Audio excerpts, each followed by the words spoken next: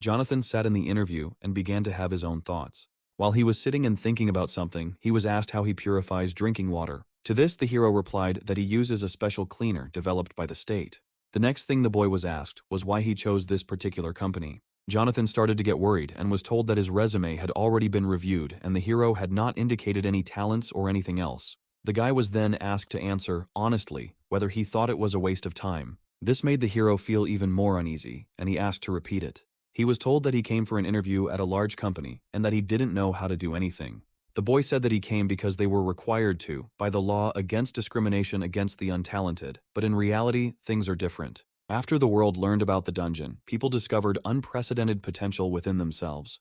They called it talent, and it, in turn, led to a sharp leap in civilization. Someone said that the discovery of talent was a blessing for humanity. Jonathan himself believed in this until he realized that he himself had no talent. So the company works to make a profit. The untalented, as the main character, are useless to them. After this, John told them that they were engaging in real discrimination. The people present at the interview did not understand what the hero was talking about. They said that they themselves were tired of people like him because they had no talent. Jonathan explained that it was a crime to expect human treatment. So the main character asked them to apologize. Only one of them said that they supposedly don't have to apologize for wasting their time. They then said out loud that they would only apologize after Jonathan. Suddenly, after hearing this, John took out a dictaphone and said that he had recorded everything. This recorder shows obvious discrimination against the untalented and admission of posting non-existent vacancies. The employers began to worry and asked the hero to defuse the situation. They tried to stop the boy by saying that they didn't mean it, that they weren't going to apologize. However, Jonathan said that he would see what the Human Rights Commission had to say about everything they had said. After this, employers were speechless and began to be truly afraid. John, leaving the building, understood that he had no talent, but that did not mean that he had no pride either. At that moment, he received a notification that his request to the Human Rights Commission had been considered. Suddenly, the boy stepped on chewing gum, and of course, it made him furious. Immediately after this, workers hit him with a stream of water from a hose. Walking home, the main character did not understand why he had such a bad day. The house also had its share of troubles. Some drunks again trashed the entire window. Jonathan then called his mother, and she started apologizing to him because she felt it was her fault that he was in trouble. If only his uncle had returned her money, everything would have been different, but John told her not to mention that freak to him. The boy thought that if he were one of those who repay debts, he would have already repaid them. But then the main character remembered that his mother was in the hospital, so he told her that he was not angry and began to apologize. Jonathan also asked her not to worry about him because he has a higher education and a good resume, and she shouldn't worry about hospital bills either. The only joy in the boy's life was cigarettes. But suddenly it started raining. Naturally, this made the main character angry, since he was already having a bad day. At least this could not be taken away from him. He is already living with the last of his strength. Then the boy began to blame God for being constantly against him. He really didn't care whether God existed or not, but at that moment, he was taking out his anger on him. Was this the reason why he was struck by lightning?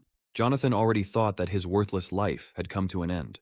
But then he began to think about what would happen to his mother. Luckily, he didn't die, but an incomprehensible notification window appeared in front of him. It was written there that the gods were waiting for him, and a new vacancy had appeared for him. He was struck by lightning for insulting a god, although the boy was not even sure of his existence. Usually, after a lightning strike, people are either in serious condition or even die without a scratch. If anything had changed, it was the strange notification hovering in front of him. Usually people who have talent see this. After that, Jonathan thought that lightning awakened talent in him. The only thing the hero didn't understand was why it looked like a notice about finding a part-time worker. In real life, as well as there, his lot is only a part-time job. Jonathan decided to think positively. He had nothing to lose, so he might as well grab this opportunity. The main character chose a part-time job, but he didn't have enough divine power for this job. Divine power is a common name for the power used by gods, but the boy has no talent, so where would divine power come from? But John doesn't have a bad feeling. Who knows, maybe this is his chance to change his life. Jonathan began looking for a part-time job that did not require divine power, and he was able to find day labor, which included hired workers with low social status who did not have a specific profession. The job posting said that workers were needed to create dungeons, and the boy thought that these were the same dungeons that were teeming with monsters. Jonathan couldn't believe that the gods had created the dungeons. Then he looked at how much they paid for this work, and it turned out that they gave 12 tours, but the hero was not familiar with this currency. The boy figured that if this was the currency of the gods, it must be worth its weight in gold, so he decided not to waste any time and responded to the vacancy. After that, a portal suddenly opened. John looked around and did not understand where he was or how he got there. Since he had never seen anything like this in his life, it seemed to him that it was all a dream. Suddenly, some monster attacked him. But one thug grabbed him and asked where his manners were. Seeing this brute, Jonathan became even more scared. Then the brute introduced himself to him. It was Odin's son, the god of thunder and lightning, Thor. Since they had a lot to do, Thor said they would talk as they walked. Jonathan didn't believe that this big guy with a shaggy beard and Mjolnir was really Thor. Thor noticed from the appearance of the main character that he was one of the Eastern gods. The boy didn't expect that Thor would consider him a god. He also saw other gods on the sides. The guy no longer knew what kind of gods they were, but they were clearly not people. Jonathan realized that he was the only person in the place, so it was a good time to take advantage of the opportunity. Based on this, he said that he was the keeper of one small mountain. Thor thought he was Henry, since he usually helps people in trouble. John explained this by saying that he often descends into the human world to find out how he can help. At this point, Thor noted that the protagonist cared about them very much and asked if he was okay with that. After all, now his job is to create places where people suffer. After this, the god of thunder spoke about the labyrinth of the Minotaur. It was taken as the basis for this dungeon, so Jonathan will build the maze with them. Then the boy was already reprimanded because he was yawning at the gate. When John arrived at the work site, he was working hard, so he was told to be careful and not to fall through. In response, the hero asked that if he failed, let someone get him. And now it was time to rest. It seemed to Jonathan that this was just physical work. While the boy was driving to his place of work, his partner told him that he was already being praised to the fullest. After this, the main character began to understand that talent cannot be compared with communication with the gods, since it will bring much more benefits. The guys almost reached their destination, but they had to go on foot from there. Otherwise, if they trusted the thug, he would blow up all the mines along the way. Suddenly, God told the boy to watch where he was going. There are places with one symbol. This symbol showed where the mine was. God was surprised that the hero had never seen these mines before. Suddenly, the god said that recently the higher gods were requiring people to pass some kind of entrance tests before hiring them. But lower-level gods, like these guys, are not supposed to do that, so they do this kind of work, constantly building dungeons, so they have a lot of work to do. At that moment, the gods came out in front, who had started creating the room a couple of minutes ago, and seemed to have already finished. When Jonathan entered this room, he couldn't believe that they were able to build such a room in a couple of minutes. Then the main character began to open the boxes. There was an object that looked like a round stone, but in fact it was eggs from which spiders would emerge. Once they all hatch, this place will be a real headache. Then suddenly, an unknown monster caught the boy's eye. This was a lizard man that was best left untouched. Then God showed John the room where the goblins were hiding. Those who get there will essentially find themselves at the finish line. Suddenly, one of the goblins attacked the main character, and of course, he was very scared. The goblin began to laugh loudly at his fright. God also began to laugh, and later said that he was just fooling around. But when the construction is finished, it will be a completely different matter. Goblins are very smart creatures, so it is difficult to deal with them. And finally, the guys reached the end of the labyrinth, which is where the main boss is. There they were, unexpectedly met by Thor. He said that he allegedly heard the main character being praised by those around him. In that case, Thor decided that the working day was over. Jonathan looked at him and didn't understand why he needed this hammer. In fact, he only used the hammer to teleport the hero home. The protagonist was very scared because he believed that Thor was already going to punish him for lying, that he was not human. The boy also realized that all this was not a dream or a hallucination, but a real awakening. John was very happy to finally wake up. Immediately, a notification arrived stating that the hero's salary had been credited to his account. Next, he decided to check out the god's store. Having visited the store's website, he was convinced that this was indeed a store of the gods. The boy could even buy the power of Thor, a lightning strike, and the powers of other gods. After that, Jonathan imagined how, thanks to this store, he could become a god in a human body. The main character was glad that changes had finally come into his life. However, the price of these products was not the most ideal. The cheapest item cost 70,000 tori. Then the boy decided to see what he could afford, and unexpectedly for him it turned out that he could simply buy talent. Most importantly, it only cost 12 tori. This wasn't just talent, but SS-level talent for free. He initially chose his talent for fencing because he enjoyed playing with swords as a child. Jonathan successfully purchased SS-level fencing talent.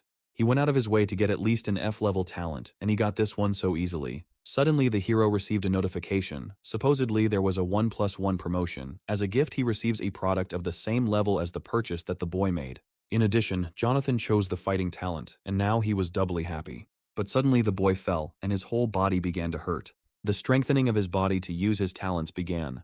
While his body was being refined, he lost consciousness. The body enhancement was successful, but while he was unconscious, he dreamed of his mother. John then decided to look at his window and saw that he was a low-level god, which was why he was able to work in the dungeons. Once untalented, now a god, life is an unpredictable thing. Then the main character's mother called him and told him not to come to the hospital under any circumstances. Jonathan asked what was wrong, but she said just not to come and not to worry about her. Then another person answered the mother's phone. The boy was told that the situation was grave. It looked like a dungeon had appeared near the hospital. They tried to call him, but the phone was unavailable. Until the situation improved, they would not be able to receive visitors, but Jonathan did not listen and ran to his mother. Both journalists and military personnel arrived at the scene, and signs of underground activity were visible everywhere.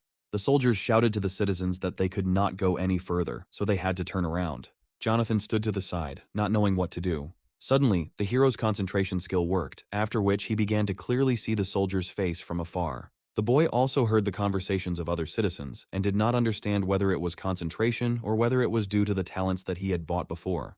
It was only then that John realized that he had no time to think since he had to get to the hospital. The protagonist approached the military man and said that he had to go through, but he refused him because there were signs that they were dealing with a labyrinth. After John heard the word labyrinth, he felt uneasy. And at that moment, an unexpected explosion occurred. Jonathan didn't understand what it was at first. But then he saw in front of him a dungeon that he himself had built. Until that moment, he didn't understand what was happening and couldn't imagine that he would see this there. The hero immediately noticed a man nearby who was feeling ill. At first he wanted to help him. Someone took it and rushed past them, and they flew off in different directions. They were lizardmen who mercilessly killed people. As soon as the military saw them, they immediately opened fire on them. At this time, Jonathan was sitting behind the car and shouting that there was a man there. Because of the screams, one lizardman noticed the main character and began to run towards him. The lizardman threw a dagger at him, and the hero activated a new concentration. With this power, he was able to catch the dagger. Jonathan didn't expect this from himself. The lizardman then began to aim his dagger at the other man.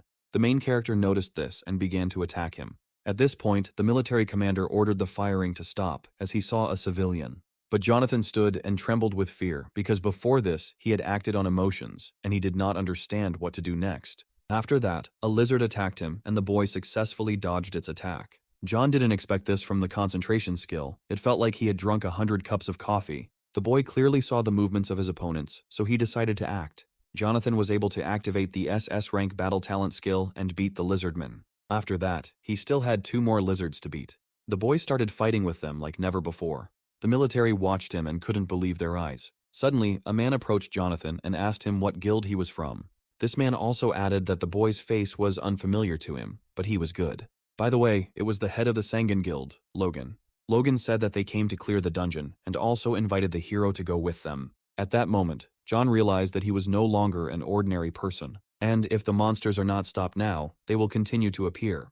The main character considered it a trivial matter, after which he agreed to the man's proposal. Entering the dungeon, the boy showed them the way through the labyrinth. Jonathan was glad that he still remembered all the moves, of course, all thanks to the fact that he had walked them hundreds of times. Then the boy suddenly asked the guys to wait. He said that he would lead the way himself, but one of the guys started to get upset with his fellow freelancer. It seemed that he didn't like the way John started to command. The main character explained this by saying that there are traps and mines further on. Logan thanked the boy for his concern, but he thought the advanced team had already taken care of everything. After this, Jonathan took the stone and threw it aside. The stone fell on the mark and an explosion occurred on it. Based on this, Jonathan said that he was sure that the advanced group had not yet been in this place. The mark is activated under pressure, and the swords are cast from a special alloy. They will pierce most armor like some kind of foam. Logan was curious about how he knew all this, but John knew they shouldn't know that he helped build the labyrinth. So the guy just said it was a company secret. Then they went further, and John said that it would supposedly get even more dangerous further on. Having reached the gate with a picture of a spider, the main character advised the children to get ready. The boys began to think that they shouldn't trust Jonathan, since he could be a spy from another guild who was trying to disrupt their operation, but the boy heard everything. The main character recognized the room, because he had unloaded a bunch of spider eggs there. He knows where they are hiding, but there is no point in complicating things. It will be easier for him to just burn everything to hell. But suddenly the boy's concentration kicked in and he felt people. After that he stopped the guys. Jonathan told them that they couldn't control the fire because there was a man there. Logan also added that signs of human survivors were found in the stone chamber, so their priority was to save people. He asked the team to form a defensive position as soon as they entered. The guild leader also added that this young man knows where the survivors are, so the support group will act under his command. Jonathan didn't expect this, because he had never even done anything like this. Then a girl approached the boy and thanked him for his help in getting through the labyrinth. They got through it without hitting a single mine. The boy didn't understand anything at first, but the girl encouraged him, telling him not to worry. As she left, she advised him to have a sword, or even two, with him. Jonathan found it strange that she came, said what she wanted, and left. She also called the hero by name, and then completely disappeared. When the boys entered the room, it seemed to them that it was very quiet there. But the boy knew that danger could come from above. Suddenly, a huge spider crawled out from above. Logan did not remain idle, and was immediately able to protect his comrade from the attack of this monster. He ordered not to get lost and follow the plan, to line up in a defensive position, and also to avoid contact with the poison. Jonathan then called the support group to his place. He found surviving people hanging from a web. As the group freed people from the web, the spiders became more and more numerous. But the boy said that he knew a safe place and called the group to follow him. At this time, Logan was thinking about the doubts he had initially had about Jonathan. They appeared because the hero knew the passages and structure of the dungeon, as well as where to look for surviving people. Then Logan realized it was just a talent he'd never heard of. The chief was informed that all the survivors had been evacuated. However, there were also casualties, but the injuries were minimal. Logan told the reporter that the team should rest, but he wanted to talk to Jonathan. Taking into account the 2 police officers and the hunters, a total of 10 people were caught in the traps, including members of their group. So Logan said that if it weren't for the kid, they would have burned them all. He also praised the hero for his talent. The commander also admitted that at that moment it seemed to him as if John had built this dungeon with his own hands. Jonathan got scared and said that this was impossible, because he was not some kind of god. Logan told him that he was joking, at which point the boy already thought he was screwed. Further ahead of the group stood a gate, and everyone wondered what could be there. The main character said that there were supposedly goblins there. The guys on the team found this sad, because they were waiting for the boss behind these gates. At this time, John didn't understand how he could deal with the goblins. He could only hope that the concentration skill could help. And suddenly the hero made an unexpected statement. He asked the guys to go there alone. One of the guys told Jonathan that he believed in himself too much after the chief's praise, and as for the goblins, they were masters. Logan also said that he wasn't too keen on sending him there alone. Then the protagonist said that they would have to listen to him, and Logan realized that he definitely had some kind of plan, so he agreed. Now this guy wanted to use this opportunity to impress the boss, but because of some idiot he can't stand out. But he still felt he couldn't let him steal his moment of glory. This guy started asking stupid questions and Jonathan told him to be quiet. The guys laughed at the main character and told him to stay closer so that they would cover his butt. Suddenly the lights went out and the boys wanted to turn them on, but Jonathan told them to stop. Only one thought that they needed to see at least something in order to fight. After that, he added that those who were afraid could simply stay behind and turned on the light.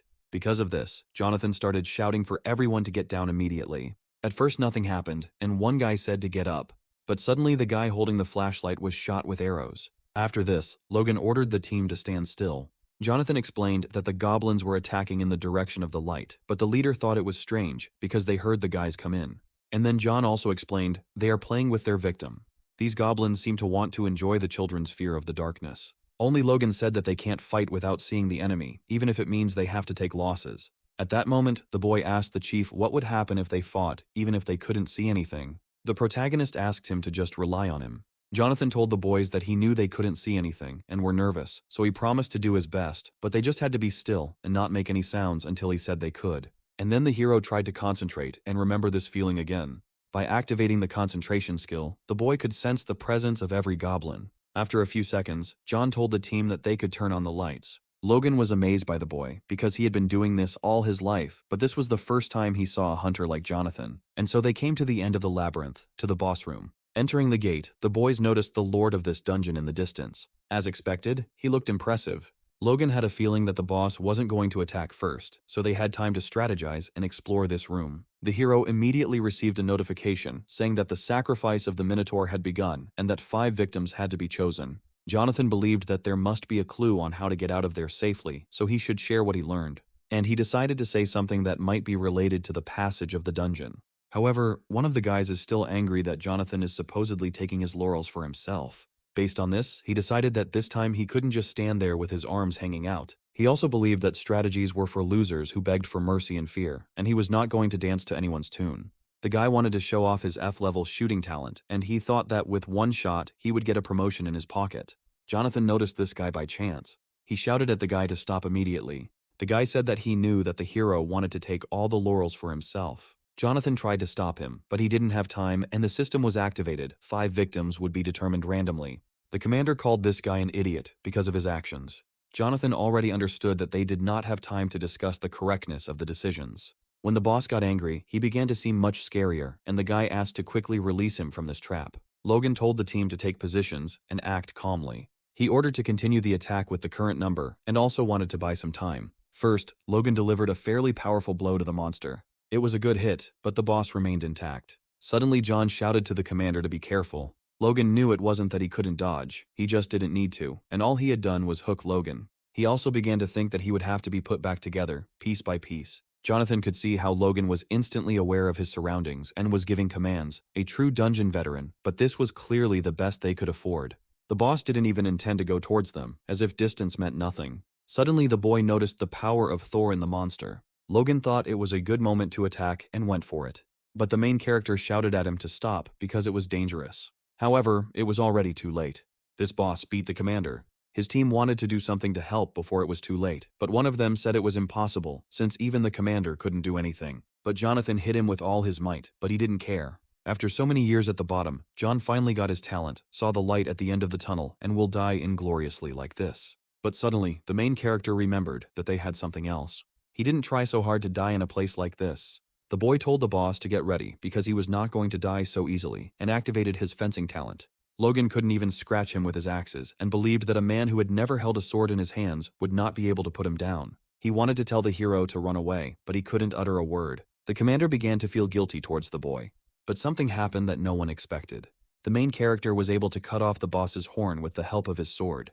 At first he only had excitement, but the moment he took the sword in his hands, confidence came. The boy sees a real sword for the first time, let alone fights, but he already feels as if it is part of his body. However, he never eliminated the boss. And when the dungeon lord began to attack the hero, he dealt him significant damage. Logan couldn't even count the number of his attacks. He thought Jonathan was more of a martial artist, but he was just a swordsman all along. However, John underestimated the lord. One of the guys started to panic and shout that the main character had miscalculated and decided that they were all finished. But the commander considered this nonsense because he saw that the boy's level of swordsmanship was comparable to the best swordsman of the East. But the only problem is that the hero's sword is about to break. Jonathan knew that at this rate he would soon be left empty-handed, and now all he had to do was hit the vital organ the first time. The boy went towards the monster, but it turned out to be faster. However, the hero was still able to land his blow, but he didn't even move. Then John kicked him again. Thanks to this, the monster got lost in space, and the boy had an excellent chance to pull him in. After this blow, the hero noticed that, supposedly, just a little more, and the sword would be finished, and there was no point in fighting with bare hands, so his next blow was his last chance. Jonathan seemed to have a second wind, as he was ready to go ahead. As soon as the commander saw this, he decided that he had to help him and called his comrade. He told him that he had hidden a good thing and invited him to prove himself. At this time, the main character realized that there was only one chance and began to aim at the vital organs of the monster. And when he took aim, he immediately began to attack. However, the hero's sword broke and he thought that this was the end. Luckily, the commander asked his comrade to pass the sword to the boy. When he threw him the sword, he asked him to finish him off and save them. 5 hours had passed since the monster had appeared from the dungeon, and then shadows of people began to appear from the gates. These were the guys who survived thanks to Jonathan. The main character said that if he hadn't caught the sword, he would have let everyone down. But the commander replied that it was the boy who became a hero. He also added that people are waiting, and since John made the greatest contribution to this purge, it is up to him to tell the people. The boy was surprised by the commander's words, because he did not believe that he had made a big contribution. After that, he remembered how he had been looked down upon all his life because of his lack of talent, and now everything had changed. In the evening, John went to the hospital to see his mother. Entering the room, he saw his report on TV. There he was asked many questions for which he was clearly not prepared. The main character thought it was shameful and didn't want to watch TV anymore. Suddenly, a notification appeared in front of the hero that he had gained popularity, and now his divine power had been increased to 1,000. Since he received 1,000 points of divine power, the boy can now post a new job search ad. Jonathan came across a job posting for a security manager, and it seemed like a no-brainer. Then the hero decided to go home to rest, and then return to this. But suddenly, a red notification appeared in front of him, saying that 3 gods had already sent him their resumes for the vacancy of security manager. Jonathan took hold of her without thinking, and immediately teleported to an unknown location. In fact, he ended up in the forge of Hephaestus. John didn't really like the fact that it was too hot there. After this, Hephaestus appeared behind him and introduced himself to the hero as the owner of this forge. Jonathan immediately began to bow before him and tell him why he came. Hephaestus was surprised that all the rumors were true. Jonathan, who, out of love for mere mortals, so fearlessly fought monsters in the dungeon of Thor with people. He then said that enough greetings and would tell us more about the work. But then Hephaestus added that it is better to see once than to hear 100 times. And suddenly he unexpectedly began to blow into the horn. As soon as he stopped, the gnomes came to them. Hephaestus introduced them and said that John would be their manager. Jonathan admitted that he had never worked in a forge, but he promised to try. The gentleman laughed and told him not to be modest, because newbies can be even better. Suddenly Hephaestus whispered in the boy's ear that his comrades were hard-working, but their hands were playful, and there were problems with them. If the gentleman is distracted, something will disappear, such as the pendant he wanted to give to Freya, the goddess of beauty and love. Jonathan couldn't believe it, because the gnomes looked quite decent. The gentleman had to go away to Olympus, but he thought that nothing terrible would happen without him, although he gave the guy a weapon just in case. It was the club of Hercules, made of olive wood. Then Hephaestus went to the gates and said that he was entrusting his forge to the boy. But Jonathan said that the gentleman never told him what to do, but it was too late to ask. As soon as Hephaestus left, a question was heard behind the hero. John told the dwarves that he was glad to meet them, but they probably weren't. Now the main character realized that Hephaestus knew about this, so he gave him the club. To begin with, the guy suggested that they just relax a little, threatening them with his baton. A second later, the dwarves took out their guns. One of them lit a cigar and said goodbye. After this forgiveness, John passed out, and when he woke up, he didn't understand whether he was alive or not. The gnomes also managed to tie up the boy. Soon, everyone noticed that Jonathan had woken up, and he told them that they were fearless. The main character decided to scare them by saying that there would be consequences for them after this. This made the gnomes laugh very loudly, and they couldn't stop. The thing is that they were not afraid of Hephaestus. One of them said that if they were afraid of him, they would not have done anything. And at that moment, the gnomes took everything valuable and decided to leave, but they had to pump the boy with sleeping pills. Jonathan did not give up and told them that they would regret it. Having said this, he took out his club. With the help of this club, the hero grabbed them and tied them up. By this time, the rest of the dwarves had already loaded all the ingots. Because of this, their boss Firefist wanted to say something. He called his brothers a people endowed with the spirit of the burning mountains, the best miners and brave warriors. The chief of the dwarves also claimed that Hephaestus had humiliated them, so they decided they had to pay back for the disrespect they had received. And John just watched and didn't understand what to do with this army of bald heads. Suddenly, the hero was noticed, and everyone immediately took out their weapons. Jonathan then hid behind a column and was shocked that such gnomes were shooting left and right. The dwarf commander told the boy that they would simply clean out the place and that they would have no concern for him, since they only hated Hephaestus. It would be a shame to die like that, so they offered him a choice. Either he helps them clean out the forge and becomes their accomplice, or he leaves and keeps his mouth shut. But Jonathan knew that if he simply ran away, his reputation would be ruined. At this rate, he definitely won't be able to earn extra money anymore. There are 2 chairs in front of the boy. Either he beats their faces up, or he will be killed by Hephaestus. John didn't waste time and went out to the dwarves. Then the main character asked what would happen if Hephaestus found out, because they were partners. The boy began to raise his voice at the gnomes, saying that they were idiots and that even heavenly punishment did not scare them. But seconds after that, John shut up. One of the dwarves shot in his direction and said that now there would be no mercy for him. But the fiery fist couldn't leave it like that and stopped his comrade. The commander began to tell him that the lower-level god knew nothing and decided to clarify something to him before he made mincemeat out of him. He said that Hephaestus was not great or a master, but just a piece of shit. Jonathan, in turn, did not understand what this commander was talking about. One day he came to the gnomes on the mountain where they lived and offered to work with him, and he would provide them with everything they needed. And after they followed this bastard, they became real slaves. He didn't pay them a penny, but he promised a 5-day week with a 6-hour workday and free time to boot. When the fiery fist finally got the hang of it, it was no longer possible to find a dwarf in that place in whom the spirit of the master remained. All they have left is desperate revenge. John said he understood them and agreed that he was indeed a real piece of trash. The boy called him an envious piece of trash who wanted to destroy those who were better than him. He then asked them to listen to him and suggested an option that would look better from the outside. If they run away like this, then for people they will become thieves. Will the dwarves, great craftsmen and proud warriors, be able to come to terms with the fact that their reputation is tarnished? Jonathan said that they have another option to take revenge on Hephaestus. It just so happens that John is a warrior himself, and in his hands he has a weapon made by Hephaestus.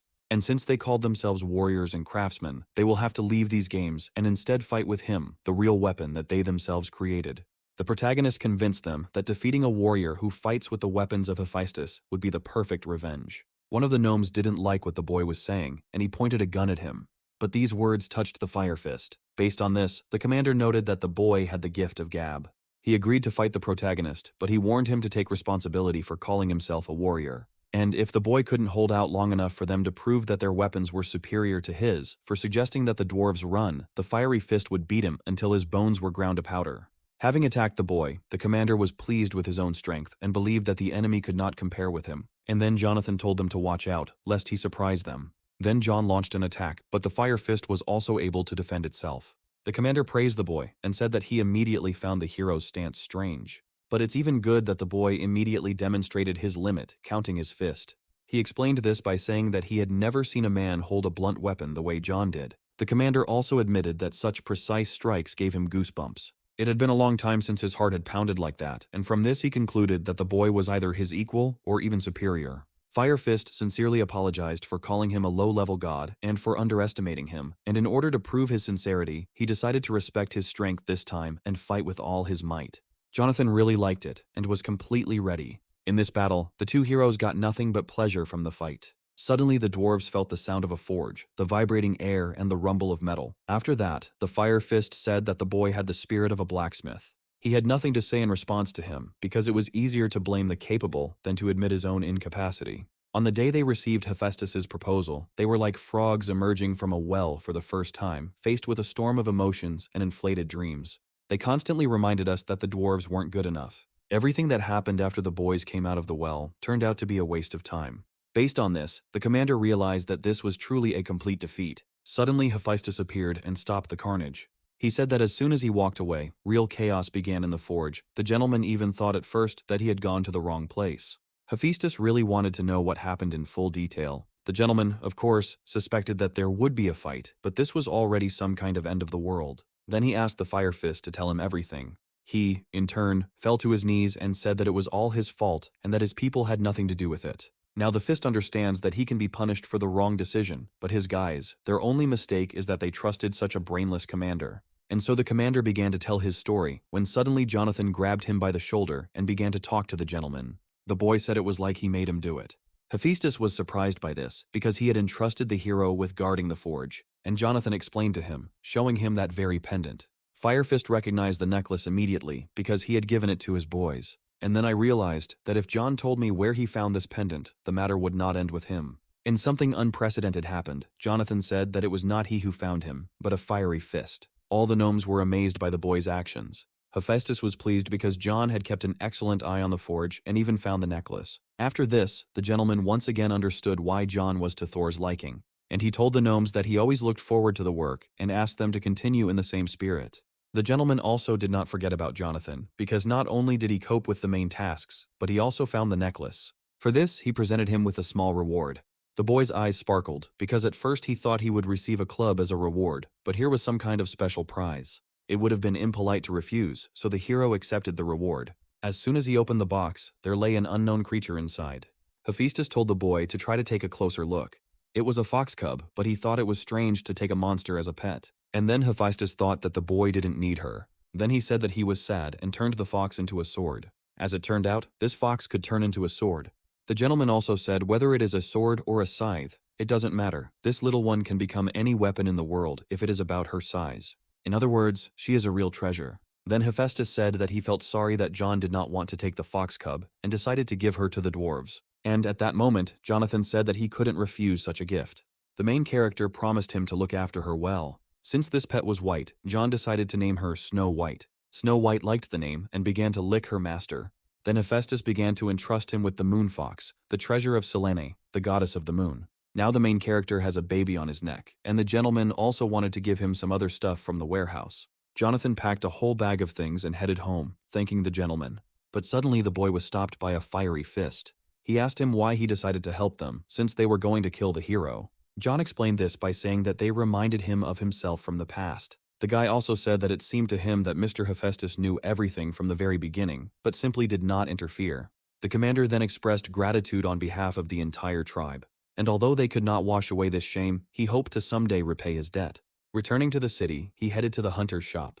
Gene, who started at the bottom, worked as a manager of hunters from his youth, and a week ago, he became the director of the largest hunting store in the country. Now that he is at the top, he must renounce his past and associate only with noble people. They say that the place makes the man, so the place where he is should always be filled with dignity and culture. But this time, some ragamuffin appeared in his sacred brainchild. Jin didn't believe he was a hunter, since he had no armor or weapons. He also thought that this kid was an idiot who thought he was a hunter, but in fact, he was picking up trash from already cleared dungeons. But Jonathan was their client, and Jin was obliged to take him to the appraiser. When he reached him, Jin said that he could give everything to the appraiser. As soon as the appraiser saw the main character's things, he asked where the boy got these things from. Jonathan replied that they had given it to him, calling it all sorts of stuff. Then Jin started yelling at the kid because he thought he brought cheap stuff into the store, but he wanted to confirm this with the appraiser. To which he replied that this was the first time in 40 years of work that he had seen a person who would call these things all sorts of things. Because all these things are of the highest quality, weapons of the 4th level and above. Jin didn't believe it, because you couldn't tell from the boy that he was able to get such high-quality things on his own. Then the director even thought that John was a big shot, because he had heard that many incredibly rich people were quite modest. After that, his smile brightened and he invited Jonathan to the VIP room. There, the main character was told that if he sold all his things, he would receive about 3 billion won. At first the boy simply found this amount funny. And then it dawned on him how much money this whole pile of things that Hephaestus called marriage was. But then he was told that this was only a preliminary estimate, and depending on the number of buyers and sellers, he could even get twice as much. Now the weapons are of the highest quality, which can be sold for any price, because they are very rare, right under Jin's nose. He believed that if he had to kiss someone's ass, he should get the rights to sell it. Luck was on his side as Jonathan decided to sell everything at once. Jin began to think that the boy was sent straight from heaven. At this rate, he might get promoted faster. But not at his job. Jin became the first person to lose a high-ranking position in just a week. In the end, Jonathan sold all his things and received almost 4 billion won. Then the main character decided to treat himself to a gift for his hard work and go show his mother what a great son he is. When he came to his mother in the hospital, he showered her with gifts, which surprised her greatly, and then her neighbor told her to turn on the TV more often. This lady showed her that people are going crazy about him because John is now a real celebrity. Journalists say Jonathan cleared the dungeon with his talent. And then the mother asked her son about talent. The boy replied that it had just opened up the other day, although it was far from being a talent. He also added that it happened so suddenly that he himself did not understand how. Hearing this, mother began to cry. Well, Jonathan stood there and didn't understand why she started crying. And then he realized that his mother always blamed herself for the fact that he was born without talent. At this time, the head of the Sanuk Guild, Logan, began to be shown on TV and they asked him about Jonathan. There he said that the main character is an excellent hunter, a strong swordsman, and at the same time, very smart. When the mother saw this, she did not expect that he would start talking about her son. And at that moment, John thought that this could be his chance. The more popular he is, the more divine power he has, and therefore more job offers. He especially enjoys the reward of the golden apple, the fruit that grants immortality to the gods. Perhaps this apple could heal his mother. Suddenly, an urgent message started on TV. In Yan City, Gyeonggi Province, a gate was discovered and people were ordered to evacuate. And after that, Snow White climbed into the hero's jacket. At first, he didn't understand what had happened to her, and then he felt sick. The association immediately requested a convocation of the guilds. Besides, these gates are different from ordinary dungeons. Humans cannot enter them, but monsters can easily exit. At this time, the soldiers were preparing for the third wave of monsters. Jonathan, having come to the gate, first observed them. But one of the soldiers noticed the main character and did not understand what he was doing there. After seeing this, he immediately ran to the commander. The commander was not in a good mood and immediately started yelling at him because he allowed him to leave the formation. The guy simply asked his commander to look up so he could figure it out for himself. Looking there, he saw a civilian. Then the commander became even more angry because there was a civilian in the detached place. He ordered this soldier to remove him immediately, but civilians saw this. The commander noticed this and heard their conversation. They said that the commander was a real professional, but this time he couldn't even control civilian access to the cordoned-off area. The commander, of course, did not like this conversation. He was already burning with frustration because his comrades had gone underground and he was the only one clearing everything out. And so he went to deal with this civilian himself. The guy started telling the main character that this was a cordoned-off area and he needed to leave. He also told him that he could continue his YouTube videos somewhere else. In addition, he said that he understood the boy's excitement. After all, he was a third-rank hunter, but if he wanted to get an autograph or an interview, the commander could do it. And then Jonathan said to himself why he needed an autograph and who he was. The commander didn't like the way the boy ignored him and grabbed him by the sleeve. Then it dawned on him that even some left-wing half-poker was looking down on him. He also noticed a small pet, which led him to conclude that John was some unknown hunter trying to gain popularity. Since the boy didn't get it, the commander decided to give him a punch. but unfortunately for him, he missed. Jonathan tripped him up. This caused the guy to fall, but the main character caught him. The boy told him that he didn't mean to, but asked if it was proper for a third-rank hunter to wave his fists at everyone he met. But the commander didn't stop there and said that he was just lucky. However, Jonathan stopped him and asked what he wanted. After all, now there are spectators watching them. And the guy accused the main character of doing it on purpose in front of the cameras. One of the journalists even recognized Jonathan as the one who cleared the dungeon together with the Sangun Guild. The commander did not believe that this brat was the same John, a first-class hunter whom even Logan respects. At this point, Jonathan asked for a better angle because a special report was starting, and he told the commander to keep a close eye on what the left-half poker was capable of. Everyone looked at him and did not understand what he was planning. Jonathan, without telling anyone, simply jumped into that gate. The protagonist successfully entered the reverse world and was now being watched by the Eye of the Abyss. There he saw the same thing as in Snow White's memories. And then the boy came up with a theory that if this place was created by gods and people cannot get through, then only gods can get there. John also didn't understand why people weren't allowed into the gates, like into a dungeon, but he remembered Thor saying that the dungeons were created to test people. Next, Jonathan decided to just look around, and suddenly a barrier appeared in front of him. He tried to go through it, but every time he was given a notification that he didn't have enough divine power. Then the boy saw only one target in front of him. The main character immediately saw the cave, but he did not want to go there. However, this was the only option he could go to. Inside, he killed many small monsters that he was tired of counting. Jonathan thought it was like the dungeons. He took out the boss, and that was it, but the boss still wouldn't show his face. Also, everything there didn't go as it did in the dungeon. The monsters there behaved as if they were programmed. Just entering the gate gives enough divine power, but if the boy also clears it, he will earn much more. Suddenly, the hero was attacked. This was just the boss John had been waiting for, only he was a bit of a slow boss. Jonathan was very disappointed in him. He concluded that he was too vulnerable for the boss. Then the boy called Snow White, who turned into a sword. John only managed to land one blow, and the boss immediately fell, which made him feel uneasy. The protagonist didn't even receive a notification about the purge, and he thought that he was pretending to be dead. Our boy had no choice but to cut out the core as evidence. On YouTube, he saw that it was located next to the heart, which turned out to be true. It's just not clear why it was black. Jonathan heard that they usually look like a precious stone and sparkle, and later it began to move. The boy got scared and threw away the cannonball because of a bad feeling. To avoid getting dirty, he took the core with Snow White's help. Later, a notification came before him that this was the core of the gate, and the gate would be destroyed forever. At this time, a crowd of people gathered at the gate. Scientists were worried that chaos would ensue if the world learned how the man had entered the gate. The scientific community will face a barrage of criticism for spreading false information. This will start with dungeon explorers and end with high-ranking hunters. But suddenly, Jonathan came out of the gate and, as expected, saw a crowd of people in front of him. As soon as he left, they immediately started asking him questions. People were surprised because he just jumped out of there, as if from some kind of hoop. As John walked out of the gate, he felt the air there was different. Everyone wanted to talk to him and learn as much as possible. But he turned to everyone and said that people could now destroy the gates themselves. Everyone was interested in how this could be done.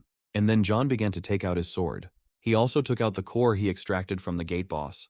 Then he asked everyone to watch carefully and threw the cannonball into the air. Using a sword, the boy cut the core in half. This caused the gate to collapse. It was a huge sensation for people. At this time, Jonathan was thinking to himself how awesome he was. And at that time, scientists thought that they had seen everything in their entire lives while they were conducting experiments on the gates. After this, the main character was asked what kind of person he was. Well, he was just waiting for this question. Jonathan struck a cool pose and introduced himself to everyone. Due to the broadcast, which was watched by a huge number of people, the name Jonathan spread throughout the country. Immediately, the boy received an important notification about a lower-level god. But he was unable to read it because a journalist interrupted him. Several more journalists joined in after him. Not far from this crowd, a mysterious car stopped. Serious people got out of this car, and they walked unhindered through the crowd. At this time, the main character was asked many questions, and he asked to ask them one by one. Suddenly, one girl told the boy that the guild leader wanted to see him. Jonathan looked at her and didn't understand anything. It was the future head of the Sangun Guild, a level 7 hunter named Jessica. After going with them, he was taken to the headquarters, which was very impressive. The leader called John, but he himself headed into the dungeon. The main character thought that he saw the news on the way there and urgently sent people for him. He also did not expect such a person to appear in person. Jessica will be the youngest guild leader, and she has worked her way up to this position on her own. There are only 3 7th-rank hunters in the country, including her. At a time when hunters were like uncut dogs, she gained recognition throughout the world, and now everyone in Korea knows her. On the other hand, Jonathan was glad because he wanted to check something in peace and quiet. He checked his notifications. It was written there that since he had reached the top as a lower-tier god, new abilities had been unlocked for him. The boy was very happy about this, and was thinking about what to choose. But the titles he got were so-so. For example, the god of fly swatters, which made him laugh. But he had no plans to stop, and continued to look for some decent title. An hour later, he finally succeeded. John found the title of God of Swords to be a fitting match for his talent. He was now given the title of God of Swords. At that moment, strange things began to happen to him. But then a notification came before him that he had become the God of Swords. After this, the hero remembered that when he passed out, he received a talent. Since the boy had chosen a title, the power system was unlocked, and he was now asked to choose the power of the Sword God. Jonathan didn't believe that now he would finally be able to use the power of the gods. To begin with, he certainly didn't choose the most spectacular of his starting abilities. The boy chose intuition as his first strength. Now his profile has been updated to reflect his new skills. Suddenly, there was a knock at his door. At first he thought it was Logan returning, but he couldn't return from the underwater dungeon so quickly. He was a little excited when he opened the door. Jessica knocked on his door. She asked the guy for a minute, but Jonathan first asked her what happened. She said that the chief allegedly gave him something. This is a pass to the guild. Now the main character can use all the amenities and training facilities. At that moment, John thought that Logan had actually decided to take him. Then the guy thanked the girl, but she just remained silent and looked at him with a cold gaze. This silence lasted for several seconds. The awkward pause made John wonder if she was always this talkative or if it was just this once. But John felt like there was something strange coming from Jessica. The main character was about to say goodbye to her, but then Snow White woke up. She jumped right onto Jessica's chest. Jonathan felt doubly embarrassed and asked the girl for forgiveness, saying that Snow White usually didn't behave like that. Jessica said that everything was fine and called her a cute little animal. Then she wanted to feed her and asked the guy about it. He allowed her to do so, and Snow White happily accepted the food. But John understood that she didn't even bat an eye at the hospital food. And then the hero got excited because he didn't know what Jessica gave Snow White. He did not remain silent and directly asked the question about what the girl had given. Jessica replied that it was like a food supplement. Nuts are good for health. Then she told Snow White that they would see each other again, and went on. When the girl left, John sat down and realized that it was strangely difficult to talk to her. But Snow White really liked her and ate everything she gave her without thinking. But then he realized something. Jessica called Snow White by name when she said goodbye. But the main character didn't call Snow White by name in front of her. Now Jonathan didn't know what to do with Jessica. Then the boy received a notification on his phone. And a second after that, his phone seemed to be blowing up with messages. A new vacancy came to him as a babysitter for Cerberus, that is, temporary care of a pet. The job was paying twice as much, so John forgot about this stalker, Jessica. The main character agreed to this part-time job and has already begun to get used to these tough movements. There, someone started shining a light in his face. At first, he didn't see who was doing it. However, when the boy saw him, he started screaming. John also didn't expect to find himself on a boat. The creature that stood and shone in our hero's face said that he was not dead. They moved along the river Styx, where only the dead move. There is no place for the living. Jonathan realized that this guy was called the ferryman Karen. He told him that he had business there and asked him to help him cross the river. But Charon told the boy to go back, and he asked in response how he could then meet Hades. Tom didn't like that the boy dared to pronounce his name. Well, John asked him what he should call Hades then, by his title or something. Then Karen threatened the main character, but he replied that he himself had started to provoke him. Karen told him that he had warned the boy to leave, and he also added that supposedly many people like him, low-level gods with hot blood, died. Sharon gave John another chance to leave peacefully. However, Jonathan simply went and showed him the middle finger. Tom didn't like this and said that he would kill him with his scythe. He wanted to give the main character a beautiful death, and then, well, the guy could ride on this boat since he wanted to so much. At this time, Jonathan used Snow White, who turned into a club and blocked Karen's blow. After that, he asked the guy where he got it from. The main character asked him if he recognized whose club it was. To which he replied, of course he knows Hercules, the human offspring who raised his hand against him and crossed the river alive. Then Karen started to say something, but John didn't let him finish, hitting him on the head. It's all because of unnecessary chatter. Then Karen asked him to pay, which was a very stupid request. John was driven to his destination, for which he was grateful. But then Charon started something bad. He believed that if he just relaxed, you were dead. At this moment, the hero's power of the God of Swords, intuition, was activated. With her help, he dodged the attack. Some anger could be seen in the hero's eyes. But in Charon's eyes there is fear and misunderstanding. John felt as if his body had become faster than his thoughts. The guy told him that this wouldn't do and that he should be given a thrashing. Karen asked to wait for him, but it was too late. Not even God, but John took away time. Here the hero was asked whether he had come to look after Cerberus. She was called the goddess of fertility and the kingdom of the dead, Persephone. Persephone's husband was so angry that no one responded, and if it weren't for John, she would have had to deal with it herself. Jonathan at first mistook her for Aphrodite, but as soon as she started talking about her husband, he realized that it was Persephone. Then the girl asked the guy to follow her. Cerberus was very far away, but they used to call him, but now my husband says not to do that anymore. All because half of the candidates immediately ran away at the sight of him, so Hades decided that those who could handle Charon would be able to overcome Cerberus. After this, Jonathan began to get a little nervous. However, the hero pulled himself together, because he is the god of swords. After all, Cerberus is just a dog. And now the girl has already said that they have arrived. Cerberus lay chained. The dog began to look at the boy with a bloodthirsty gaze as soon as he arrived. After that, Jonathan realized he was screwed. He also recalled how the job posting stated that the dog didn't bite. Then Persephone said that her husband had written a list of precautions. She asked him to read them before starting work. The boy was already glad that Hades had thought of everything. After reading the measures, he threw them away, because they clearly stated that he must die. The girl also added that the daily routine is written on the other side. After watching it, John was torn apart, because walking Cerberus was already too much. And then Persephone said that if he wanted to refuse, then it was okay. But the girl also added that the previous candidate escaped and Hades caught him, now unhappy in hell. In the end, Hades tore off his limbs, and it was so terrible that Persephone could not even continue to tell the story. After hearing this, Jonathan realized that there was no way back and put the torn piece of paper back together. In response to these actions, the protagonist told Persephone that he was just trying to cheer himself up and asked where he should start. The girl told the boy that first he needed to feed the pet, and to do this, he needed to go to the meat. John collected the meat and returned to the girl, awaiting further instructions. Now Persephone asked the hero to give the meat to Cerberus one piece at a time. Cerberus looked at the food and immediately began to salivate.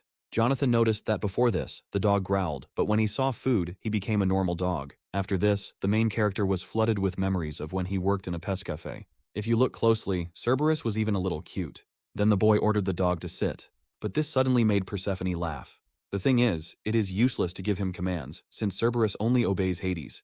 Now Jonathan understood why no one responded, and since that was the case, the boy threw meat at him. Having miscalculated his strength, he hit one of the 3 heads of Cerberus, after which the rest began to laugh. But at that moment, John told them that it was not nice to laugh at their comrades, and threw a piece of meat at them. Of course, he did it in vain. Cerberus became angry, but Jonathan didn't care. The boy knew that Cerberus was on a leash, and believed that this would restrain him. However, Cerberus unexpectedly broke the chains. Jonathan did not expect this outcome of events, and asked the dog to calm down. Cerberus was able to wound the hero, and he began to run away. At this time, Persephone stood and was surprised that the chains could be broken. The main character said that they had no time for delight and grabbed her hand. Then the girl noticed a wound on the boy's arm, but he said it was just a scratch. Then John began to complain about how weak their chains were, and how they were held together by a thread. Cerberus was very fast, so the boy asked Persephone to speed up, but she told him to hold on to her. She believed that if her husband was the god of the kingdom of the dead, then as long as she was next to the boy, Cerberus would not touch him. Only John thought it was a stupid idea. But they stopped, so the hero called Snow White for help. With her help, he began to attack the dog. Unfortunately, Cerberus was faster and struck first. Jonathan lay down from his blow and could not get up. Cerberus was serious, and his gaze seemed very terrifying. Seeing his gaze, Persephone shouted at the boy to stay away from this creature. She also said that if he fell into the river, they would catch him and eat him, but the hero heard nothing. The girl realized that he couldn't hear her, and then she began to worry because she didn't know what to do. She tried to stop Cerberus. But the dog didn't listen to her and didn't see any obstacles in front of him. At this time, John was thinking that he had simply come to feed the dog, but in the end, he himself had become its food. But the guy didn't intend to die like that and jumped into the river. Seeing this, Persephone felt uneasy. In the water, John didn't understand why he was so cold that he couldn't even move a finger. He even had time to think that he had died. He felt as if he was falling asleep. Everything that happened to him, and the part-time jobs he worked at, flew by again. But there was still so much he wanted to buy in the shop of the gods. Jonathan felt all his memories drain away, and it seemed to him that his whole life was flashing before his eyes. Suddenly Snow White swam after him, but he asked her to stay, so that at least she survives. But suddenly she bit the hero on the cheek. The main character woke up and saw thousands of hands underneath him. They grabbed him by the throat and he began to lose breath. John did not stop and fought for his life with the help of Snow White. Snow White turned into the dwarf's hammer. Then the boy swung the cloth and flew away from those hands. Jonathan had been underwater for a long time and was starting to lose his breath. After that, he and Snow White began waving their arms. Thanks to Snow White and his perseverance, John was able to crawl out of the next world. Raising his head, he immediately saw the mouth of a Cerberus in front of him. This creature brutally bit half of the hero's body. At first, the boy started screaming because he was in the monster's mouth. But then, a notification appeared in front of him that he had unlocked the River Styx effect. He who plunges into the River Styx will become an invincible warrior. The goddess Thetis lowered her son into it, and only the child's heels, by which she held him, did not get wet. This is how the tale of Achilles' heel begins. And then John realized that he was wet from head to toe. And this meant that he was now invincible, only the boy was still in the jaws of the Cerberus. Persephone tried to free the hero, but Cerberus wouldn't let him go. Because he couldn't bite the boy, the dog simply spat him out. Persephone, seeing John, said that he was covered in drool and called it disgusting. The protagonist asked her how she could speak like that about a man who had just escaped death. The girl thought he was unconscious and then apologized to him. But she didn't understand one thing, how the boy survived after falling into the River Styx. John explained to her, saying that he just up and crawled out of there after swinging the hammer. While the guys were chatting, they completely forgot about Cerberus. The dog grabbed the boy by the arm and tried to hurt him as much as possible. The main character screamed and didn't understand how he wasn't tired of it yet. The problem for Cerberus was that he simply couldn't pierce John. Persephone, however, did not believe that a lower-level god could survive the bite of a Cerberus. Then Jonathan looked at the dog and said that he gave him food, but he himself did not eat. He also told the dog that growling was useless, but he still continued to growl. And then the boy added that if Cerberus continued to growl, then he would not get a walk. Cerberus calmed down and simply turned away from the hero. Blackmail worked for John at the pest cafe, but this dog is still different from ordinary dogs. However, then Cerberus took his chain and wanted to give it to Jonathan. Therefore, he all concluded that it was the same dog. As soon as the boy caught the dog, the girl called him. She told him that Cerberus hadn't been walked for a long time, so he needed to walk as slowly as possible. John replied that he understood and that she shouldn't worry. A second later, the boy felt his hand getting heavier. Cerberus took off and John simply flew after him, holding onto his chain. At that moment, a notification popped up in front of him that he had obtained the wind speed skill. Persephone looked at the boy and did not understand what he was doing. She told him to use divine power to strengthen his body. At this time, John was only thinking about how she was keeping up with them. But the girl still continued to shout to the hero to strengthen his body with divine power, since Cerberus was too strong. Then Persephone asked the hero why he did not use his divine power. The girl didn't want to hear from the guy that he didn't know how to use divine power. Unfortunately, he didn't really know how to activate it. Jonathan swore to the girl that he didn't know how to use this power. Persephone told the hero to remember how he feels when he uses power. Only Jonathan didn't understand her. And after that, he began to remember what it felt like to use power. The boy only remembered that in the battle with Karen, it activated on its own. Persephone still continued to give advice to the hero, and told him to remember the image, to imagine that she was spreading like water throughout the body and to control it. After this, Jonathan closed his eyes and began to imagine the image. Opening his eyes, he was able to concentrate and stop the Cerberus. The girl then told him to focus the divine power on the part of the body he wanted to strengthen. Cerberus did not give up and continued to pull the chain. After this, John decided to focus his power and was able to throw the dog. He said that they had had enough walking and needed to go back. But Cerberus was going to resist. Then the boy simply carried him on his shoulders. Persephone was surprised that he was doing so well after using his divine power for the first time. Looks like they have a great worker this time. But the guy found it strange that the girl didn't intervene because even he, a low-level god, could stop the dog. Based on this, he decided to ask her personally. He also added that he was sure that she could easily handle him. Persephone said it was all because of the restrictions. But the main character still didn't understand it. Cerberus guards the underworld, preventing countless lost souls from returning to the mortal world, and also stops those who try to look in on them out of curiosity. And Persephone is one of them. She is one of those who wants to come back. It turns out that the girl is limited in her actions in this place, and can do nothing with Cerberus. All she can contact are a couple of 3 lower gods, whom Hades allows into his abode. Then the boy remembered that according to mythology, Hades kidnapped Persephone and imprisoned her in the underworld because he was enchanted by her beauty. He thought it was nonsense, but it all turned out to be true. It was hard for him to imagine how much time she spent completely alone. Then he told himself to put aside his sense of heightened justice. Her husband was Hades, the brother of the greatest god Zeus. After that, Snow White, whom he had completely forgotten about, attacked him. At this time, Cerberus simply lay down. He started growling, and John didn't understand what was happening to him. The dog follows the trail of the dead. Despite its appearance, it copes with the job with dignity, and this is also the reason why the girl cannot leave this place. Persephone said that once he put the chain back on, his tasks for the morning would be completed. Jonathan didn't understand why Hades would keep a dog that would only listen to him. Suddenly, his intuition power was activated. He saw something sparkling in front of him. Persephone told him that the morning's chores were over, and now it was time to prepare for the day's. But then something happened that the girl did not expect. The boy simply took and hit the wall, from which he took out the collar. He began to apologize, saying that he simply thought there was something valuable inside. This was actually Cerberus's collar. With its help, Hades trained the dog. When used, Cerberus will obey commands. The girl didn't believe it and didn't understand why he was hidden in such a place. Persephone searched everywhere, but could not find it, and asked the hero how he did it. The boy replied that it was just a hunch and asked if the collar was really so all-powerful. The girl said that this is true. Cerberus is a symbol of the underworld, and to rule him is the same as to rule this whole place. But to John, the collar still looked ordinary. Only Jonathan thought that he wouldn't be able to use this collar. But then the girl said that it was not she who found it and gave it to him, and Hades sometimes told her to look for this collar. Her husband told her that he would let her try to train Cerberus if she could really find one. Jonathan couldn't pass up the opportunity to make his life easier. So the hero called Cerberus to try on the collar. The dog refused, but then John told the dog that he would never defeat the hero anyway. But the boy put the collar on him anyway, after which he stood still. Jonathan then began giving the dog different commands. The protagonist made sure that the collar worked, and saw that there was something cute about Cerberus. He then put the dog in a corner to make him think about his behavior. Jonathan began to imagine how easy the job would be if things continued to go this way. At that moment, Persephone called the boy. Touching him, she uttered incomprehensible words, and John felt something strange. Then the boy fell to his knees, and the girl told him that her husband had given Cerberus 2 orders. The first is to keep an eye on the dead who are trying to escape from the underworld, and second, keep an eye on Persephone. After this, the main character began to feel sleepy, and the girl wished him sweet dreams. She also added that she would return before Hades arrived. And then Jonathan realized that for Hades, the most important thing was not the underworld. He tried his best not to fall asleep. Waking up after some time, the hero saw Snow White in front of him, and then he realized that he had passed out.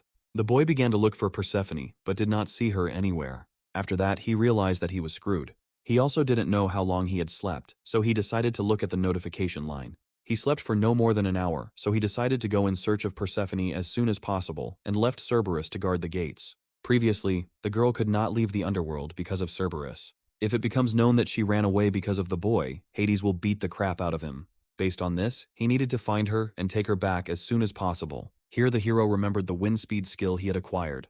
The skill grows significantly based on the user's physical abilities, so the boy was very fast. John then decided to try activating the skill while using divine power. He combined them and was able to jump higher than usual. In the air, Jonathan saw a girl on a boat.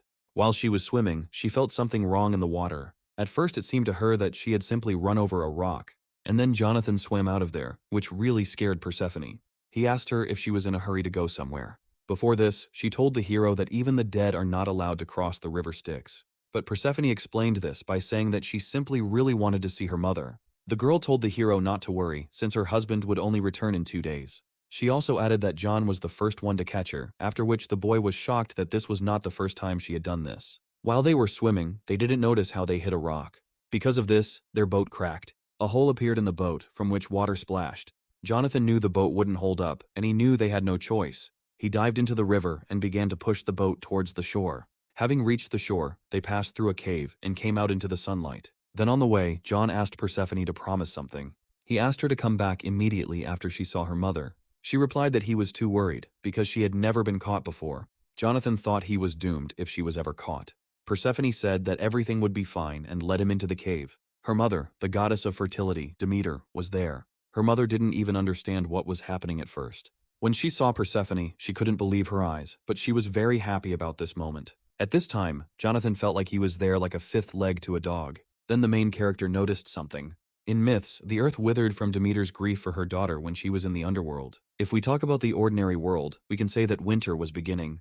Based on this, Jonathan told the girl that it was time for him to go and arranged to meet by the river at 8. For this, Persephone was very grateful to the boy. And so some time passed, and John came to the river. He looked at the time. The girl should have been there for 3 minutes already, but there was only Jonathan there. However, John heard a sound behind him, as if someone was picking a flower. At first the boy was glad that the girl didn't keep him waiting long. Only it wasn't Persephone there at all. Hades was there, and said that a cheeky fellow had come to him for a part-time job. At these moments, the hero began to receive notifications about danger. Supposedly, he was in danger of death. Suddenly, Hades asked John where his wife was.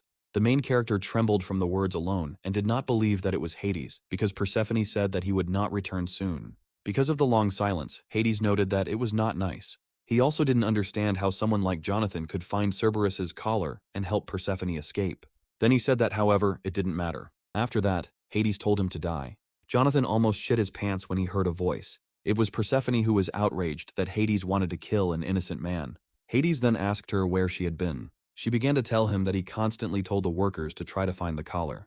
And John found him, so the girl asked him why he was angry. Hades took this into account, but he didn't like that she ran away without saying a word. Persephone said she just went away for a while to see her mother and came back. The Lord of the Underworld simply wanted his wife to warn him. At this time, John watched as she pinned Hades. He also noticed a romantic in him. Persephone said that they would continue this conversation in the underworld, but she gave Jonathan a box, which he could consider a bonus. Hades didn't like that she wanted to keep him alive, and he was also curious about what was in the box. She said that the boy had done a great job with his duties, so she was giving him a gift. She then told John that she would take care of the payment and asked him not to submit a complaint to the system. After all this, he was sent home.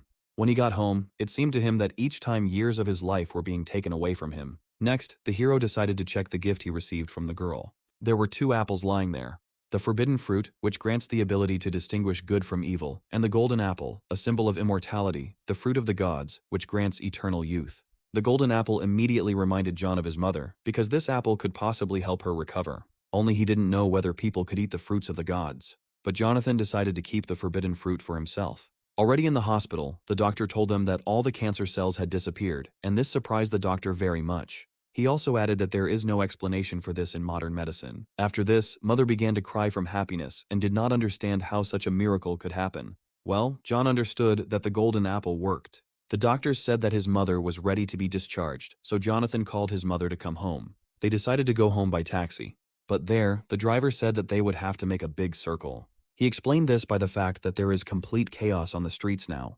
The driver turned on the radio so that the hero could hear more about it. The radio reported that an underground dungeon had appeared near the park and that the evacuation of citizens was ongoing. Guilds and individual hunters were called to the scene, but traffic jams were making it difficult to get there. Then the hero's mother said that she would get home herself and sent him there. She also wanted to see her son on TV as soon as possible. To begin with, the boy decided to take a look at the god's shop. He hadn't received his salary yet, but he saw in his profile the title of Cerberus Tamer. Now every dog will obey John. He is the master of dogs. Coming out to the people began to point at him. Jonathan started saying that he was being confused with someone else, but they weren't addressing him, but Jessica. This made the hero feel a little awkward. Jessica said that their guild Sangan, as usual, will give it their all, and that was where she ended the interview.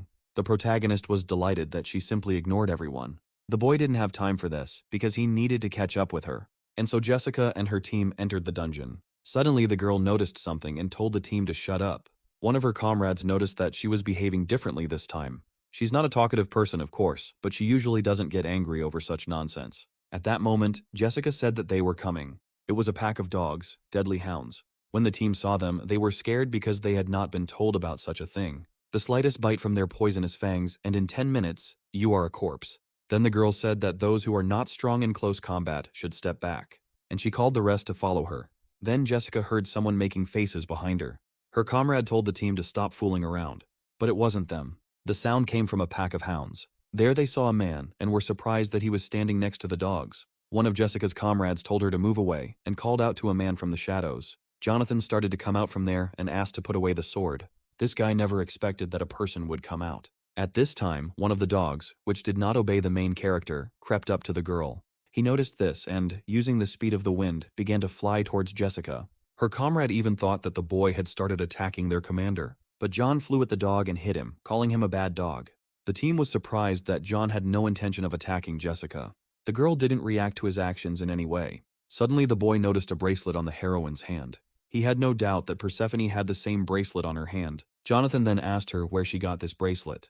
But suddenly Jessica said that he was supposedly causing a lot of problems, and there were also too many spectators there. At first, the boy didn't understand at all what she was talking about. And then the girl added that everything was too straightforward on his part. John knelt down in front of her and held her hand. Once he realized what was happening, he said it wasn't what everyone thought and asked everyone to stop filming. Then he ordered his dogs to sit.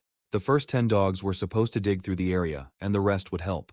Jonathan now had his own personal army of dogs. After some time, they found crystals for the hero. Seeing this, Jessica's comrades couldn't believe their eyes. The girl noted that Jonathan had an amazing ability and asked where he got it from. The boy looked at her and did not understand how she guessed that he did not receive it at birth. But he still told her that he was born with her. The main character didn't wait long and immediately asked her where she got her bracelet from. Jessica looked at him and said nothing. The boy didn't like her silence, so he asked her about it again. This unique antique design is the same as the friendship bracelet Persephone spoke of. Now John was only concerned with one question: why was he with Jessica?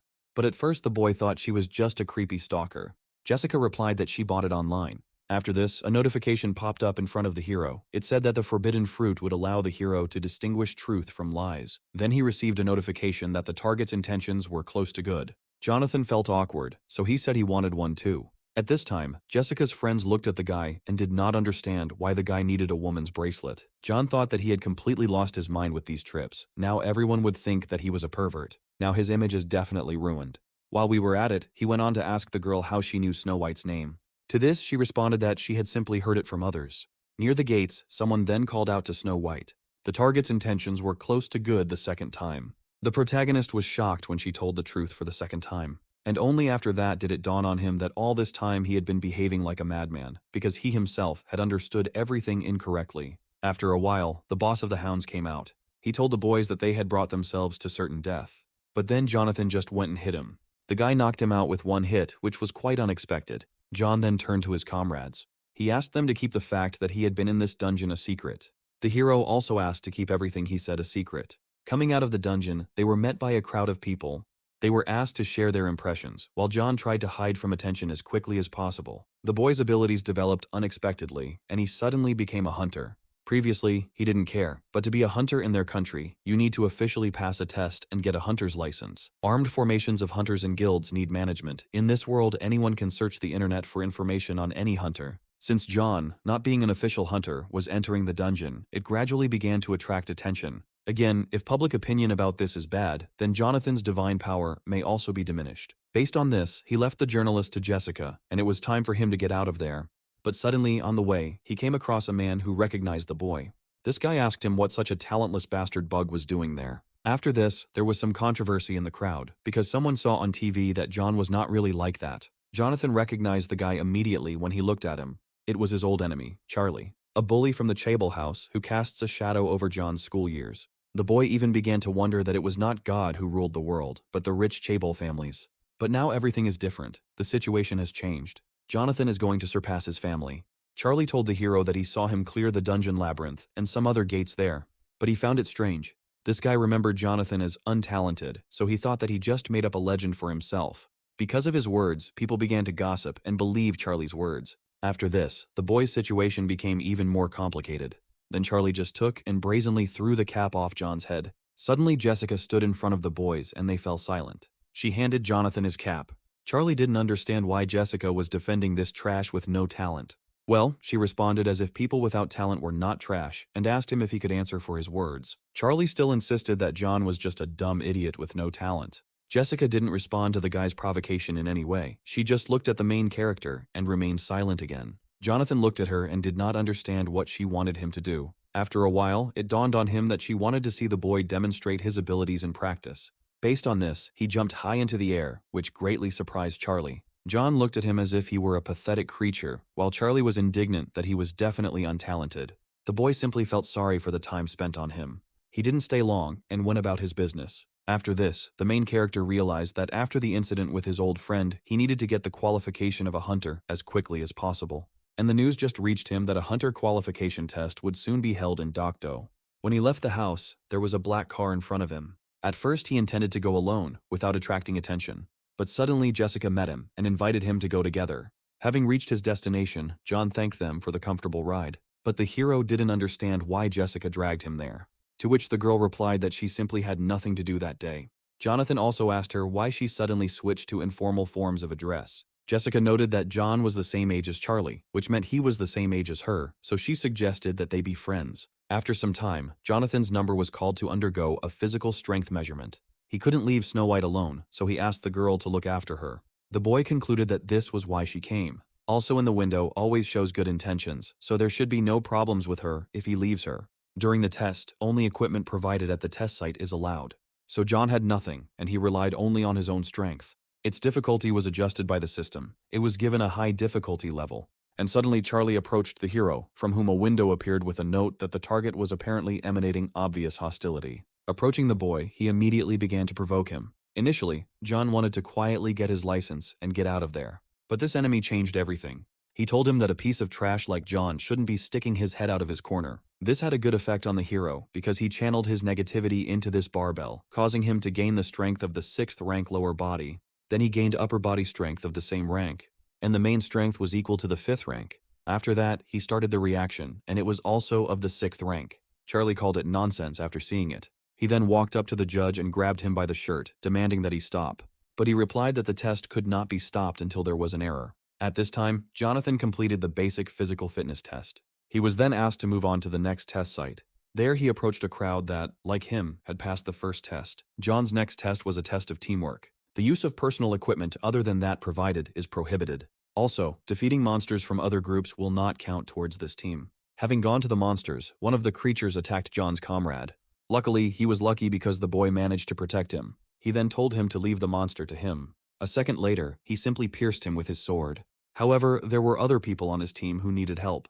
The main character did not wait and went to help them. He dealt with all the monsters so quickly that his team didn't even realize what had happened. His comrades also believed that with his help, they would be able to go further. At this time, Charlie was watching them. He clearly didn't like Jonathan's progress. Next, he took out some spelt with a strange liquid. The guy was up to something bad by giving this liquid to one of the monsters to drink. Because of this, the monster was ready to attack John. Jonathan, unsuspectingly, saw a notification marked as clearly hostile to the object. Before he could even understand what was happening, he took a blow from the monster. But the blow wasn't too powerful for him, so he landed calmly.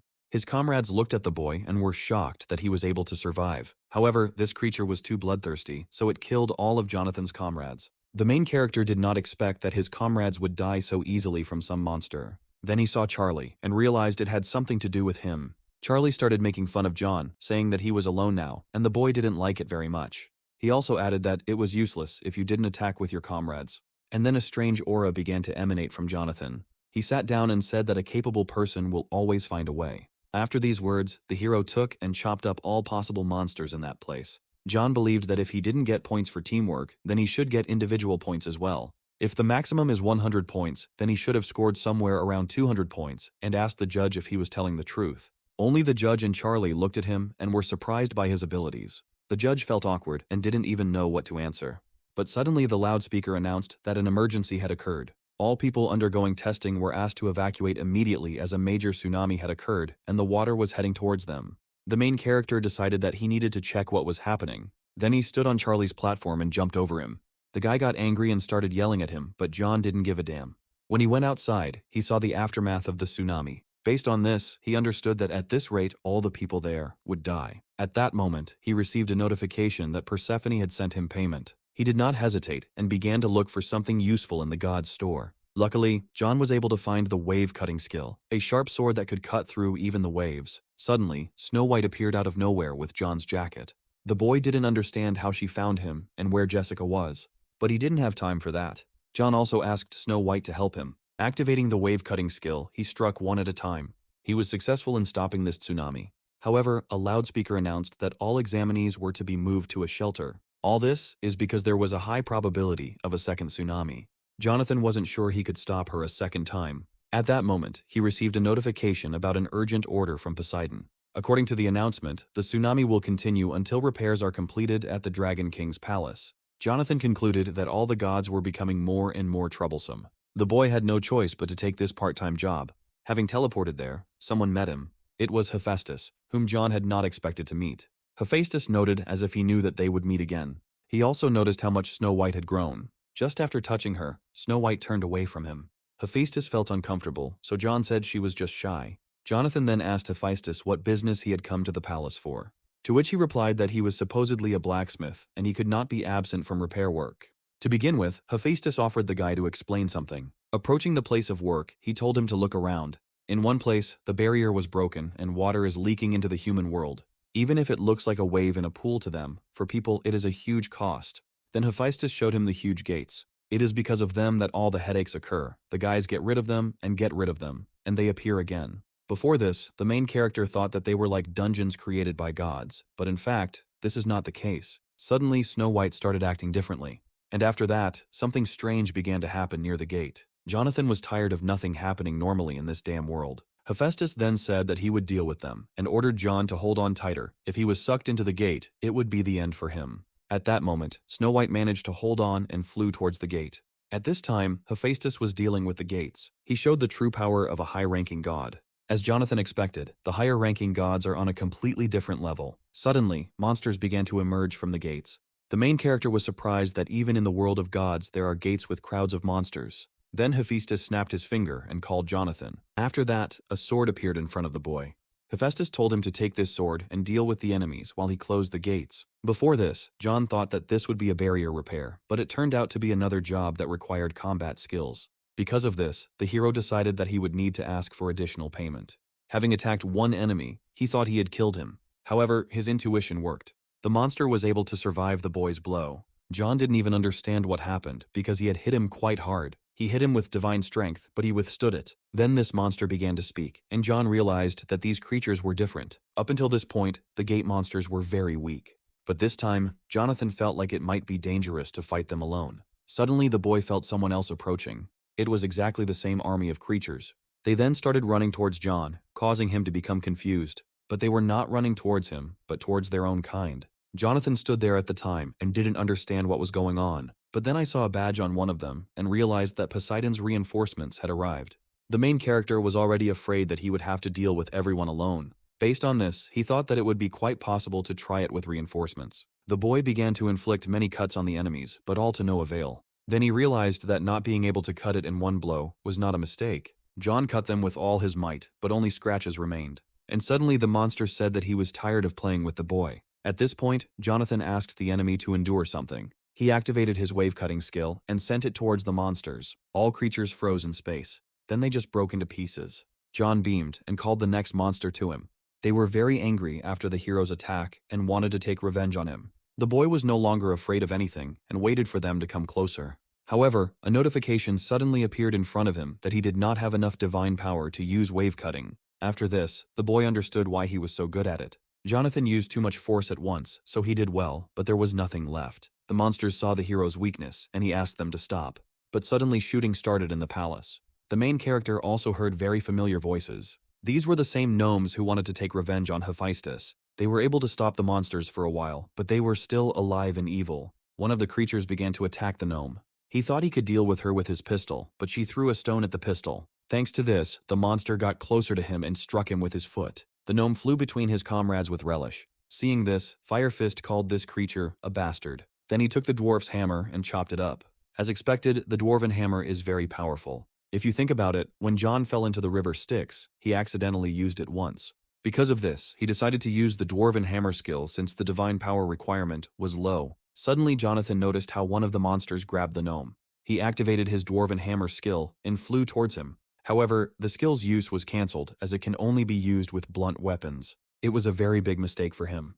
The sea creature took it and easily threw the hero away. Because it wasn't a blunt weapon, the skill couldn't be activated, and the boy didn't have Snow White nearby. Then he looked at his fist and realized something. At first glance, it seemed to him that he might be a blunt weapon. If there is a talent for fighting, then the boy will most likely be able to use the dwarven hammer skill with his bare hands. There and then, he saw the dwarf being brutally beaten. He had no time to hesitate, so he decided to trust his fighting talent.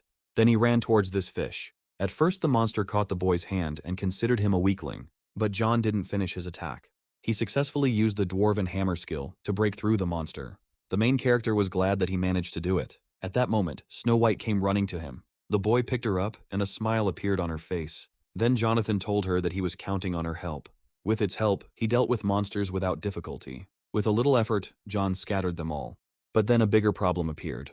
Hephaestus told everyone to prepare for the blow. He also added that he could no longer hold back the gate because of her power. Complete chaos ensued in the palace. And at that moment, Hephaestus began to be sucked into the gate. And Jonathan didn't understand what to do if he got sucked in.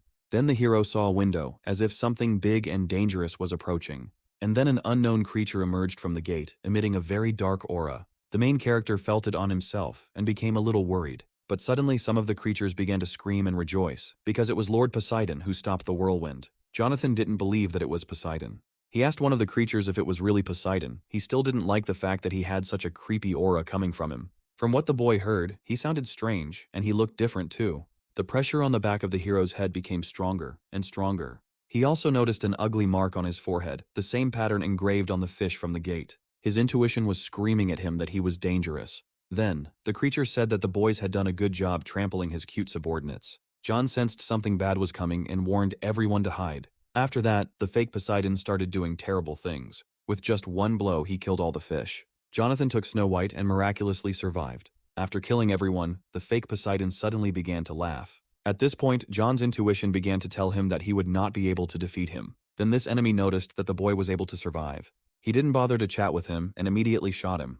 The main character managed to react to his attack using his intuition. He then decided that he had no choice but to flee using the wind gust skill. Unfortunately, this monster turned out to be faster. He placed his trident against his head and was about to kill him. Jonathan looked at him and didn't believe that he was about to die. After being shot from the trident, the hero surprisingly remained alive. An unknown person stood in front of him and called that monster a fake. John was lucky because the real Poseidon stood before him. The fake told him not to make him laugh and called himself the absolute god of the sea in front of him. Poseidon hit him and told him to shut up. He also noted that his name Neptune originally belonged to him.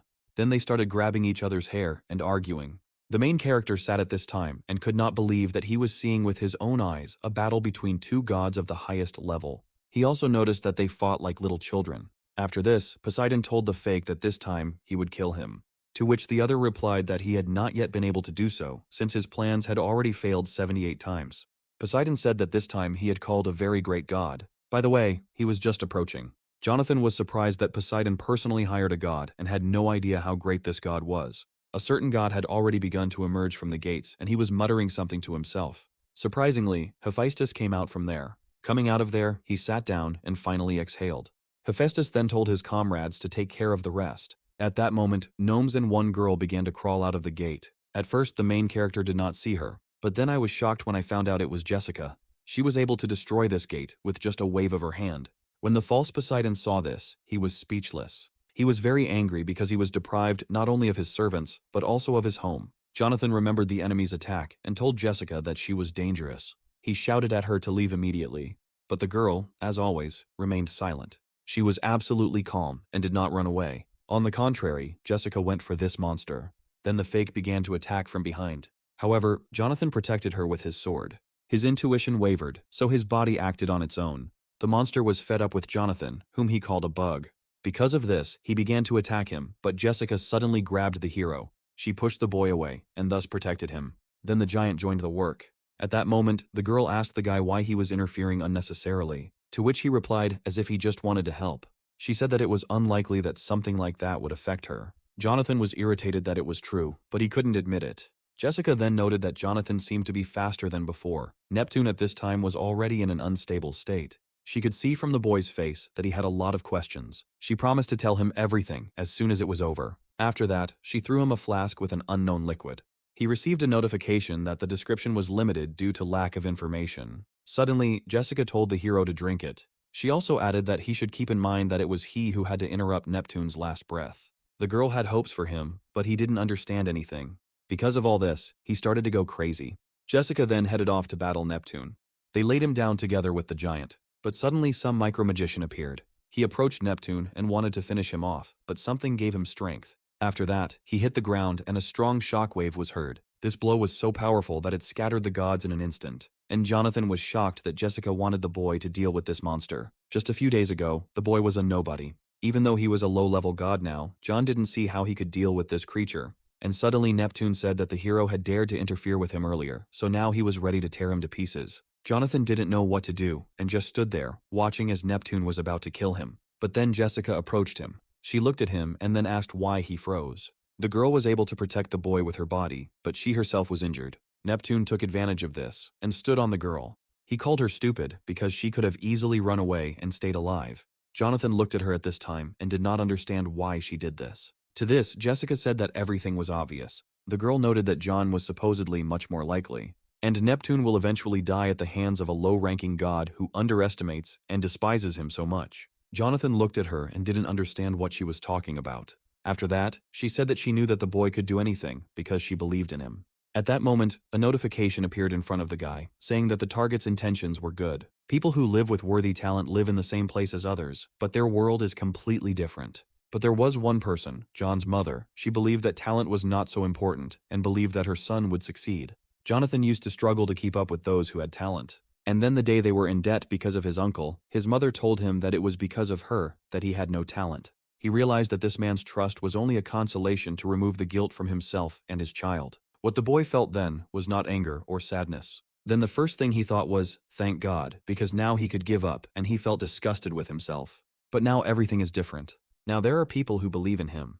In an instant, John received a huge boost in divine power, but the boy felt that Jessica was strange. This time he decided that he would never run away again. The main character took her and told her to rest, and he himself would quickly finish and return back. He then called Snow White to turn into a sword. The hero's body was filled with energy, and he believed that he could succeed. But Neptune told him that he had simply become a little stronger and asked him not to become arrogant. John was sure he had become stronger, but there was still a huge difference between them. But even if that was the case, he could no longer retreat. The boy hit him faster and faster. He beat him non-stop, not giving him a chance to breathe. But suddenly, Neptune grabbed the guy.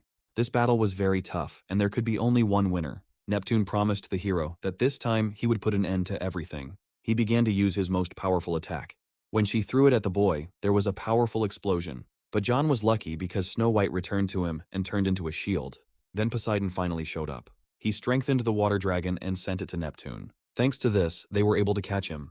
Neptune, out of desperation, said that if we were destined to die, then we would all die together. However, at this moment, Jonathan put all his divine power into strengthening the wave cutting. Faith does not prove truth, but even every fool understands. The boy, who had received only contempt from others, and who for the first time received sincere trust, could not trample all the expectations of this man. After that, he defeated the forgotten god, and the unknown goddess was also pleased with him. With the final blow, he absorbed the power of the forgotten god Neptune. He succeeded, but by the end of the fight, he lost consciousness. At that moment, a smile appeared on Jessica's face. Opening his eyes, he could barely see Poseidon's shadow. When he finally woke up, Poseidon appeared in front of him, sitting on his throne. Poseidon told him that his wounds were healed, and his clothes were returned to their original state. First of all, he thanked the boy for defeating Neptune, but he wanted to ask him something. The god of the seas said that because he dealt with Neptune, most of Neptune returned to him. However, because John dealt him the final blow, some of the power transferred to him as well. With this power, one can establish order in the world, but also create chaos. And now he asked the hero what he was going to do with this power. Jonathan saw and noticed that Poseidon's power, the eye of the deep, could see right through him. He understood that this clumsy lie would not work, and besides, there was a strong anger emanating from him. It seemed to him that Poseidon was probably going to kill him if he answered incorrectly. Based on this, the guy said that he killed Neptune not for the sake of power, but if he allows him to use it, John will use it to become stronger and become a god recognized by everyone. At that moment, Poseidon saw his former self in him. The boy exuded sincerity, like the soul of a newborn god. He went on to say that if that was the case, there was no reason not to celebrate it. So Poseidon decided to throw a party. During the party, he was only looking for Jessica. Seeing her, John approached her and said that they needed to talk. Suddenly, Snow White jumped up to her. Jonathan didn't like her behavior because they were supposed to have a serious conversation. Then a crowd of girls approached her. They just took him and pushed him away. Well, then Poseidon grabbed him by the shoulder. He wanted to have a little chat with him before finishing work, but the boy refused. Back at the testing center, John received his hunter's license. The main character became a 6-star hunter. The ranking system of hunters around the world is based on stars. There are hunters with no stars, and up to 9 stars. Korea has never had a 9-star hunter before, and there are currently only 13 hunters above 5, including John. Seeing the boy with a license, Charlie began to get indignant. Jonathan didn't pay much attention to it, but his eardrums almost burst from the screams of this asshole. Suddenly, the boy noticed that Snow White seemed to have become heavier. Her level also increased. At that moment, it seemed to the hero that she would continue to grow and eventually become independent. But he didn't believe it, because she was such a pure and kind cutie. Then John was met by Jessica, who said that the boy had a good destiny. She called him to follow her because she promised to tell him everything he needs to know, and what will happen in the future, about Ragnarok and the end of the world. In the car, John told her that he now understood why he had such a strange feeling in the beginning, but he was still curious about who she was. A year ago, Jessica had a window in front of her eyes with a part-time job from the gods. Using the reward from her part-time job, she gained power and became a mid-ranking god. And then she gained the ability to foresee, which surprised Jonathan. The girl doesn't know everything, but she learned about the future. The War of the Gods is about to begin. Sometimes the names of the gods differ from myth to myth, such as Zeus and Jupiter, Poseidon and Neptune, Eros and Cupid. People know it as the same poem. But these are different gods with different names. Unlike the gods who survived to their day through faith, the ancient gods, forgotten from the past, accumulate their power through the gates to reclaim their names. The gate is a refuge that contains the concentrated power of the ancient gods. Once the ancient gods have gathered all their power within the gates, they will come face to face with the existing gods to restore their forgotten names. And eventually the sixth Ragnarok will happen. To ensure that even humans could withstand the gates, the gods created dungeons, making them look like gates. It's a kind of training ground for people. Neptune appeared before his strength was restored, but he was already at a high level. Even the gods are concerned about the existence of the gate. The more the forgotten gods gain power, the harder it will be to block the gates, and the gods are already struggling to protect their own world. When Ragnarok comes, there will be no god who can protect the human world. People who are unaware of this fact consider the danger of the gate to be analogous to a car accident. If someone like Neptune ever showed up in the city, everything around would be destroyed in an instant. Now the pieces started to fall into place for John. Talents and skills similar to the power of the gods, created along with the dungeons, everything like in the game, magic stones and items dropped by monsters. This is the last gift that the gods give to people. Ultimately, this means that people must survive on their own. And then Jessica said that she would supposedly help the hero block the gates that even the gods could not handle. All because she saw how he protected the world from countless armies of gates. She promised him to do everything possible to help him with this. After that, the girl said that they had arrived and it was time for them to go out. Jonathan didn't even notice how they got there. Then the boy got out of the car and thanked Jessica for giving him a ride. But after that, he saw a crowd of people in front of him and a banner that said there was an urgent presentation of the 6-star hunter. The journalists began to bombard the boy with questions, and he understood what kind of help she meant. Jonathan didn't like it very much, but his fame and divine power began to increase. A month later, John became popular in every corner of the country. He was said to be the person who cleared the most dungeons this month, earning hundreds of billions in profits just from magic stones, items, and dungeon byproducts. Great popularity, as it turns out, does not bring anything good. This is necessary to increase divine power, but these reporters are too intrusive. But Snow White also formed a fan club. Jonathan even felt jealous of how Snow White was becoming popular without doing anything. At that moment, Jessica walked in. She said that then he just had to try harder because this fame would soon become his strength. The upcoming battle will be much more difficult. And then she asked him if he was ready to face the harsh fate. The protagonist thought that it would be better if he didn't know the end. There must be some limit. But now that he knows this, he's not going to just sit back and wait. Jessica had no doubts about the hero. Jonathan then went to work for the gods. This time, he will work for Apollo. The boy could not even imagine that he would see the sun right in front of him with his own eyes. Apollo said, supposedly, "Of course it is dazzling, because after all it is his embodiment." God began to boast that even his solar carriage was beautiful, only because it resembled him. At that moment, John and Jessica did not understand how they could praise themselves for so long. The protagonist began to think that he had some kind of ability for self-praise. But Jessica was already thinking about hitting him. Later the boy said that it was actually fun. The girl didn't understand the hero at all, because there was nothing funny about it at all. But John said it would be great to do something worthy of God while he still had the opportunity to carry the sun. After this, Jessica asked the hero if he knew that this was not a real sun. It's just a fake created with Apollo's powers, and they just fly across the sky, coinciding with the sunrise. John was surprised and did not understand why he was doing this then. Jessica said that if they do this, people will believe in the sun god and be faithful to him. In this way, he increases his divine power, which is how Apollo became the god of the sun. This is a scam. He is just a scammer who feeds on people's faith.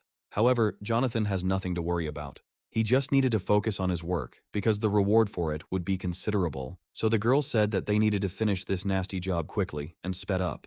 Jessica was quite good at driving the cart, and John asked her if she had driven it before. She replied that she had struggled with this task countless times, so much so that she could do it even with her eyes closed. As it turns out, this is not the first time Jessica has worked at this part-time job. But John realized that Apollo did not recognize her. Jessica thought at that moment that he was slow-witted most of the time, but at times like these he became quick-witted. She realized that he would be able to understand her lie, so she said that Apollo did not remember because he only cares about himself. So no matter how many times you come, he still won't remember. Suddenly, Jonathan's intuition kicked in. This was no coincidence, as solar wolves appeared near them. Jessica found this odd, as sun wolves were not usually found in these areas. John realized that these creatures were very similar to hellhounds. Jessica wanted to take them on, but the boy said he would take them on himself. The heroine was against it, because if you touch their fur, you can burn to the bones. However, John said that in order to become as strong as in the prophecy, he must deal with it himself. Besides, he had everything thought out. He then told Jessica to watch him win. He managed to put the flames off the wolves, but he was still hot. After this, the hero's power of Neptune was activated, due to which he no longer felt the heat. John then activated the special ability of the Dog Master and was able to attach 33 dogs to himself. Jessica was surprised at how John started petting these dogs. And then, I even thought it was funny. When she first met him, he was just a simple fool who couldn't do anything. But no matter how hard it was, he still moved on. Even if it seemed like a small step in the eyes of others, Jonathan was always improving. To achieve such a result after 1,869 reincarnations is not so little. There is no one else. John is the only one who can kill it. Jessica was reborn for this very purpose. At this moment, the main character prepared the dogs to drive away the rest. With their help, he was able to tame 7 more dogs. However, these were not all the dogs, so he told them to continue in the same spirit. At this moment, the hero received a notification that he had developed an additional skill. Now he has the ability to call tame dogs, and they will obey all his commands. Of course, among the tamed, the death hounds will be of little use. But what happens if the boy calls Cerberus? This will definitely be a spectacular fight. At this point, Jessica told John to hurry up and tame the others. Sun wolves are not so dangerous alone, but when they feel threatened, they merge together. After this, the solar wolves attacked the boy's cart. Jessica managed to catch John and told him that he was always somewhere in the clouds at the most dangerous moments. She asked him to get ready and get in quickly, since they didn't have time. Jonathan asked the girl where the cart and the sun had gone. They fell to the ground below the village. At this point, the girl added that she allegedly had something else that she had not told about. But now the village is in great danger, so first they had to save people. John didn't wait and went to their defense. The reunited wolves were not very weak, so the boy had to sweat. Even if the solar wolves merged together, they would still not be able to defeat Cerberus. So Jonathan summoned this beast to the battlefield. Cerberus easily grabbed the wolf cub. John then asked Cerberus to hold him tighter, after which he eventually finished him off. One of the residents asked who this guy was, who had appeared so suddenly, and figured it out in no time. Then Jessica came out and said his name. She introduced him not as a man, but as a god. Jonathan has a natural talent for attracting attention. Then the old man came up to John and called him the God of Swords. He knelt before him and wanted to convey to him greetings and great gratitude from the whole village. The main character began to say that all this happened because of him and asked the old man to get up. But the old man stood his ground and believed that they were alive only because of the gods who looked after them. Based on this, he added that they would perform a sacrifice every month for his favor. After these words, Jonathan disappeared. He hid behind a column and thought that all the villagers were crazy. He also realized that they had done a great job. Their cart is broken into pieces, the sun wolves have eaten the sun, and there is only a week left before the end of the part-time work. Suddenly Jessica suggested that the hero create it again, but the boy asked her who could do it. And she gave an example of his old friend. Yes, the girl suggested asking Hephaestus for help. Then the boy asked her how much she earned. To this she responded that she didn't have a penny. John believed that no matter how close they were to him, he would hardly make the sun for them for their kind eyes. Jessica asked him to stop talking and just follow her. Then the main character offered her a bet that he would not agree and the loser would fulfill the wish. Arriving, Hephaestus agreed and said that he owed Jessica for the rest of his life, so for him it was a trifle. He only needed 3 days, and he could make even 2 sons for them. John couldn't understand what she could do to make Hephaestus help her for free. Then he remembered how Jessica wanted to talk to him about something. At that moment, the girl said that now John owed her a wish. But before that, she needed to tell him something. To prevent a war of the gods, John must acquire priests. When the divine power of a lower-level god exceeds 50,000, the ability of God's call will be unlocked. Thanks to her, he will be able to enlist the support of the priests and call on them for help during the battle. The boy thought it was a joke, and then he said that you can't just grab a priest and ask for help. But Jessica said he would have to do it anyway because he couldn't prevent the war alone. He needs to gather 12 priests from the prophecy who are in different dimensions, and only together with them will he be able to save the world. The sheer amount of information left John completely confused. However, then he asked her what it meant in different dimensions. Now the boy can only earn extra money on the continents, but gradually increasing his divine power, he will have access to part-time work in every dimension. Jessica added, as if there was nothing to worry about, because in their world lives the first priest, who in the future will become a combat-ready assistant. Then Jessica said that she had come up with some kind of wish for the boy. After some time, dawn began to break in the village. All the people in it began to bow to this dawn. One of the residents saw Jonathan's inscription and did not understand who he was. The man behind him told him that this was the god who protected the neighboring village from fire monsters. They thought Apollo valued John so much that he even put up a banner. Jonathan certainly wanted to increase his divine power, but this was a disgrace on a universal scale for him. To which the girl said that the boy allegedly agreed to do whatever she wanted.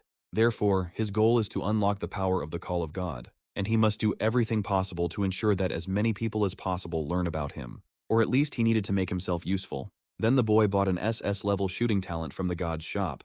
He believed that this would improve long-range combat to some extent. He had a hard time dealing with Neptune because the only way to defeat him from a distance was to cut through the waves. One misfire, and John would have certainly died.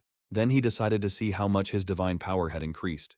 Carrying around a banner every day was simply disgraceful, and because of it, the boy couldn't sleep properly. But the banner still worked because now he unlocked the ability to call the god. After this, Apollo suddenly snuck up on Jonathan and asked him what he was doing. He said that the mother system was not visible to others, so the boy did not have to worry. Apollo asked the hero what happened during the work period, and Jonathan told him about how the Sunwolves attacked them. He was delighted and thanked the guys for their work.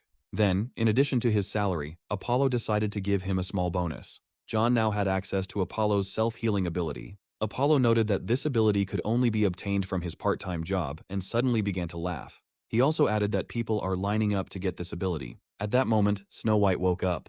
Since she was awake, the boy asked her to help him with something. The main character wanted to check in advance what kind of ability this was. The self-healing ability activated slowly, but the wound was healing. Apollo then noticed how Snow White transformed into a weapon and called it a great rarity. He asked the boy if he knew how to tame. At that moment, John remembered who he had tamed. But the hero did not understand why God needed to know about this. The thing is that recently Apollo was bothered by someone, and because of this his soul was not in the right place. He was also pretty tired of his son being constantly eaten away. Apollo heard that none of the gods had yet tamed them. Suddenly, John summoned the Sunwolves right in front of him. The lower-level god did what none of the gods could do. Apollo then asked the boy how he tamed the Sunwolves. Jonathan was ready to tell him, but he had one condition.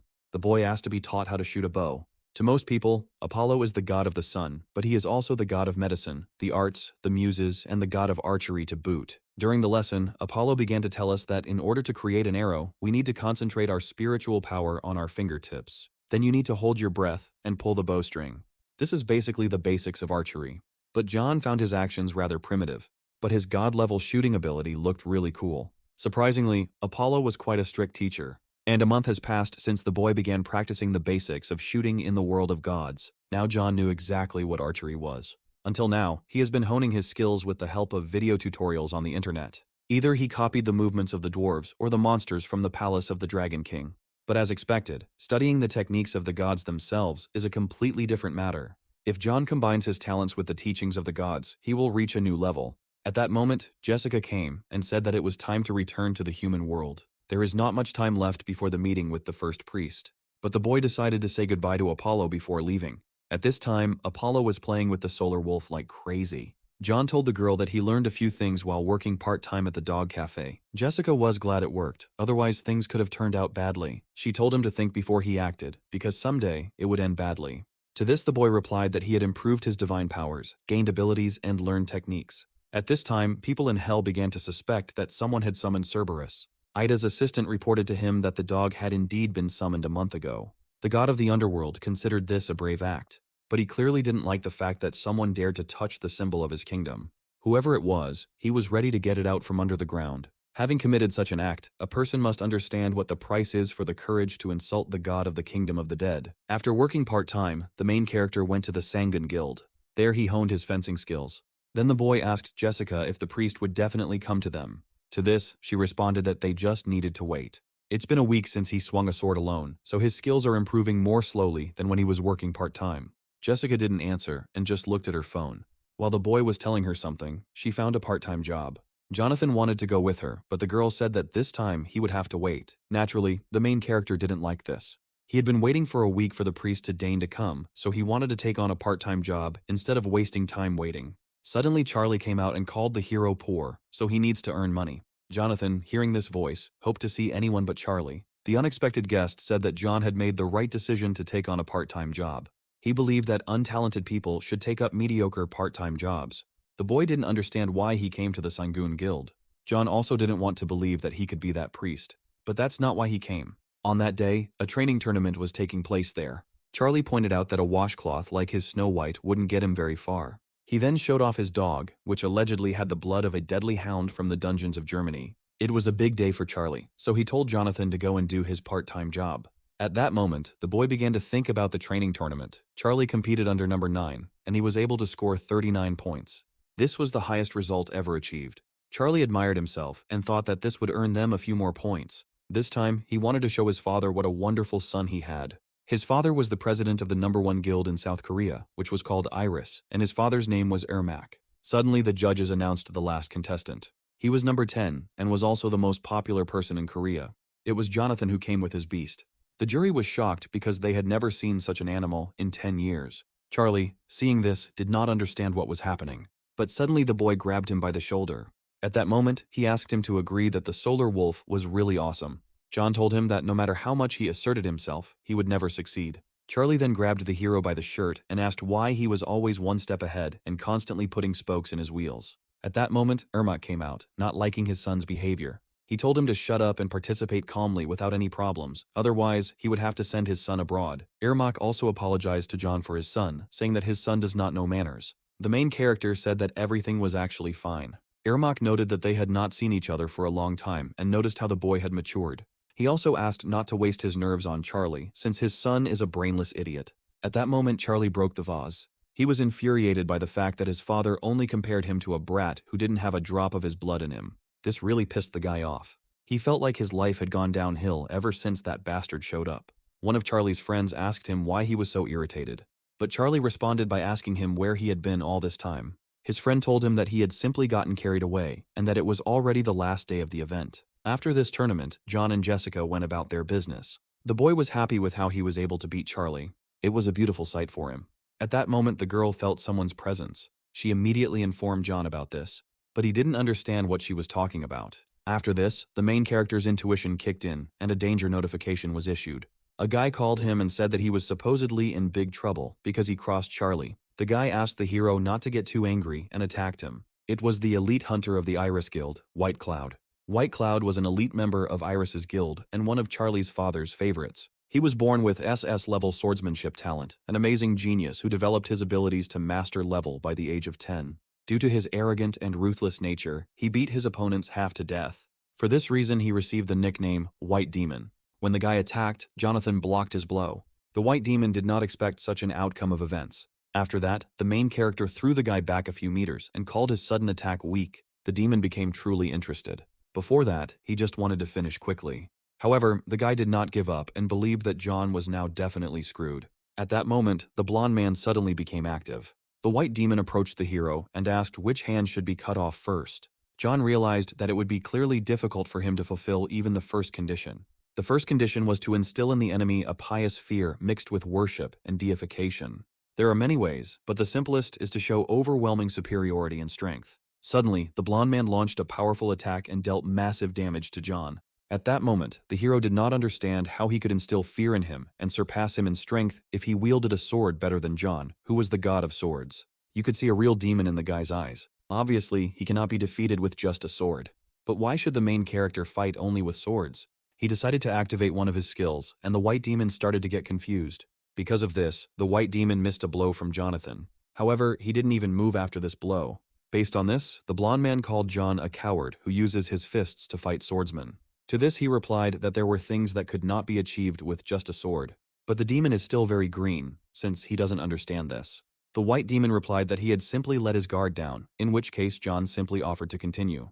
The guy didn't expect this at all and refused him because he was scared. Then Jonathan went home. He also left him a note asking him to come to his house if he was upset. But will he come in the end? The main character beat him up pretty badly.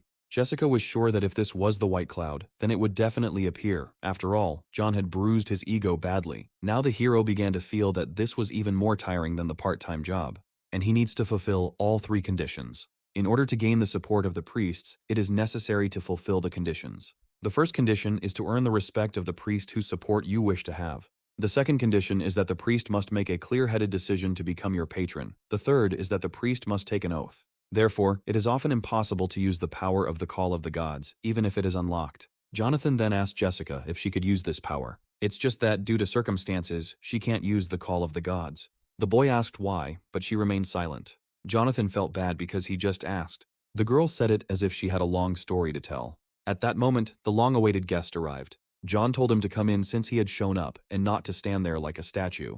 The guy shut the hero up and wanted to ask only one question. He asked John if he was a wrestler or a swordsman. Well, Jonathan said that he can be both a swordsman and a fighter at the same time. The white demon called this nonsense, since there can't be a genius who understands two areas at once. So he asked him again, fencing or martial arts. After that, John offered him to fight again if he didn't believe. But the demon did not come to fight. He wanted to know and analyze the reasons for his defeat. Jonathan asked him if he really didn't know his mistakes. The main character got up from the sofa and said that he would not tell the reasons for his defeat. He didn't really want to tell the secret of his weak points to such a rude person. But then John said that if he wanted to know so badly, so be it. The boy gave him a condition. He had to call him Big Brother and ask him to take him as a student. This way he was able to take the guy by surprise. The demon began to call him Elder with difficulty. However, he decided that it would be better to bite off his tongue and die, after which he began to leave. It took 10 years for dumbheaded Charlie to even notice him. And he has known this idiot for almost 5 minutes, and he already demands his respect. At this point, John said it was sad. He just wanted to teach him one of his martial arts moves, but it's a shame the guy is leaving. The reason for his defeat was his ego. Maybe John was wrong, but Leon himself understood it. A style that combines martial arts, fencing is extremely effective and is the key to becoming stronger. At that moment, Leon stopped. He began to mutter something to himself. Jonathan started to tease him on purpose and asked what he was saying. The guy gathered his strength and decided to say it with his eyes closed. He decided that once he mastered martial arts to perfection, he would crush this hero. As a result, he reluctantly agreed to call him Big Brother and accept him as a student. Jonathan agreed to share the secret of martial arts with him, since he asked so. But first he wanted to ask him for one favor. Leon then performed the priestly rite to become a disciple. The first condition, reverent fear, was fulfilled, and when it came to devotion to God until the end of his days, even John became agitated, thinking that all this might be simple nonsense. But, contrary to all expectations, Leon reacted extremely calmly. The ceremonial oath to become a priest ended successfully. Then John started teaching him all sorts of funny things. And the guy was quite good at it. Jonathan also noted that he was not just good at it. His learning abilities are much better than he expected. It turns out he learned a lesson from that one blow. At this rate, he might be able to use the dwarven hammer strike soon. So Jonathan suggested putting together everything they had learned so far and summing it up. After this, Leon called the hero too cruel a teacher. At that moment, John received a notification that his priest had acquired the 1-2 combo skill, and his fighting power began to increase little by little. If you look at it this way, the priest system is not bad at all, even if it is very reminiscent of hard labor. Because as Leon's power increases, Jonathan becomes stronger. The boy then told Leon that he was not going with him into the dungeon that he had worked so hard to obtain. Leon also learned that this dungeon definitely has a skill rune. Before that, John told him about the War of the Gods. That's why the guy considered it unacceptable to miss the chance to go into the dungeon. Jonathan knew that this was a normal reaction, since he had not told him all the details. Not long ago he was in his place, so the boy decided to talk to him like an adult. He told him that they were going to go to the gate to determine when the War of the Gods would happen and to find other guardians in different worlds. However, Leon suddenly began to insist that he would not budge an inch if John went there. With him, the main character began to understand Jessica more and more. Jonathan was furious at this and snapped at him, telling him not to ask unnecessary questions and not to create problems. Then Jessica showed up and said there was another way. After that, John and the girl left together, and the guy stayed at home. While they were gone, Leon managed to complete the game and hoped that everything was fine with the guys. And then he realized that since he was a student, he should follow them. But then he started thinking again that it shouldn't bother him because he had already paid a lot of money for the dungeon.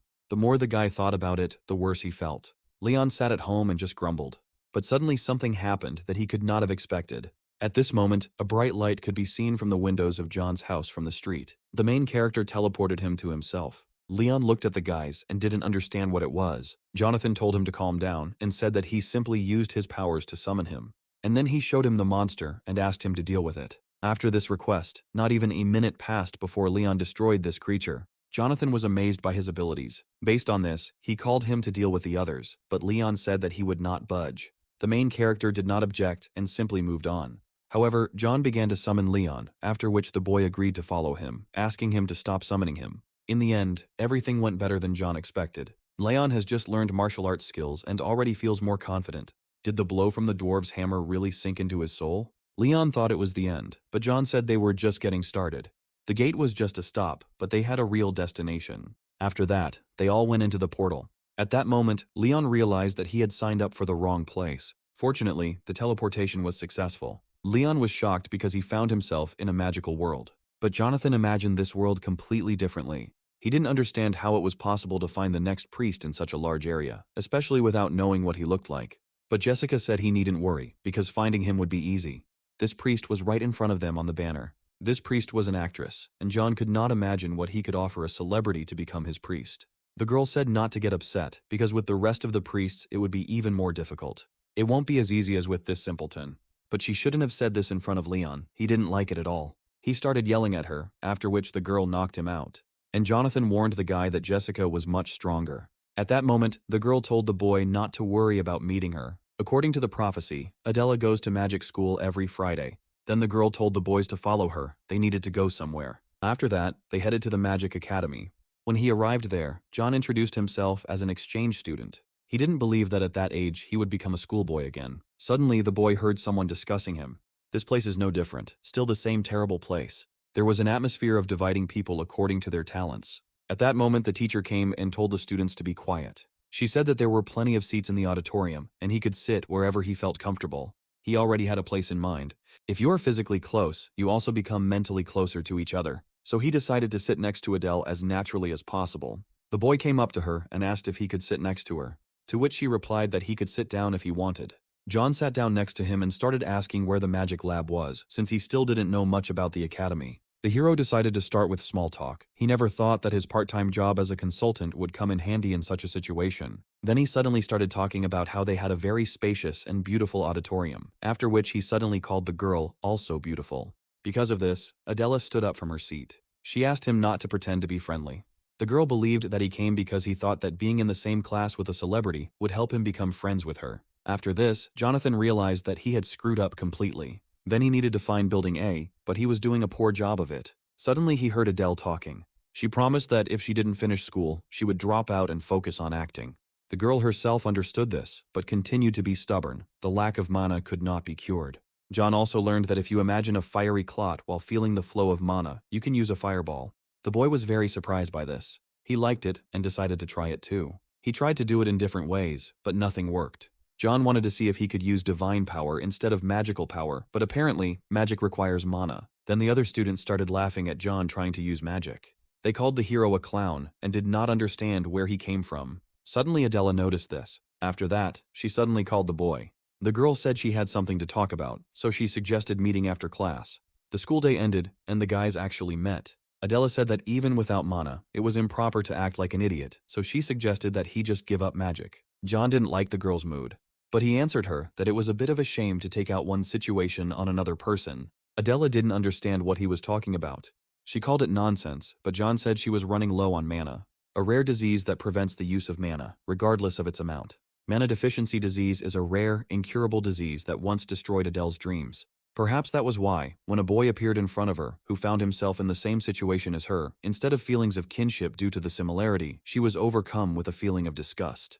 This convinces her that she will never be able to fulfill her dream of becoming an archmage, so she pulled herself together and kept challenging herself. Based on this, the girl said that she looked pathetic, taking out her anger on an innocent person. Suddenly, John said he would supposedly make it so that she could use magic, but in return she had to help him with something. Only Adela asked him what he could do, since he himself had no mana. The main character said that in a week, he would show her how to use magic correctly. Adela thought it was complete nonsense because he didn't even know basic magic. Because of this, Jonathan offered to make a bet with her. Then the boy told Jessica what happened. She considered the hero a fool because he decided to use his self-confidence. John knew it was reckless, but there was nothing he could do about it. If he hadn't done it, she wouldn't have listened to him. However, it wasn't the worst way to get her attention. After all, she was only interested in magic. But just think, the boy told her that he would teach her magic in a week. You can't buy talent for magic even in the god's shop. It takes a lot of time to get mana and learn how to use it. Of course, everything will be different if the guys take a hidden part-time job. In 2 months, Kairos, the forgotten god of magic, will appear to the world and try to destroy this magical city. Vermouth, the god of magic, will post a request for help. One of the rewards is a talent for magic. If Jessica told him everything at once, it might hinder his development, so she decided to tell him everything gradually. She told John that in 2 months he had to apply for the vacancy of the god of magic Vermouth, so he had to ask Adele to wait 2 months. At that time, this was considered the most optimal option. But suddenly Jonathan said that they could do it now. Jessica asked him how he came to that conclusion. In any case, the main thing is that Vermouth felt threatened and published a post. So they just need to disguise themselves as gate monsters and start an invasion so that he will obviously ask for help. The magical world is confusing and complex. Throughout all of his revivals, Jonathan solved problems in the same way. But will he really act differently in this life? Only Jessica thought this plan could be dangerous. If anything goes wrong, John could die. The boy told her not to worry, because she would be the one playing the role of the monster, since she was the strongest among them. A couple of hours passed, and the guys were at the Temple of Vermouth. It turned out to be much bigger than John thought. Then the boy said that he would hide, and the others could start the show. At that moment, Leon didn't like the idea of him being some kind of bait, because it was like telling him to go and die. Jonathan pointed out that the guy was being rude again, and said that if he didn't go there, he would die at his hands. Leon did not argue further, and went on his way. The guards noticed the guy and started asking him who he was. But Leon did not listen to them. He was only tormented by who he had become, a priest or a slave. Then the guards ordered the guy to stop, otherwise he would be in trouble. At this moment, Leon's anger towards John built up. So he didn't listen to the guards, and they had to use the firestorm. The guy told Jessica and John to just wait and watch. Leon gathered his strength and went to the guard. One day he would master all forms of martial arts, and they would bow before him, Leon believed. Then the guy acquired the skill of fire cutting and mastered it well. John was surprised because Leon created the new skill himself. But the main character decided it was time to wrap things up. After that, he directed his dogs. The guards, seeing the monsters, began to use barriers. They also started shouting that they needed to call for help immediately. At that moment, Jessica appeared. She ran through them and knocked out each one. It turned out to be easier than Jessica thought. Since the god living there is extremely powerful, the boys overexert themselves a bit. Leon thought that this guard was completely useless. Of course, they raised quite a fuss. Based on this, it was time for Vermouth to appear. After that, someone behind John's back asked them what they were doing there. The main character found it strange that he came from the other side and asked him who he was. To this, the guy replied that he asked the question first. Jonathan wanted to calm down, because if he wanted to kill him, the boy would already be dead, so there is a high probability that he did not properly understand the situation. He then replied that he wanted to see what kind of crazy people attacked the temple in broad daylight. When something like this happens, they, as gods, naturally cannot help but be interested. Afterwards, the guy said that he saw the temple being attacked in broad daylight, but he didn't think that he and John were on the same level. The boy became agitated and began to say that he had meant something completely different. At that moment, Vermouth's eye began to glow. A second after that, the guy pointed out that John was dirty and should get up. Vermouth then apologized to the hero for his rudeness. He tested the boy for sincerity and did not feel any hostility. And then Vermouth noticed those very dangerous monsters that came out of the gate. Leon found this god very dangerous. Jessica grabbed him by the shirt and told him to get ready to run. Before Leon could understand anything, she was already running. Vermouth was surprised by their escape and said that they were very fast. Judging by his expression and tone of voice, it didn't look like he was going to follow them. But John couldn't know for sure, so he decided that he shouldn't relax in any case. There were several reasons why Jessica agreed to this plan. One of them was his character, as he was said to be a god who by nature hates battles and simply loves to study magic and spirits. Then Vermouth asked the boy where he was from. John said he was from Korea, but for some reason Vermouth thought he was in America. The main character thought that in America there are also people who have the same system window. Then Vermouth wanted to ask the god who came from another dimension for a favor. Jonathan said that if it's about suppressing the gate, he's willing to help. The boy sounded reliable, but that was not what Vermouth was talking about. Starting with the monsters at the gate, even a small insect has its own circumstances. The temple can be restored, so if John sees them again, Vermouth asked to scare them a little and send them back. He also called their life truly miserable. Now John understood why he was losing even with such powerful divine power. Based on Jessica's prophecy, it seems that Kairos knew Vermouth's identity well. He will ambush him and seriously injure him, and if this is not prevented quickly, the dimension will be swallowed by the gate. So Vermouth asked the hero to merge with people and teach them magic. The monsters crawling out of the gate are like the flapping of a butterfly's wings to him. But for people, these flaps are like a destructive storm. If the monsters from the gate are as strong as the previous ones, people will never be able to cope with them. Vermouth himself would have gone, but now he needed to restore the temple. He would have sent his priests, but unfortunately, they were defeated. Of course, Vermouth was ready to thank him. Since John would have to teach people magic, he could make it easier for them to use magical power. Jonathan happily accepted Vermouth's offer. Vermouth was also pleased about this and said that he would inform everyone so that he could work comfortably. At this time, the students were discussing Jonathan and noticed that he had not been seen lately. They found it funny to see his sad face when he couldn't use magic. Suddenly, the teacher told the students to be silent. He told them to focus on the lesson. For this reason, Adela did not go to the set, and she began to regret listening to John. But the main character got lost in this academy again. But he still found his destination, and the students started laughing at him again. They also thought that the professor would start yelling at him now because he did not tolerate being late. However, the professor began to rejoice at the boy's arrival. All the students were stunned because they didn't understand what was happening. The professor introduced the boy to the students and said that he was now the most valuable high priest of the Great Vermouth. Also, now he will teach the kids magic. Jonathan addressed the students, saying that they had not seen each other for a long time and that he missed them very much. One of the students was outraged by this. He asked the professor what this idiot could teach them. After all, everyone knew that he had no mana and that he got into this school through connections. The professor started yelling at the student, but John said that everything was okay. The student said that he had no right to teach them. At this point, Jonathan said he would take care of it. However, unexpectedly, the student challenged the hero to a magical duel. He also added that John would come to his senses and called him a mediocrity. The main character had no choice, and he agreed. For starters, he decided to let him attack first. The student began to attack with his fire arrow. But John just stood there and waited for the arrow to reach him. As soon as she got close, the boy used a barrier. His opponent was shocked because he believed until the very end that he had no mana. After that, John said that it was his turn. The hero asked him to make sure to block it. Before this, Vermouth said that using high-level magic at the very beginning is difficult, regardless of talent, so he shared some of his power with him. Thanks to this, Jonathan activated the 8th level Hellfire. The student, seeing this, began to shout that he was wrong. Jonathan, hearing his words, redirected the flame upward. After this, the student finally came to his senses. The boy told him to tell all the people that from now on, this mediocrity would teach them. All this time Adela was watching him. She was shocked that John actually did it. Then they met, and the hero told her about his request. However, the girl did not like the boy's conditions.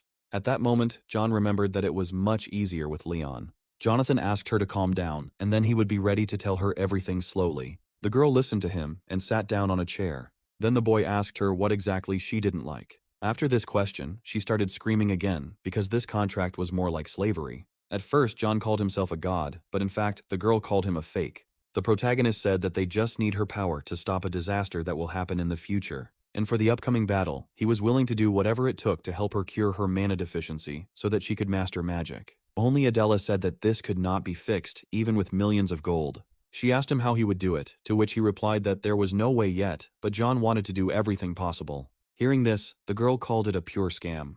John then decided to ask Jessica if there was a way to fix the mana deficiency, to which she replied that there was supposedly no such method. She understood that the boy had mastered magic quickly and had come this far, but Adela Sharon was something of a creature when it came to persuasion. The only weakness of a superstar in the magical world who doesn't envy anyone is the lack of mana. So Jessica asked Jonathan to give her time, all because there is enough of it before the gates are broken through. She advised me to learn magic gradually, but suddenly I had a feeling that something bad was coming. Suddenly, a gate appeared in the city. Everyone was confused because there was still a month left before the gates opened. Real chaos began in the city. Seeing this, Adela asked what it was. Jonathan also didn't understand what was happening because there was a month left before Kairos's arrival. Kairos had never appeared so quickly before. The same thing with the solar wolves. There was clearly something wrong in this life. At that moment, Jonathan drew his sword. Seeing this, Jessica asked him why he took out his sword. Kairos was on a completely different level than Neptune, so going against him wasn't the best option. But John said nothing would change if they sat on the dop straight, so he accepted Vermouth's request for a part-time job. However, it is fortunate that he can receive an award for this alone. He is the god who never asks, the greatest god in the world. Jonathan realized this when he had to teach students. Since they didn't know how the situation might turn out, Jessica suggested continuing to hold off the monsters coming out of the gate. Even if the situation is different from the prophecy, Vermouth will not lose to Kairos. However, something happened that Jessica never expected. Kairos and Vermouth approached the city and began to fight there. At this point, Vermouth turned to all the gods blocking the gates to listen to him. He considered it unconscionable, but still asked them to abandon everything they were protecting, and then focus on evacuating the citizens while he buys time for them. Jonathan and Leon watched what was happening and asked Jessica where the voice came from. She replied that it was Vermouth's message. Everyone started to leave, but Adela didn't understand where everyone was going. She did not hear Vermouth's message because she is not a god. John then told her about Vermouth's order to retreat. At this point, Jessica entered the conversation. She said she couldn't say for sure because it was different from the prophecy, but this dimension would be destroyed by Kairos. She felt sorry, but she understood that they were not able to do anything. In desperation, the girl asked Jonathan to do something about it. The boy couldn't say anything and apologized to her. Adela fell to her knees and became disappointed in the hero because he decided to give up so easily. She called him a god, and gods are supposed to help people. After that, John remembered himself. Earlier, he also asked God to help him. And now he is a god himself, and they also ask him for help. The main character couldn't look at her tears. and suddenly, he summoned the interface of the god's shop. Jessica wanted to stop the boy, but he replied as if he was not going to die. The girl called him an idiot, but he didn't think he could spend the entire reward so easily. After buying the equipment, the boy asked her to take care of the rest. At this time, Vermouth was exhausted from the battle with Kairos. Kairos wanted to vomit because he was a disciple of this god. Vermouth replied that although he had lost his way, he had also forgotten what Vermouth had taught him over the years. The villain said that it was not he who had lost his way, but the people of this world. Kairos also didn't understand why he didn't want more. He believed that only one thing was natural for a magician, and that was entry into the highest level. But Vermouth said that the black flame exists only for destruction, and this is not the truth that magicians need to follow. Gods must use their power to protect people. But Kairos didn't give a damn about them. After this, he began to attack Vermouth, who could no longer hold back his attacks. Suddenly, a miracle happened for Vermouth. At this point, Jonathan appeared and pointed out that Vermouth was supposedly having a hard time alone. Now real reinforcements have come to him. Vermouth told the hero that everyone had to leave and that he, with his level, had nothing to do against Kairos. But the boy said that he didn't come for the reward. The reward is not comparable to human lives, but Jonathan had a plan. As soon as Kairos saw this boy, he started laughing. He thought that this was now his new student. The enemy was happy because he thought that now they would burn together in the series. Luckily, Vermouth managed to use the barrier. But the enemy's strength was enormous. Therefore, Vermouth could not resist him for long. Jonathan said he just needed a chance to hit him once, then they could neutralize him. With his weapon, Vermouth could give him a chance. However, he doesn't have the power to protect him from the black flame. The boy replied that this was enough. He had his own trump cards too. But at that moment, John stopped. Kairos was so strong that the hero could not even touch him with his finger. After that, he was engulfed in black flames. Kairos started laughing and asked what they should do now. Suddenly, Vermouth began to utter strange words. Because of this, Kairos was chained. But with the help of this magic, he only gained a couple of seconds. Jonathan then activated Neptune's defenses. Kairos looked at him and did not understand how he was able to get through the black flames. John's baton has a 100% chance of stunning any life form, but is limited to hits to the head. As a result, the main character was able to hit him on the head with a baton. Kairos was defeated and could do nothing. Looking at him, Vermouth remembered that it had been raining then too. The day he first met him, Kairos was not like this. Although he was cursed with a dark fate that no one wanted, he was also a child with a brilliant talent that everyone around him coveted. Vermouth's thoughts were like this when he taught Kairos. It was he who changed the fate of this child. But then he did not realize the successful desire that was hidden inside him, and therefore helped him to master the true flame. Vermouth was unable to kill him after he showed his true colors, causing him to resort to exile. Although he knew that one day Kairos would return to kill his teacher, Vermouth is forever clinging to his regrets about the past. But now it's time to let them go. In the end, Vermouth was never able to kill Kairos with his own hands. John dealt the final blow and absorbed the powers of the forgotten god Kairos. The protagonist felt that he needed to use it in the same way he used Neptune's protection to save himself. Leon was delighted by John's sparkle, so he asked the boy to tell him more about this ability. But Jonathan hid his ability and said he would tell later. Leon didn't like that John was putting things off again. Suddenly, Adela hit him and told him to calm down. She didn't like the way he whined, because Jonathan is the god he serves. Jonathan noticed that she now realized how cool and brave a god he was. Adela said that she was now sure that he was not a fraud, since he had provided her with evidence. At that moment, the boy wanted to hear from her what he had been trying to achieve for so long. She was ready to become his priest. However, she planned to stay at her place for a while. Now the girl knew for sure that since she was unable to use magic, she could not help in any way, so she decided to find something to be useful. Suddenly, Vermouth offered to help her. He said that he supposedly had to repay the kindness of the god she believed in, so he would be glad to help him in this way. Jonathan, remembering his actions, hid Jessica and Leon. Jessica thought that he had already forgotten, but the boy decided to play it safe. The protagonist agreed to Vermouth's offer because they already had no way to cure her mana deficiency. After this, John wanted to get home as quickly as possible before they were caught. Having moved to another dimension, something terrible awaited him. He called his wolves and didn't understand why there were so many monsters there. He also found it strange that there were no hunters or soldiers nearby. While he was thinking, a snake crept up on him. Luckily, Jessica reacted in time. She said that everything started to happen much more quickly. It was not a dungeon breakthrough, but a gate rupture. Gate break is at least on par with a C-rank dungeon break. This means that the forgotten gods in this area are becoming stronger, but Jonathan couldn't believe it because he only found 2 priests. Jessica told him that he need not worry, as he did not sense the presence of the forgotten gods. Suddenly, a helicopter appeared above them. It was the people from the Gate Management Bureau who asked to follow them. They boarded their helicopter and headed to the gate office. They were all gathered for a reason. 12 gates in the city were simultaneously torn apart. Human casualties reached record levels, and hunters responsible for the region were unavailable or slow to respond. Hunter Keanu said that he was sorry to hear such things from his boss. So he asked what the Bureau had been doing all this time, since they believed there were no threats, and sat idly by until things got to this point. The Bureau did not accept that Keanu was shifting responsibility onto them. Suddenly, Ermac ordered the guys to stop. They had not gathered to argue. Instead, he felt it was time to take action. Regardless of why hunters have gathered there, they must not turn a blind eye to a country facing disaster. However, 12 of the 18 hunters were late. Ermac had a proposal. He proposed that all the hunters present join forces and begin a large-scale operation to suppress the gate. All participants in this meeting were in favor. At this point, Jonathan said that if all their discussions boiled down to suppressing the monsters, then he would act on his own. Ermac wanted to know the reason for the boys' decision. To this, the hero replied that he was the only one who could enter the gate. This is just a temporary measure. If the attack that happened in the magical world happens here, none of these people will be able to stop it. The only answer is to end the war between the gods that is causing all this. Suddenly, Keanu called Jonathan an arrogant bastard. As Jonathan was about to leave, the guild hunter angrily shouted that this newcomer from yesterday did not deserve the trust of the authorities and that the plan should not be changed because of his stupid advice. At that very moment, an agent was rushing to the main office of the Gate Control and Support Bureau with urgent news. Throwing open the door, he shouted loudly that panic had broken out in the city, security measures had failed, and the problem with the gates was much more serious. Right at the airport, a powerful explosion of the gate occurred, destroying several objects, and the senior hunter was finally forced to believe Jonathan. The agent continued to insist that they needed to immediately move to the site of the explosion, otherwise monsters would pour out of the spatial rift and surround the city. It was not yet possible to calculate the damage caused by the gate explosion, since the entrance to the airport was destroyed and the equipment on its territory was out of order. Jonathan understood that only the Forgotten God was capable of such destruction, which meant that he had to wait for a new blow, but where would it happen next time? Although they had a strong ally in the magical world that could deal with the Forgotten God, if he unleashed his full power, it would be too difficult to control him.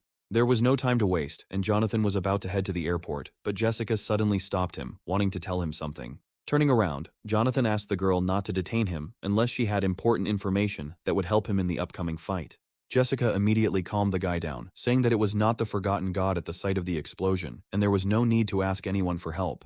To Jonathan's surprise, the girl stated that the aliens had good intentions, and the pogrom was carried out only to protect the city from other aliens. This was good news, and the guy realized with a smile that everything turned out to be much simpler than he thought. And then he suddenly asked if a hunter of his rank could take a plane, and the bureau chief, although not understanding his purpose, could not refuse Jonathan. First of all, it was necessary to deal with the open gates hanging over the city and threatening its inhabitants, and then move on to the next step.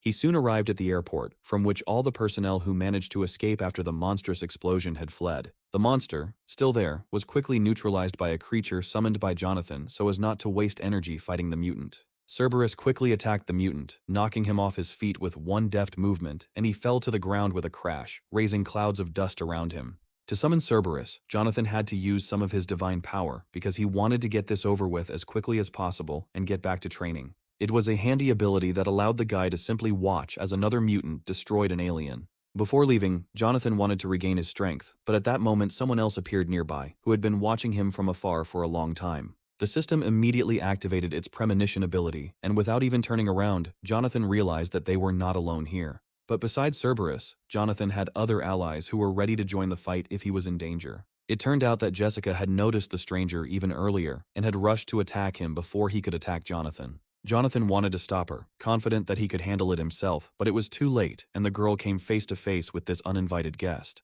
The creature with horns on its head immediately warned the girl not to get in its way if she didn't want problems. But Jessica was not frightened by this, and turning to the Baron, whom she knew well, the girl asked what he was doing here. The Baron warned her once again that stealing a mystical creature from the afterlife and remaining unpunished would not work, so Jessica had better get out of his way. But instead, the girl continued the attack, and her blade ended up right at the Baron's neck. She stated that despite his strength, he would not be able to defeat two first-class fighters at once, because Jonathan was strong not only in magic, but also in physical combat. The Baron replied with a smile that he had already given Jessica enough chances, and if she did not take advantage of the last one, then there was no point in asking for help from the higher gods and accusing him of cruelty. He then added that Jonathan would soon be judged by Hades and would not be free for long, although he himself did not yet realize this. And a second later, the Baron disappeared into thin air, leaving behind only purple magical smoke. Soon Jonathan came back and, seeing his friend, said that it was enough for today and that he could rest. Today, White Cloud, whom Jonathan had called by name for a long time, was especially diligent in carrying out his task of cleaning the room, although he would have preferred something more interesting to do than wash the floors and dust. Jonathan had to listen to Patrick complain about how he had been on his feet for 17 hours without a break, doing stupid tasks. Patrick didn't understand how Jonathan could calmly go about his business, leaving all this mess to him alone and without any help. But Jonathan needed to destroy the gate urgently, so he asked Patrick not to be capricious and, especially, not to follow him. In the end, Patrick had to stay and watch as the front door closed in his face. He didn't know about the incident at the airport, but from the look on Jonathan's face, he knew something terrible had happened. Jonathan never once called Patrick his priest, and yet that was his main goal and the reason his father sent him here. Suddenly, Patrick came to his senses, because if he sat idle, Jonathan might unexpectedly return and see that he had quit his job. Realizing this, he picked up the broom again and continued cleaning, which had already become quite boring for him after 17 hours. He did the cleaning not out of fear, but because he saw it as part of his training that would one day lead to the abilities he desired. At that moment, his brother Charlie came up from behind and gave Patrick a great fright by entering without knocking and quietly sneaking up on him from afar. He had been looking for his younger brother for a long time and was clearly unhappy with how he was spending his time. After all, Patrick had not appeared in the guild for the last few days, but had only washed the floors in the training hall, humiliating the honor of their influential family. But Patrick didn't think he was humiliating anyone with his work, because it was part of his plan, and by helping Jonathan, he was fulfilling his father's task. And then he demanded that Charlie not teach him how to live, saying that he would stay here until he settled all his affairs. Charlie ordered him to destroy Jonathan, and not to be his henchman, forgetting why he was there and what family he was a member of. Charlie hadn't heard a kind word from him for 10 years, while he constantly calls the newcomer Jonathan his brother, as if he had replaced his entire family. Filled with emotion, he grabbed Patrick's hand, ready to do what he had been looking for all morning to do. After all, his father ordered Patrick to participate in the operation to destroy the gate, replacing cleaning and other little things with serious work. Usually Ermac severely punished for failure to follow orders, but Patrick stopped abruptly and tried to pull his hand away. This audacity amazed Charlie, because his younger brother had changed too much lately. But looking seriously at Charlie, Patrick warned that if he didn't let him go immediately, he would regret it. Charlie was sure that Patrick's courage came from his friendship with the new hunter, and with each passing day, his hatred for Jonathan grew greater and greater. Meanwhile, a live broadcast began on a huge monitor, in the center of which was Jonathan, with an artifact that a newbie was not supposed to have. It turned out that in a short time, Jonathan had mastered swordsmanship, martial arts, and even ranged magical attacks, but from where? This infuriated Charlie even more, because Patrick dreamed of learning these abilities from Jonathan, and now he would definitely not listen to his older brother. Suddenly, Patrick announced that Charlie no longer needed to look for him, because he had more important things to do than help his father with the gate. This guy was always in Charlie's way, and after everything that happened, he only wanted him dead. Right now, Jonathan's ear was itching, and the guy didn't even need his ability of intuition to understand that someone was remembering him. Looking at him, Jessica realized that even in the face of a difficult mission, Jonathan remained the same carefree child. In fact, Jonathan was only thinking about how to quickly become famous and increase his divine powers in order to protect as many people as possible from aliens. Jessica believed that it was easier to increase her divine powers with the help of a part-time job, so as not to attract unnecessary attention from Hades. After all, what Jonathan was doing now would only anger Hades even more, so Jessica suggested moving to another dimension and continuing the training there. Jonathan, however, hated running away from problems because it was a clear sign of weakness, and then problems would catch up with him even faster. He suddenly announced that he would come to Hades himself, which almost made Jessica choke on her lemonade. She understood that only a madman was capable of such a thing, because if Jonathan seriously went to Hades, he would not survive. Jonathan continued to act as if it was all a joke, and Jessica demanded that he finally get serious and stop playing with fate. The main part of his plan was to find a place to meet where Hades couldn't use his powers, and then his life wouldn't be in as much danger as Jessica thought. Yes, it is easy to come up with such an idea, and anyone can do it, but where can he find such a special place? It turned out that the day before, there was supposed to be a banquet of the gods, where, as always, staff was needed, and Jonathan decided to go there for a part-time job so as not to attract unnecessary attention. Soon they were already at the Temple of Olympus, where all the new workers who responded to the advertisement were supposed to gather. The centaur in charge of personnel reminded them that there were less than 3 hours left before the start of the banquet, and they needed to hurry. Vegetables and fruits had to be prepared first, and the rest of the dishes a little later.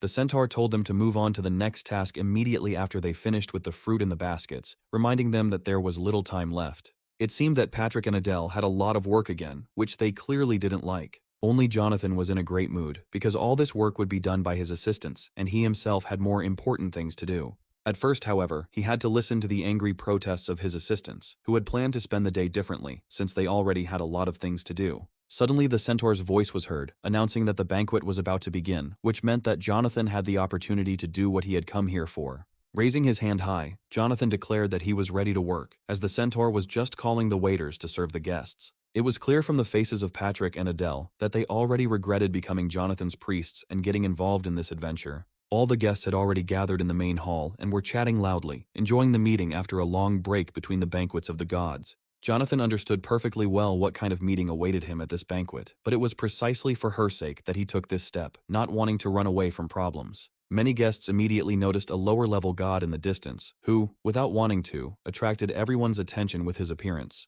In the lion skin he had chosen for the banquet, Jonathan looked very much like Hercules, and all the guests immediately noticed it.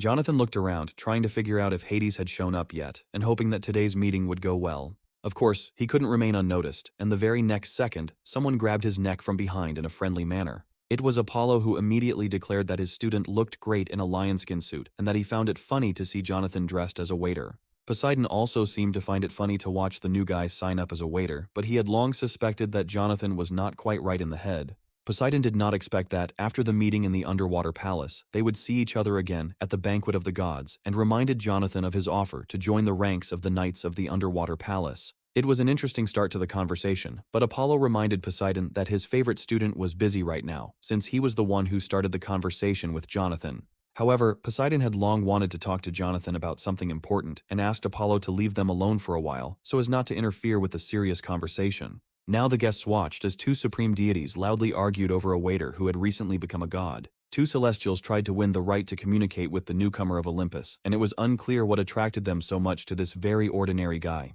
But it is unlikely that Jonathan himself would have liked such a meeting, because he did not come here for this and did not want to find himself between two warring gods. Luckily, at that moment, Thor's loud voice rang out, joyfully greeting Jonathan and arriving just in time.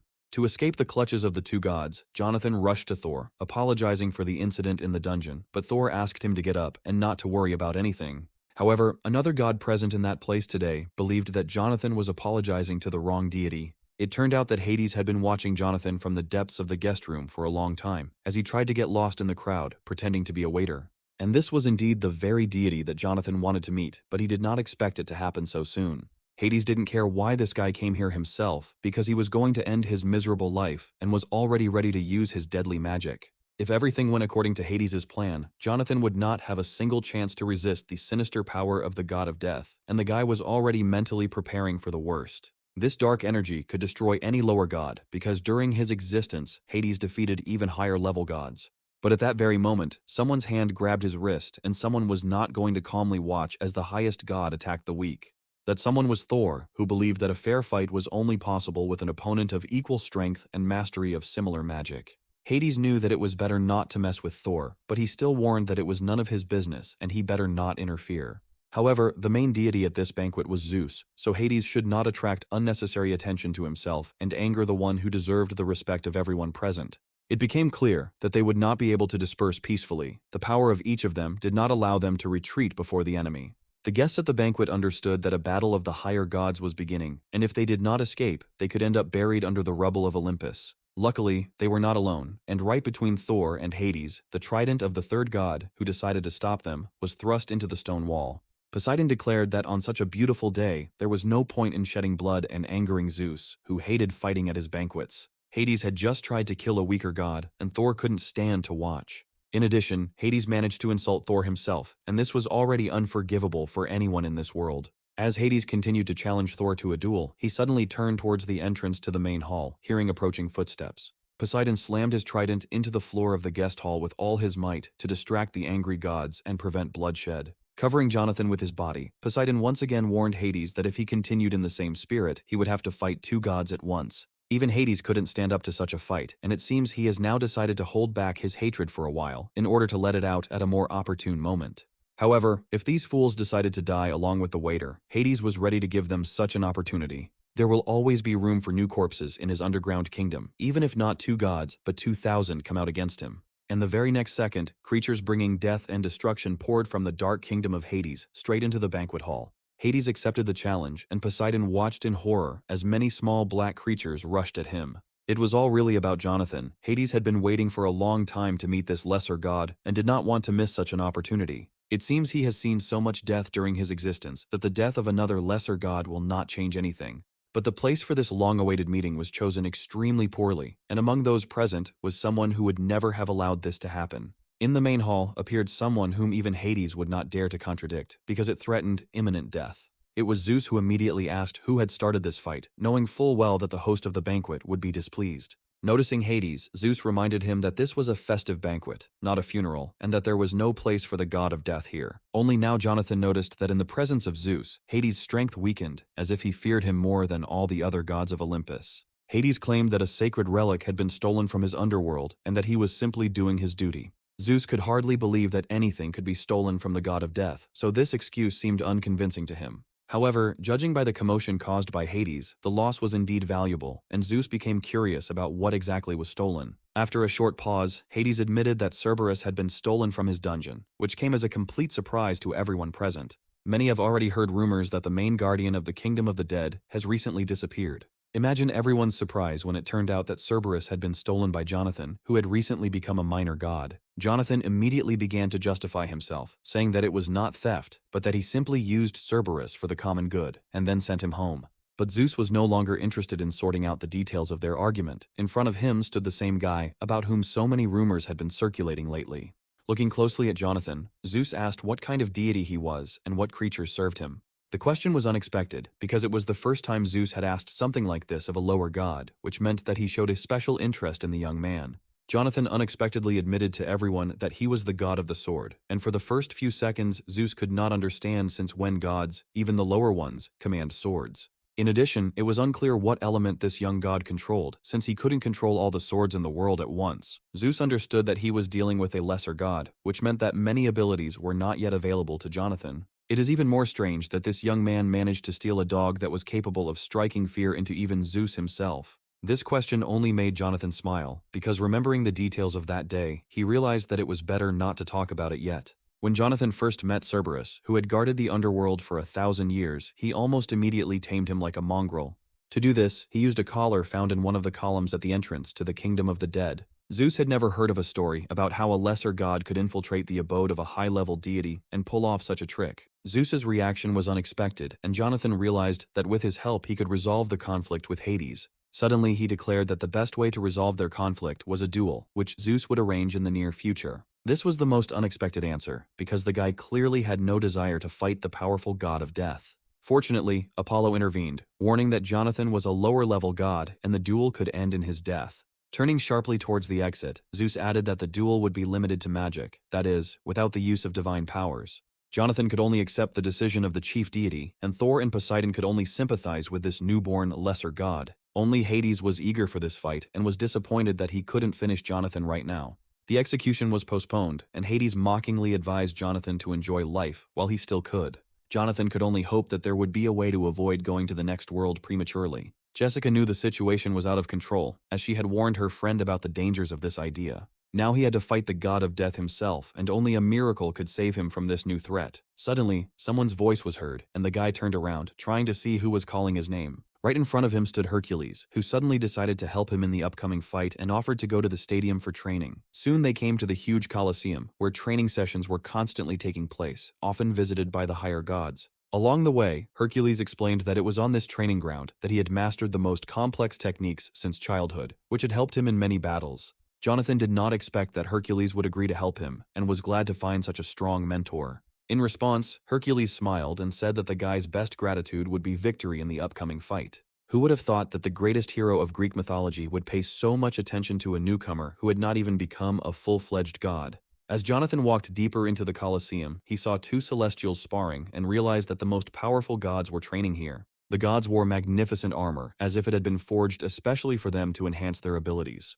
They fought so fiercely and skillfully that Jonathan would have had a hard time against any of them. After a deft blow from a girl who had trained in fights against strong opponents since childhood, her opponent collapsed onto the sand of the Colosseum. He only weakened his defense for a moment, but he did not want to admit defeat and wanted to continue the fight. The girl noted that in a real fight, he would have died 10 times over, and his clumsy technique was only his personal problem. Judging by their skills, they were no ordinary gods, and Jonathan was eager to find out who they were and what powers they possessed. However, they were not at Zeus's banquet, which means they are not as strong as they seemed at the very beginning. Suddenly, Hercules called out loudly to Ares, who had just lost a fight to Athena. Jonathan realized with surprise that in front of him were two of the 12 gods of Olympus, patrons of war, who were now arguing like mere mortals. Jessica immediately realized how lucky this meeting was, because these gods are strong in close combat, and Jonathan will soon have just such a fight with Hades. Out of habit, Ares immediately attacked Hercules, to whom he had lost the last fight and wanted a rematch, but he refused with a laugh.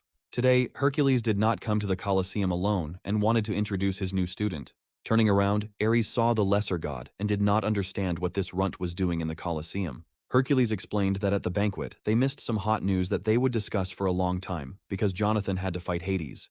The two had caused chaos at the banquet, and now Zeus had ordered them both to prepare for a duel. Athena immediately realized that the girl was superior to Jonathan in skills, but she had never seen such energy emanating from him. Ares just needed a partner for sparring, and he decided not to put it off for long and fight with swords right now. After all, the only way to determine the true level of strength was through combat, so he gripped the hilt of his sword tightly. Pointing his sword towards Jonathan, Ares offered him a fight and only then allowed him to train in the Colosseum.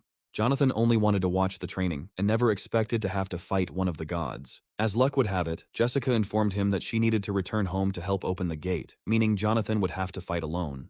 There was no choice left, and Jonathan could only hope that this training fight would not end in his death. As Ares approached Jonathan, he acknowledged that he could feel a powerful energy coming from him, but he was not about to back down from a lesser god. Looking Jonathan in the eye, he warned him that the attack was about to begin and told the boy to get ready. Ares was not surprised that Hades chose Jonathan as his opponent, and most likely, he simply did not want to take risks in a fight with a strong god. Besides, he had long known Hades' quarrelsome nature and his eternal tendency to conflict. To survive the fight, Jonathan needed to show all his strength, and today's training could help with that.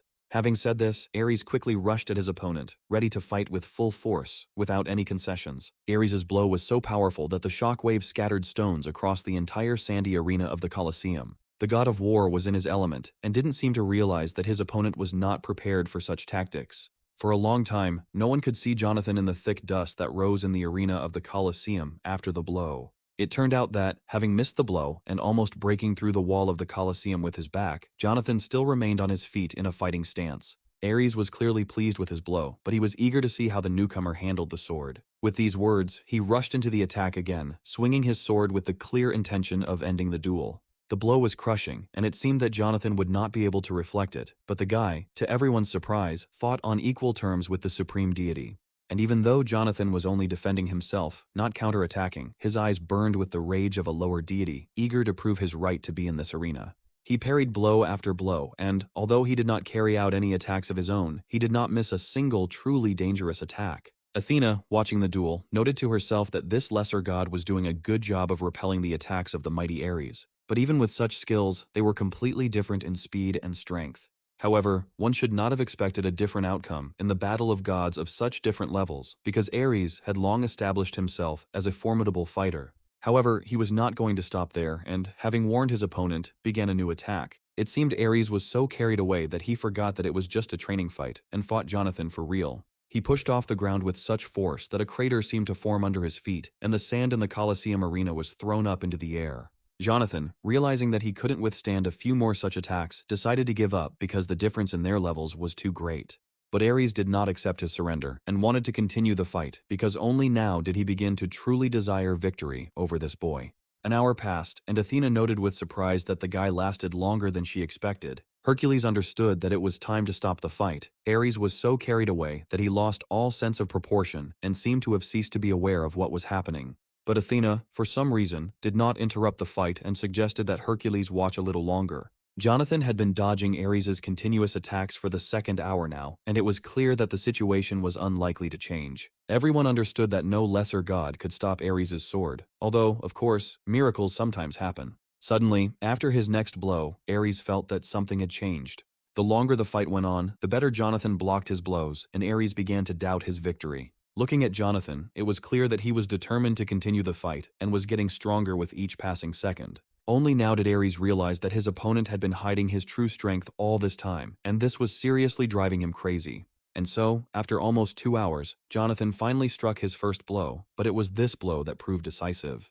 It was hard to believe, but the attack that the guy had been preparing for so long, waiting for the right moment, could put an end to this fight. Never before in history has a supreme god lost to a newcomer, but it seems that Ares was destined to be the first. It's hard to imagine how tired Jonathan was during this time, but he achieved his goal and stood up to Ares' hail of blows. Ares was not mistaken, and this lesser deity, posing as a newcomer, in fact possessed incredible power. Thanks to his talent as a swordsman, Jonathan quickly learned his opponent's fighting style and struck at the most vulnerable moment. Now he was easily blocking Ares' attacks only thanks to his persistent training and not by purchasing another legendary artifact, as his opponent had done today. And so, instead of a sword, Ares held in his hand a blade with a blade cut in half, and now only a useless piece of metal with which he could no longer continue the fight. Looking at Jonathan, Ares stated that no one had ever managed to break his sword, which meant the guy had lied to him when he said he was just a lesser god. It was a challenge, and Ares was ready to punish Jonathan for cheating, because he did not fight at full strength. But the duel was interrupted. Athena blocked Ares' blow and stopped this protracted fight. She asked Ares to calm down and remember that this was just a training duel, not a real battle. At the end of the day, sparring is for training, not for fighting to the death. It was true, but Ares' expression made it clear that he was furious and could not accept Athena's words. Jonathan's skill was truly impressive, and Athena also became curious about who this mysterious newcomer was. Jonathan himself did not see anything special in his success, because Ares did not use all his divine power, against which he would hardly have been able to resist. However, the boy understood that his sword skills had improved significantly during the sparring, and at this rate, he would be able to gain experience for the battle with Hades. Now he had to convince Ares to continue training at any cost before the decisive battle of his life took place. Unexpectedly for Athena and Ares, Jonathan approached them with a request, hoping that after today's training, they would agree to help him. He honestly admitted that he lacked skill in sword fighting and would be glad to train with them in the Colosseum. It sounded rather strange, considering the high level of skill he had just demonstrated. It was unexpected, but Jonathan was ready to do anything to get Ares and Athena's consent for training. Athena reminded once again that Ares did not fight at full strength and was only practicing new techniques. The big difference in levels didn't stop Jonathan, but on the contrary, it made him even more excited. Athena agreed to fulfill his request, but warned him that he should not expect an easy walk. Yes, she really kept her word, because from the very first minutes of training, Jonathan understood that everything would be serious. Hordes of stone giants were sent against him, and he had to destroy them almost without respite. And from the podium, Ares shouted that he had only a minute left before the fallen stone mutants would rise again. The monsters in the training battle kept coming and coming, and Jonathan, unfortunately, had already completely exhausted his supply of divine power. Of course, with full strength he would have destroyed them all in one blow, but now it was not enough to use even the most basic magical skills. There was one last chance left, and, gripping the hilt of the sword tighter, Jonathan activated a new ability. The energy waves emanating from the sword cut through the stone bodies of the mutants, like a hot knife through butter. Ares, who was watching the duel, was amazed, because if he were in his ward's place, he would not have been able to repeat such a spectacular blow. As a result, instead of stone giants, only piles of rubble remained on the sandy arena of the Colosseum. Looking at this side, it was unclear if this newbie possessed such magic, then who he really was. Jonathan calmly claimed that he was a very ordinary god, simply using one of his long-known skills. Suddenly, Ares grabbed Jonathan by the collar, declaring that no one had used such primitive energy for a long time. The girl realized that Ares was still angry about losing their fight, and that was why he was talking nonsense. After all, there was no rule prohibiting the gods from using magic. Moreover, it was the gods who once granted people such magic. But Ares was sure that no self-respecting god would use magic against divine power. Seeing that the argument had reached a dead end, Jonathan decided to prove his case and stated that he was ready to prove that he had not used any prohibited techniques. What he was about to do was something only a true god could do, no matter how good the disguise. The next moment, two priests summoned by Jonathan appeared on the training ground. Jonathan hoped that Ares would now believe him, because who but a god could call the priests at any moment? Realizing that Jonathan was telling the truth, Athena asked Ares to apologize to the guy. However, Adele was clearly not happy, because instead of helping her, Jonathan constantly throws her around the world without her consent. Hercules was amazed by the closeness of the god and his priests, as if they were old friends. Athena noted that Jonathan could have told about his priests earlier, because their power directly depends on the power of the god. She even volunteered to personally train the priests to make the classes more interesting and useful for Jonathan. Now that Jonathan's team consisted of 3 members, the number of monsters in training could be tripled. Realizing he had no choice, Jonathan merely apologized to his priest for what would happen next. Athena wasted no time in snapping her fingers, increasing the difficulty of today's training. A huge horde of stone mutants suddenly appeared next to Adele and Patrick, ready to tear them apart. Thus, the difficult training took place under the guidance of Ares, Athena, and Hercules, which were supposed to prepare Jonathan for a duel with an old rival. Finally, the day came when Jonathan had to show everything he had learned, and his faithful companion Jessica knew it very well. Today was the day Jonathan's fight with Hades was supposed to take place, and that's why Jessica came to the Colosseum to support him. Looking at the pile of rocks that were once stone monsters, Jessica remembered how her friend turned them into rubble. Jonathan said with a smile that this time he would definitely win and was ready for any tricks from his opponent. A couple of hours later, the Colosseum arena was filled with spectators who wanted to see the battle of two gods. Hades looked gloomily at his opponent, not expecting him to dare to enter the duel. He was already about to begin pursuing Jonathan across all the worlds and was now ready to reward his bravery with a quick and painless death. When all the stands were filled with guests, the goddess Nike, the referee of the fight, flapped her wing. Nika was ready to give the start to the duel of the gods, about which there were so many rumors and for which the stands were full of spectators. At the beginning of the duel, Zeus reminded the participants of the ban on using divine power. The magical wreaths that Nika placed on the participants' heads were supposed to block their divine power and prevent any attempts to use it. The fight was supposed to end when one of the participants touched the sand of the arena, thereby admitting defeat. Wishing both opponents good luck, Nika disappeared, leaving two irreconcilable enemies in the arena. Unexpectedly, Jonathan was the first to attack, not wanting to just defend himself, as he had done during training with Ares. Activating a gust of wind, he approached Hades at a tremendous speed, not giving him time to launch his attack.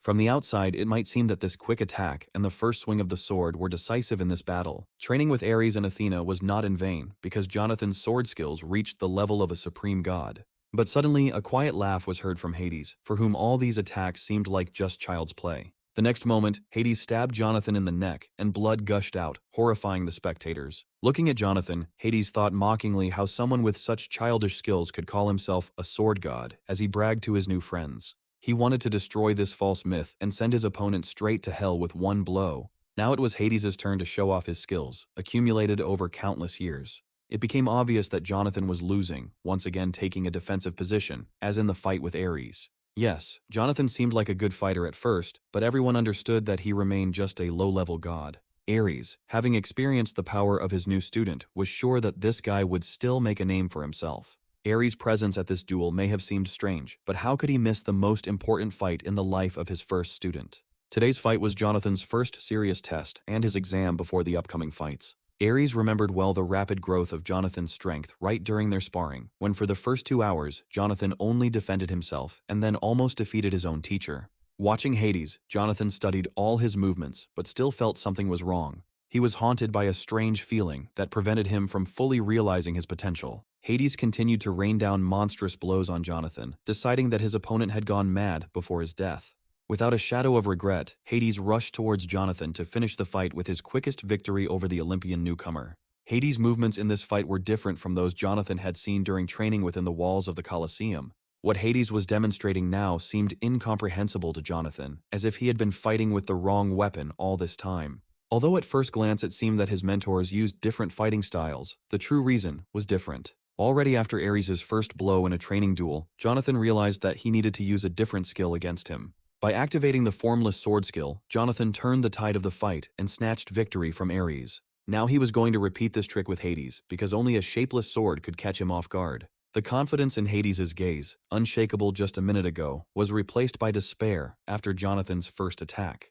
The audience watched in horror as Jonathan, having attacked Hades with a shapeless sword, instantly appeared behind him, and their idol fell to his knees. Hades fans expected anything but such a quick and shameful surrender of this fight by their idol.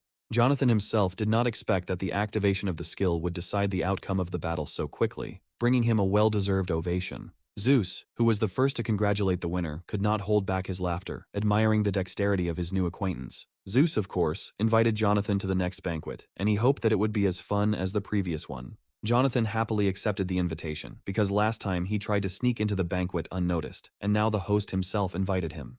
However, Hades immediately declared that Zeus had no right to invite this runt to the banquet of the gods, since he did not even have an average level. The oath they made to each other forbade Zeus from communicating with the lower gods, unless, of course, he wanted to break it. Hades' words had an effect on Zeus, and the defeated Hades was given the opportunity to take revenge on the upstart. Suddenly, the system alerted Jonathan that defeating Hades would change his life more than he could ever imagine. Jonathan's name became known to all the gods of Olympus, and this was the best news in the last 2 months of training. Soon a banquet took place, to which, contrary to Hades' words, a lower-level god was nevertheless invited. Jonathan, delighted with his presence at the banquet, slightly overestimated his strength and knocked over a cup of wine right onto the festive table. Clutching his head, he realized that he shouldn't have gotten so carried away with wine, because now he wouldn't be able to communicate normally with the local gods. At that moment, a young goddess appeared from behind a column of the banquet hall, who had long been looking for a meeting with the new star of Olympus. It was Persephone, delighted to see Jonathan again and a little embarrassed during her conversation with him. She said that she was at their duel with Hades and noticed how much stronger Jonathan had become.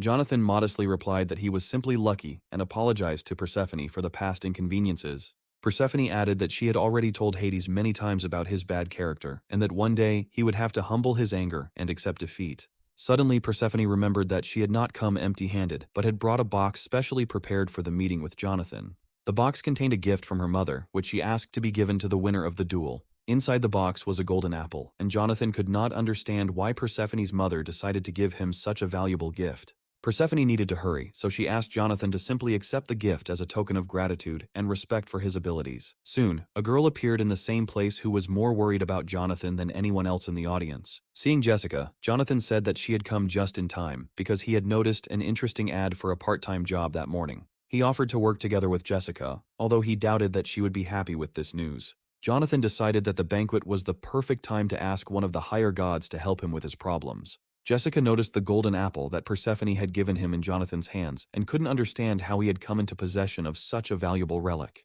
With the help of this apple, Jonathan wanted to fulfill his promise and help Adele, whom he immediately called loudly from the other end of the room. An unsuspecting Adele was surprised to hear her name called from somewhere far away, and the very next second she shuddered in fear when Jonathan instantly approached her. Jonathan, of course, scared Adele, because she was already nearby, and there was no need to fly here at such speed. Instead of answering, Jonathan shoved the golden apple Persephone had given her into her mouth, and one could only guess what he had in mind. After taking a bite of the golden apple, Adele looked at Jonathan for a long time, trying to understand what it was. But it turned out that the golden apple instantly cured Adele of mana deficiency syndrome. Jonathan confirmed with a smile that the apple's magic had worked, as mana was circulating in her body again as before, meaning he had kept his promise. Adele was ready to burst into tears of happiness, realizing that the guy had really kept his word to her, and it was not in vain that she had agreed to become his priest. Right now she felt a warm energy in her hand, permeating every cell of her body and concentrated in one small point. Only now did the girl understand what mana was and what a person who possessed it felt. Looking at her, Jonathan suddenly asked how she felt and what had changed in her consciousness after coming into contact with this energy. After a short pause, the girl could only briefly answer that the feelings inside her were wonderful. She had dreamed all her life to see this little light in her hands, and now her dream has finally come true. Her dream had come true, but with tears in her eyes, she realized that she had nothing to repay Jonathan with. At that moment, Jessica appeared next to them, saying that it was not yet time to say such words. After all, the golden apple only unblocked the mana flows, and the girl is still far from becoming a real magician.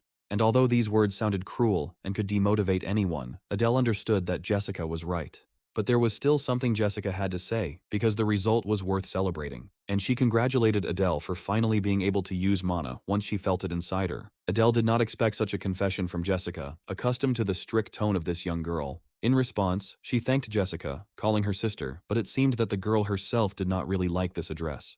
Watching them, Jonathan realized that these two beauties would behave like children even if they lived another 100 years. He suddenly realized that Adele had become very attached to Jessica, and that was why she had accidentally called her sister, deciding that if they had finished all their business here, then it was worth moving on and not wasting time, so Jonathan suggested that they set off. Adele had to return to her world and start seriously studying magic, and the guy himself wanted to go to work part-time. Patrick didn't understand where Jonathan would go next, because he decided to do this almost immediately after his victory. A sly smile appeared on the guy's face, because he already knew which place was best suited for the next step.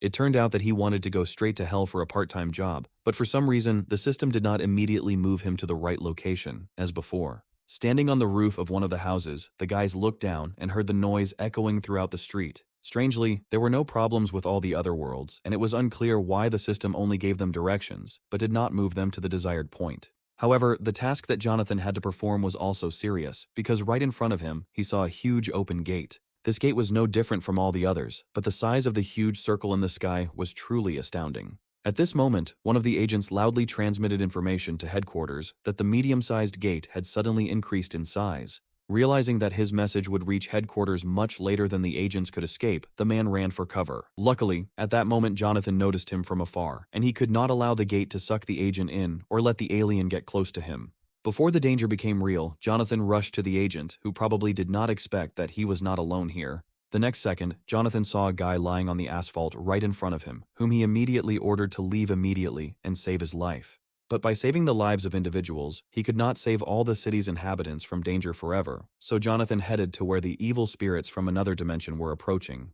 Right in front of Jonathan were those very gates to hell, which meant that soon he would have to complete his next task. While no one was bothering them, the friends decided to immediately go through the gate and see what was behind it. Once on the other side of the gate, they saw a world in which eternal chaos and destruction reigned. It seemed they were finally getting closer to their destination, although all this time, Jonathan believed that this was the very gate to hell that was mentioned in the quest. Surely the forgotten gods were not just supposed to be inside the open gates, but right in hell itself. But his thoughts were interrupted by a monster who had been watching the guy who had passed through the gate and found himself in his space for a long time. The mutant was so huge that its mouth would have been enough to swallow Jonathan and all his friends at once. But the guys didn't agree with this, and, without waiting a second, Jessica attacked the monster, not giving him a chance to take a step.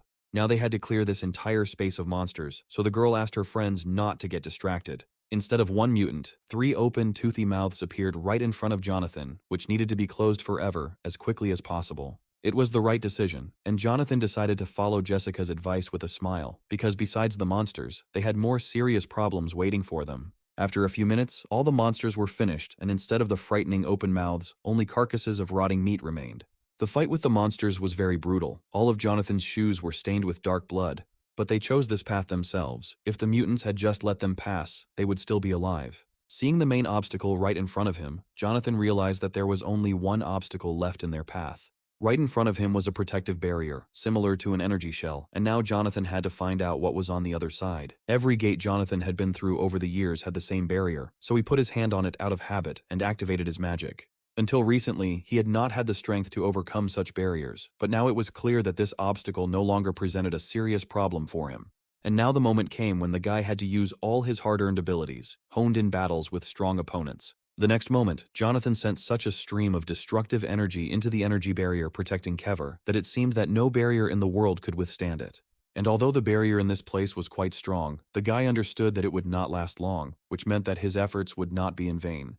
And that's what happened, because a second later the barrier shattered into small pieces, opening up the space on the other side in front of the guy. It seemed like they were on the right track, and Jonathan, with a smile, suggested that Jessica go further, since they had already overcome the most difficult part. But then Jessica's face suddenly darkened, and she said that she had a very bad feeling. She suddenly felt like turning back, no matter how far they had come. After all, now they had a chance to gain power over demons, because only here could these creatures move freely and were found literally everywhere. But why then was there such emptiness all around, and what could it mean for Jonathan and his friends? This could only mean that there was a creature on the territory that was at the top of the food chain and was best avoided. Suddenly, Jessica turned her head sharply and shouted that it was too late to turn back and that the gate core needed to be destroyed immediately. And then, right under Jonathan's feet, a giant red eye appeared, the eye of the very creature that was the master of these territories. The guy only had time to turn around, but it was clear that he would never forget this meeting. Before him stood a huge demon that could have crushed Jonathan with one blow if their meeting had taken place a few months ago. Seeing her friend frozen in stupor, Jessica shouted loudly at Jonathan to move and dodge the attacks. But then a monstrous whirlwind began to swirl next to Jonathan, and it became clear that it was too late to destroy the core, and now the guy had to face the unknown. The next moment, he found himself in a space where the sky was strewn with glowing puzzles, and it was unclear where he was. The ground beneath his feet was also made up of the same puzzles, as if it was not the real world, but an illusion in which Jonathan had somehow found himself. Just a minute ago, he was fighting a giant monster in hell, and now he found himself in a completely unfamiliar dimension. Suddenly, loud voices were heard nearby, and the guy turned around to see who else was in this strange place. He saw a little girl he had never met before, holding her friend's hand and cheerfully beckoning Jonathan to run after them. It was unclear who these children were or what was going on here, but they clearly knew the place much better than Jonathan. There was no one else to ask, so Jonathan loudly asked them to stop and listen to him. But after taking just one step, he realized that the puzzle platform under his feet suddenly broke off and he flew into the void.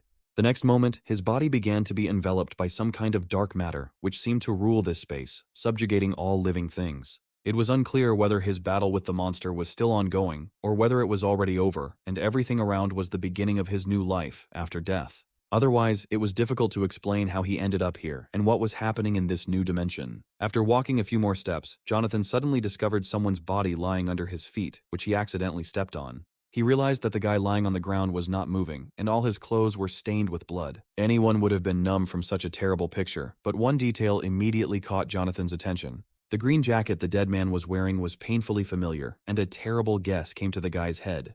Jessica appeared behind Jonathan, her face covered in blood and quietly calling his name, barely holding back her tears. Drawing level with Jonathan, she approached the dead man, as if not noticing the guy next to her. The girl fell to her knees and began to ask the guy for forgiveness for not being able to protect him in the last fight. It was now clear that Jessica simply couldn't hear Jonathan, but he was desperately trying to reach her, not understanding what was happening. Putting his hand on her shoulder, he told her again that she didn't need to cry or ask for forgiveness, because he was alive and standing right behind her.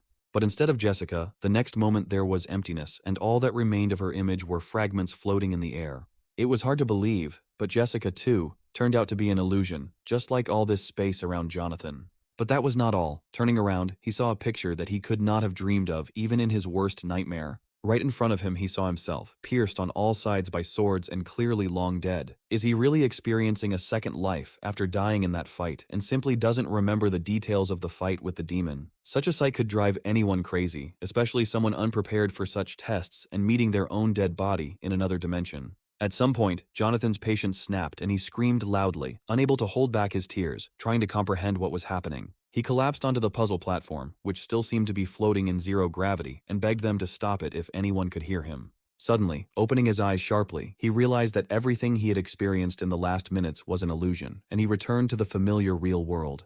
Jonathan's face was covered in cold sweat. He was greedily gulping air, trying to come to his senses, and barely making out his friend's words. Having calmed down a little, he told Patrick and Jessica that he was okay and just needed a minute.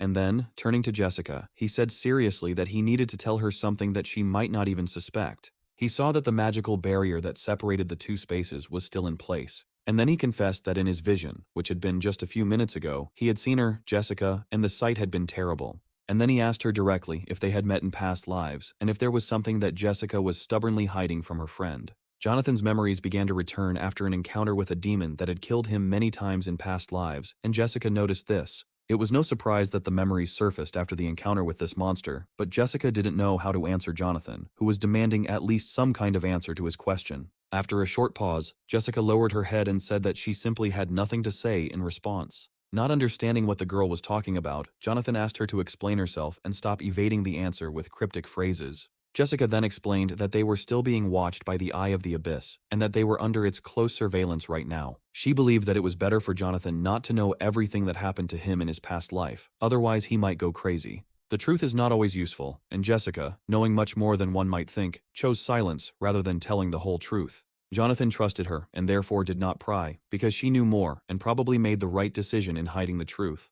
Although, in reality, Jessica was a little surprised that the guy gave in so easily and didn't continue asking questions as usual. Of course, the guy would be lying if he said he wasn't interested, and Jessica should have understood that. He then asked her with a smile if there would ever come a time when she would be forced to leave him. It was a strange question, and Jessica immediately replied that such a thing would never happen, and that she would always be there. Now they had to decide what to do next, because to defeat the third guardian, both of them needed a high level of strength. Returning to hell now was dangerous, because the monster was somewhere nearby and was probably waiting for the right moment to attack. Only now did Jonathan realize that Jessica had already met this monster, and he was annoyed that she had not told him about it before their journey to hell. However, the girl herself did not expect to see the monster here, because, if you believe her memories from her past life, her meeting with Jonathan should have happened much later.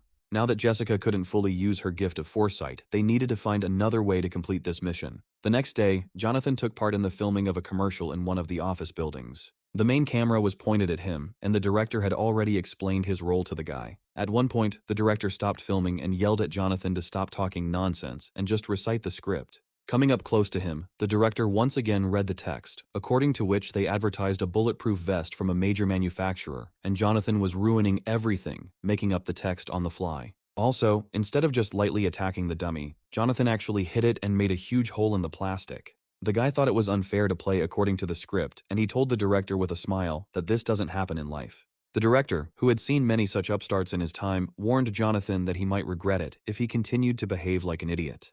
There was little time left, and they needed to finally finish filming the action scene of the commercial, for which they invited real hunters. These five-star hunters from a famous company were supposed to add realism to the scene because they were going to shoot Jonathan without warning. The director ordered the cameraman to start recording, and the hunters, as a group, rushed to attack the main character. From the outside, it might have seemed that there were so many hunters that no one in Jonathan's place would have been able to repel the attack. However, it was clear from Jonathan's face that all their movements were too predictable, and none of them would be able to even touch him. He has always disliked the deceptive advertising that big companies often use to sell poor quality products. And today he finally got the chance to show in this filming what a real fight is and how it differs from staged cheap stunts. The director has seen a lot during his work, but he could not even imagine what it is like now. After that, he immediately ordered the cameraman to stop recording, and Jessica, who had been on the set the whole time, once again saw her friend in all his glory. Jonathan seemed to have become a real star, because reporters immediately ran to the set and began asking him questions about the profession of a hunter, in which he was the best. While the boys were bandaging their hands after a real fight with Jonathan, he told the reporter that individual skill is much more important than teamwork. If you call yourself a hunter and decide to protect peaceful people, then first of all, you need to develop individual skills, and teamwork is just a nice bonus. Jonathan considered all this teamwork to be nonsense, invented only for advertising by large companies producing ammunition for hunters. While the journalists bombarded Jonathan with questions, one man who had been following him for a long time called his boss with a report. And then, when Jonathan went outside, the man met him at the revolving doors of the office building, pretending that they were there by accident. At first, the stranger casually mentioned that he had heard Jonathan's interview today and agreed with him in many ways.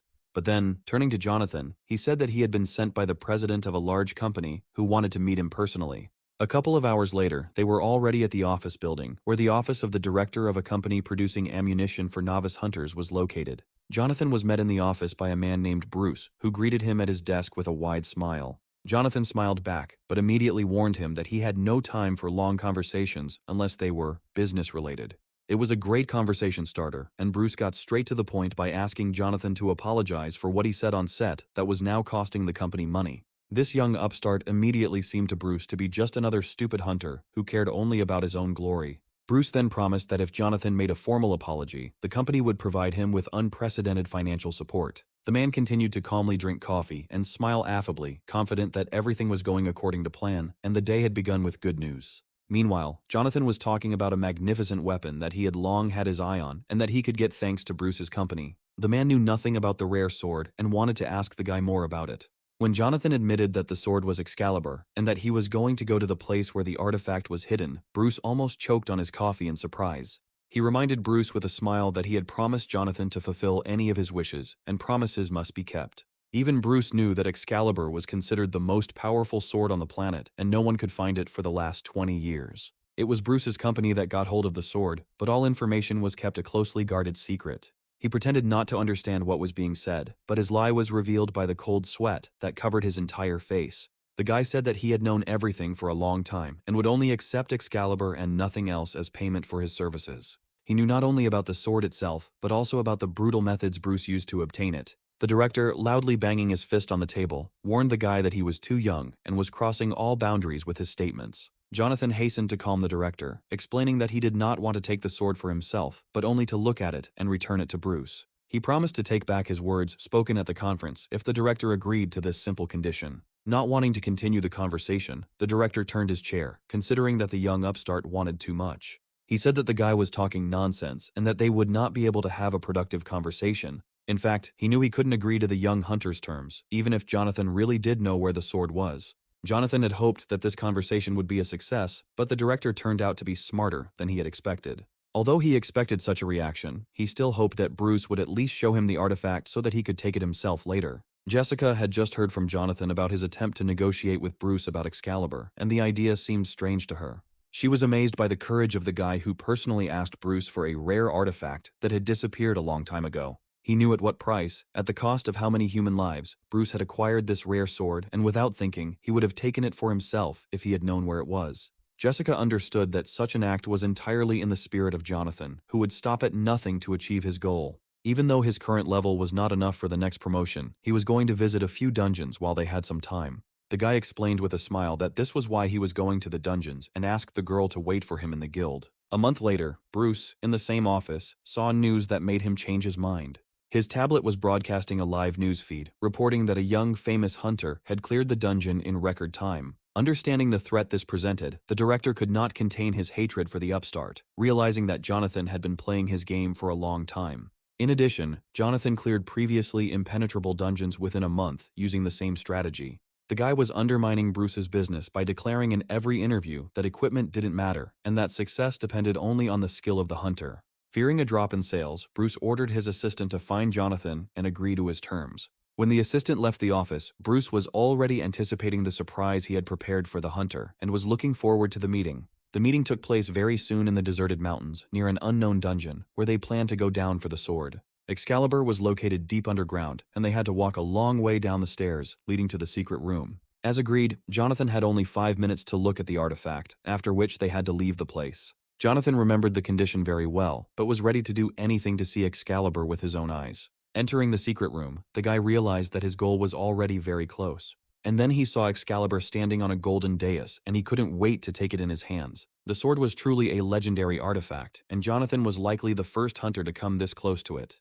The sword increased the owner's fighting spirit and doubled all abilities for 10 minutes without consuming energy. The spectacle was mesmerizing, and it seemed to the guy that he had achieved his goal even easier than he had expected. However, the moonfox sitting on Jonathan's shoulder seemed to sense something was wrong and tried to warn its owner. But it was too late, because Bruce was ready to put into action his plan, for which he lured Jonathan to this secret place. All this time he was looking for a lever on the wall, hidden behind the brickwork, which was supposed to activate something that would rid him of his headache forever. As he pressed the brick into the wall, a loud noise echoed throughout the dungeon, as if the walls in the next room had begun to move. Jonathan, of course, heard the sound and realized that Bruce was planning to perform his next trick. He realized that the heavy gates that had been open a second ago were now walled up, and he was trapped. Bruce's scream was suddenly heard from the next room, and he reported that the room was securely isolated, which meant that Jonathan and Jessica would never get out of there. This bastard wanted the young people to die a slow and painful death in this room, for which he lured them here, agreeing to the hunter's conditions. However, Jonathan knew perfectly well who he was dealing with, and expected such stupidity from this idiot. Now that they were here, Jonathan had a great opportunity to test his new prey. Anticipating an easy victory, Bruce was already thinking about the fact that in a few months he would need to send people here to remove the corpses. But the next second, a bright white glow broke through the cracks in the gate, and it became clear that this guy was not as simple as the director thought. The guy achieved such energy only with the help of Excalibur, and it became clear that he was able to activate its power immediately after the first encounter with this artifact. A moment later, an explosion of such force thundered in the depths of the dungeon that a bright flash pierced the darkness and was visible even tens of kilometers away. The next day, Jonathan, already at home, watched a breaking news broadcast where Bruce was accused of a series of crimes and taken into custody pending trial. The identity of the informant who revealed the director's location to the police remained a secret, but it was the same man who now wielded Excalibur. Of course, it was Jonathan, who was so enjoying the possession of a rare relic that it was simply impossible to describe his emotions. At that moment, the door handle suddenly dropped and his friend's loud voice came from behind the door. Having burst into the office, Patrick immediately pounced on Jonathan with reproaches, because during all this time he had never visited him. Jonathan's face was constantly flashing on television, which meant he had time for reporters, but no time left for his loyal friends. But suddenly Patrick stopped, noticing in Jonathan's hands a relic that he knew only from stories. At first he couldn't believe his eyes. Was this really the real Excalibur, or had Jonathan gotten a skillful copy of the legendary sword? Instead of answering, Jonathan gave Patrick a sharp nudge with his shoulder, stating that he should not touch the sacred relic.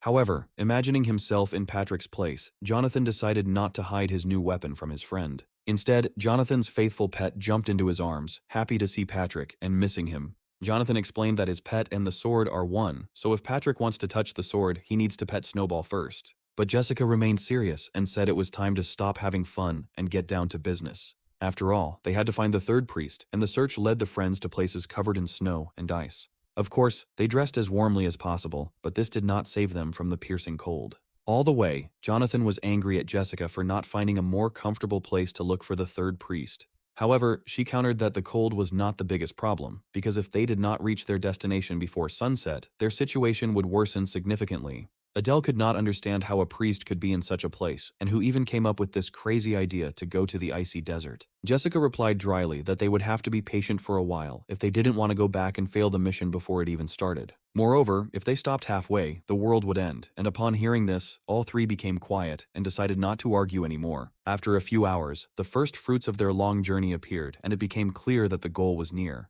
After all, behind the mountain rising right in front of them lived the very priest they were looking for. This thought made Patrick excited. Once they got there, all their adventures would finally end. But Jonathan suddenly felt that everything was not so simple, and the real adventures were just beginning. Patrick seemed to have heard the strange noise too, but, still enjoying himself, he did not pay any attention to it. And then everyone saw how the mountain shook with such force, as if an avalanche was about to fall on them. Not wanting to experience this for himself, Jonathan loudly commanded his friends to run immediately. All four of them ran as fast as they could, and as they ran, Charlie tried to make sure that no one was left behind. Seeing an icy gorge, Jonathan decided to take shelter there, although the passage seemed too narrow to him.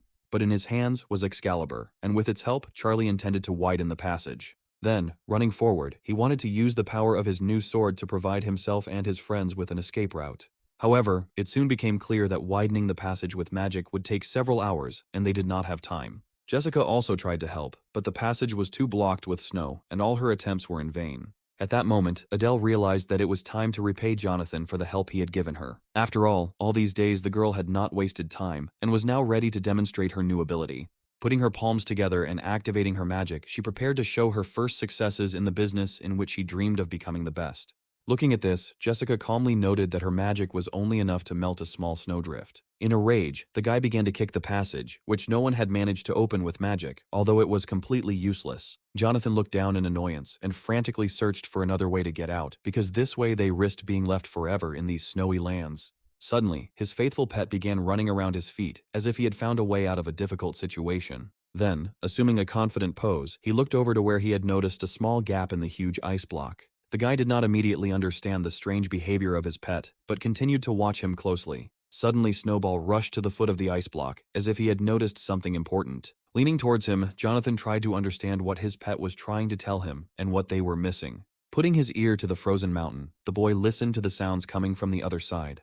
And indeed, from somewhere behind the ice wall came strange sounds that no one had heard before. Suddenly, a piece of ice next to Jonathan broke into pieces, and the guy saw a gap separating him from the mysterious sounds. What he saw the next second made him freeze in place, trying to understand what kind of creature appeared before his eyes. Right in front of him, a creature resembling a fairy was fluttering on small wings and chirping about something in a thin voice. Suddenly, he realized that he saw 3 such little fairies at once, who were scared to death, mistaking him for an evil god. One of the fairies shielded her friends, certain that Jonathan had come to eat them all. The guy assured them with a smile that he was not their enemy and had never been a villain, so there was no need to be afraid of him. Then the fairies noticed Jonathan's pet next to him, who also saw real live winter fairies for the first time. But in this little pet, they saw Cerberus, and decided that he would help Jonathan destroy all the winter fairies in this area. Jonathan realized that the fairies would continue to make up all sorts of stories, and could not think of how to calm them down. But the main thing he needed to take care of was that besides the fairies, there were others living in these places. Suddenly there was a loud stomping sound behind him, and some giant came too close to him, and at first, Jonathan thought it was another monster. It turned out that Thor had been next to them the whole time, unhappy that the fairies had woken him up with their screams. Noticing the surprised faces of the guys, Thor laughed loudly out of habit, because now he had great company, and it would be more fun for him to spend time in captivity. Jonathan couldn't believe that in such a forgotten place he would meet Thor, who was wandering alone through this dead, icy desert. But Jonathan was not laughing, and he understood that Loki had locked Thor here, and that the avalanche they were running away from was his doing. Thor's expression suddenly changed, and he said that this idiot dreams of creating an army to overthrow the current rulers and take their place. Avalanches like this don't happen often, and it's a shame that this disaster happened at such an inopportune time.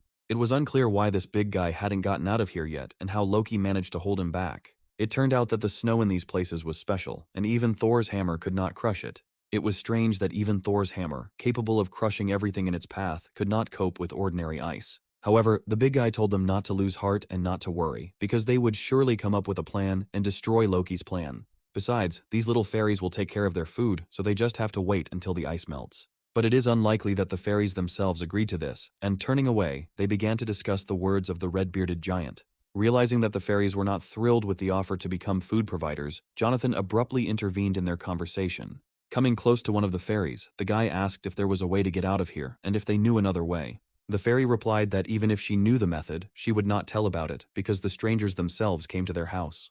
Then the boy sadly said that they would have to spend the winter in these places, and the fairies would need to get much more food than usual. Of course, in that case, they themselves could die of hunger, giving all the food to these giants, so the fairies will have to tell Jonathan the whole truth.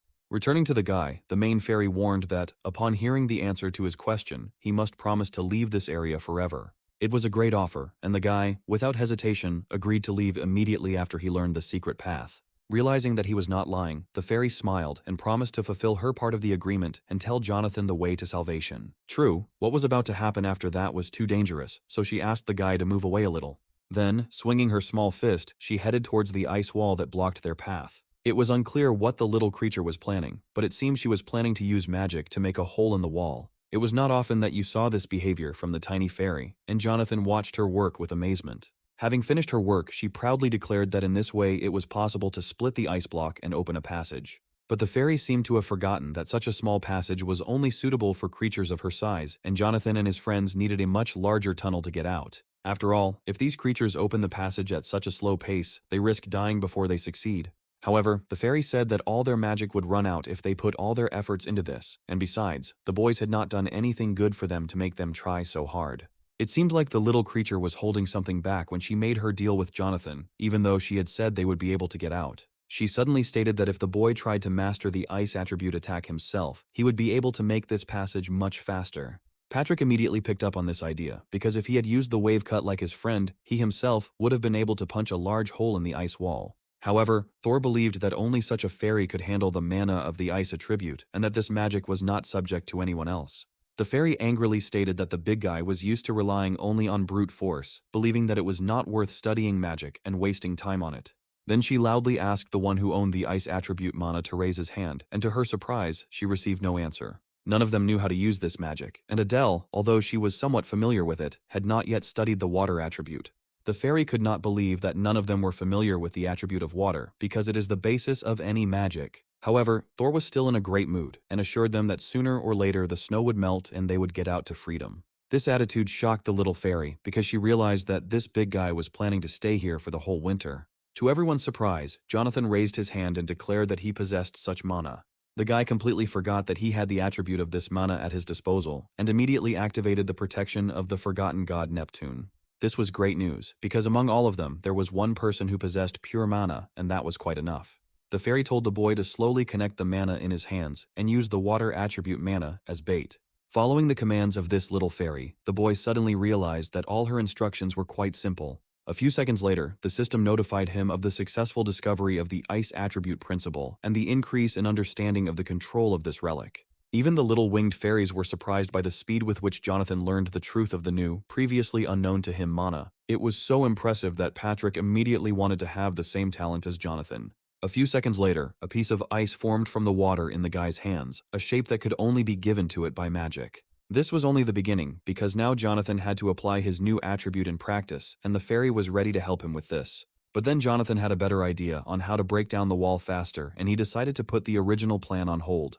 And then he suddenly announced his new premonition and his desire to test its correctness in practice. In reality, Jonathan wanted to use Excalibur by combining its energy with pure mana, but this plan was not destined to come true. As he approached the edge of the ice mountain, he noticed below him a huge column of walking creatures that he had never seen before. Taking a closer look, he realized that those creatures were the masters of these places, and meeting them would lead to serious trouble. His fears were soon confirmed, as a column of the strongest monsters in the area was moving towards its master through the icy surroundings. They were gigantic snow giants, covered in fur from head to toe, and it was scary to imagine their strength. It remained a mystery who was directing these monsters to them, and how they knew about the location of Jonathan and his friends near Ice Mountain. Thor suspected that Loki was behind this, because only a scoundrel like him would be capable of such a thing. At this point, Jessica stated that she felt the presence of a guard nearby, and her senses rarely deceived her. It seemed to her that the king of the ice giants was somewhere nearby, and this entire group of creatures was mentally connected to him.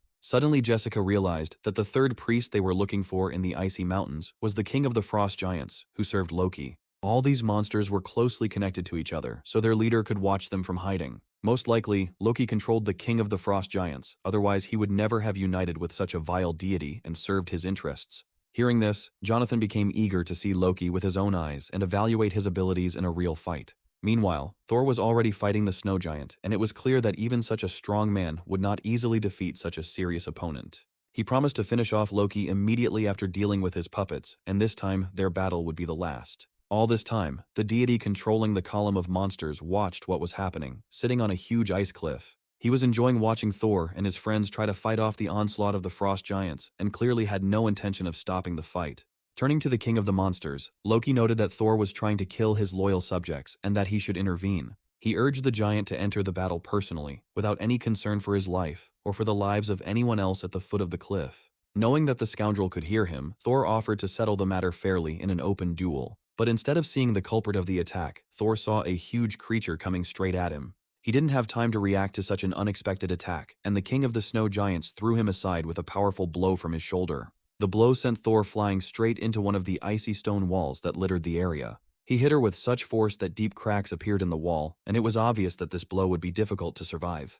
The meeting with the giants did not end there, and Thor saw monsters rushing towards him, ready to tear him to pieces. Obeying their king, the two snow giants swung their huge fists to turn their opponent's body into a pancake. Looking up, Jonathan knew that if he could deal with the main culprit of all their troubles, they would be able to quickly get out of this area.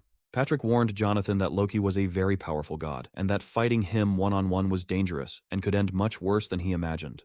However, Jonathan's expression made it clear that he was not easily intimidated by someone like Loki, and was ready to fight him right now. Jessica always liked the way Jonathan handled difficult situations, and she was ready to support him at any moment. Now nothing could stop Jonathan, and he realized with a smile that the moment had come to show all his abilities. Without wasting any time, he headed to the top of the highest ice mountain, where Loki was hiding under the protection of enslaved monsters. Jonathan didn't know how the deity was able to control the Frost Giant King, but he assumed that the ability required a high level of concentration that needed to be broken in order to free the king. Loki's control would likely weaken immediately if he were distracted for even a second and stopped controlling the king of the Frost Giants. The problem was that while Loki controlled the monster, the king did not let anyone get close to it, preventing it from attacking. Jonathan was right, because as he approached Loki, the king of the Frost Giants chose the moment and struck him with his huge, heavy paw. Jonathan was thrown to the side by the force of the blow, miraculously escaping serious injury after colliding with such a giant. All this time, Loki was under the tight protection of his huge puppet, and the king, who in any other situation would have killed him on the spot, continued to protect him. Turning to Jonathan, whom he had noticed long ago, Loki warned that he would never get to him this way. He spent too much time trying to subdue this mutant, who was the strongest creature in this area. Moreover, Jonathan tried to attack Loki from behind, and he immediately realized that only a god from another world was capable of such a humiliating move. Jonathan rushed towards his target, trying to catch her off guard, but he didn't consider it mean because Loki deserved to be punished.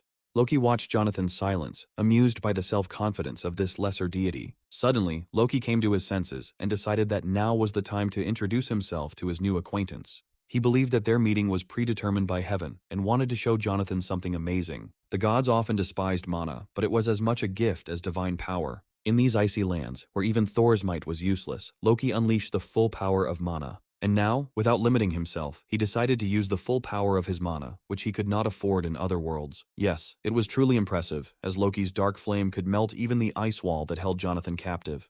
All this time, Loki was unable to test his strength in a real fight, and Jonathan became the perfect target for training.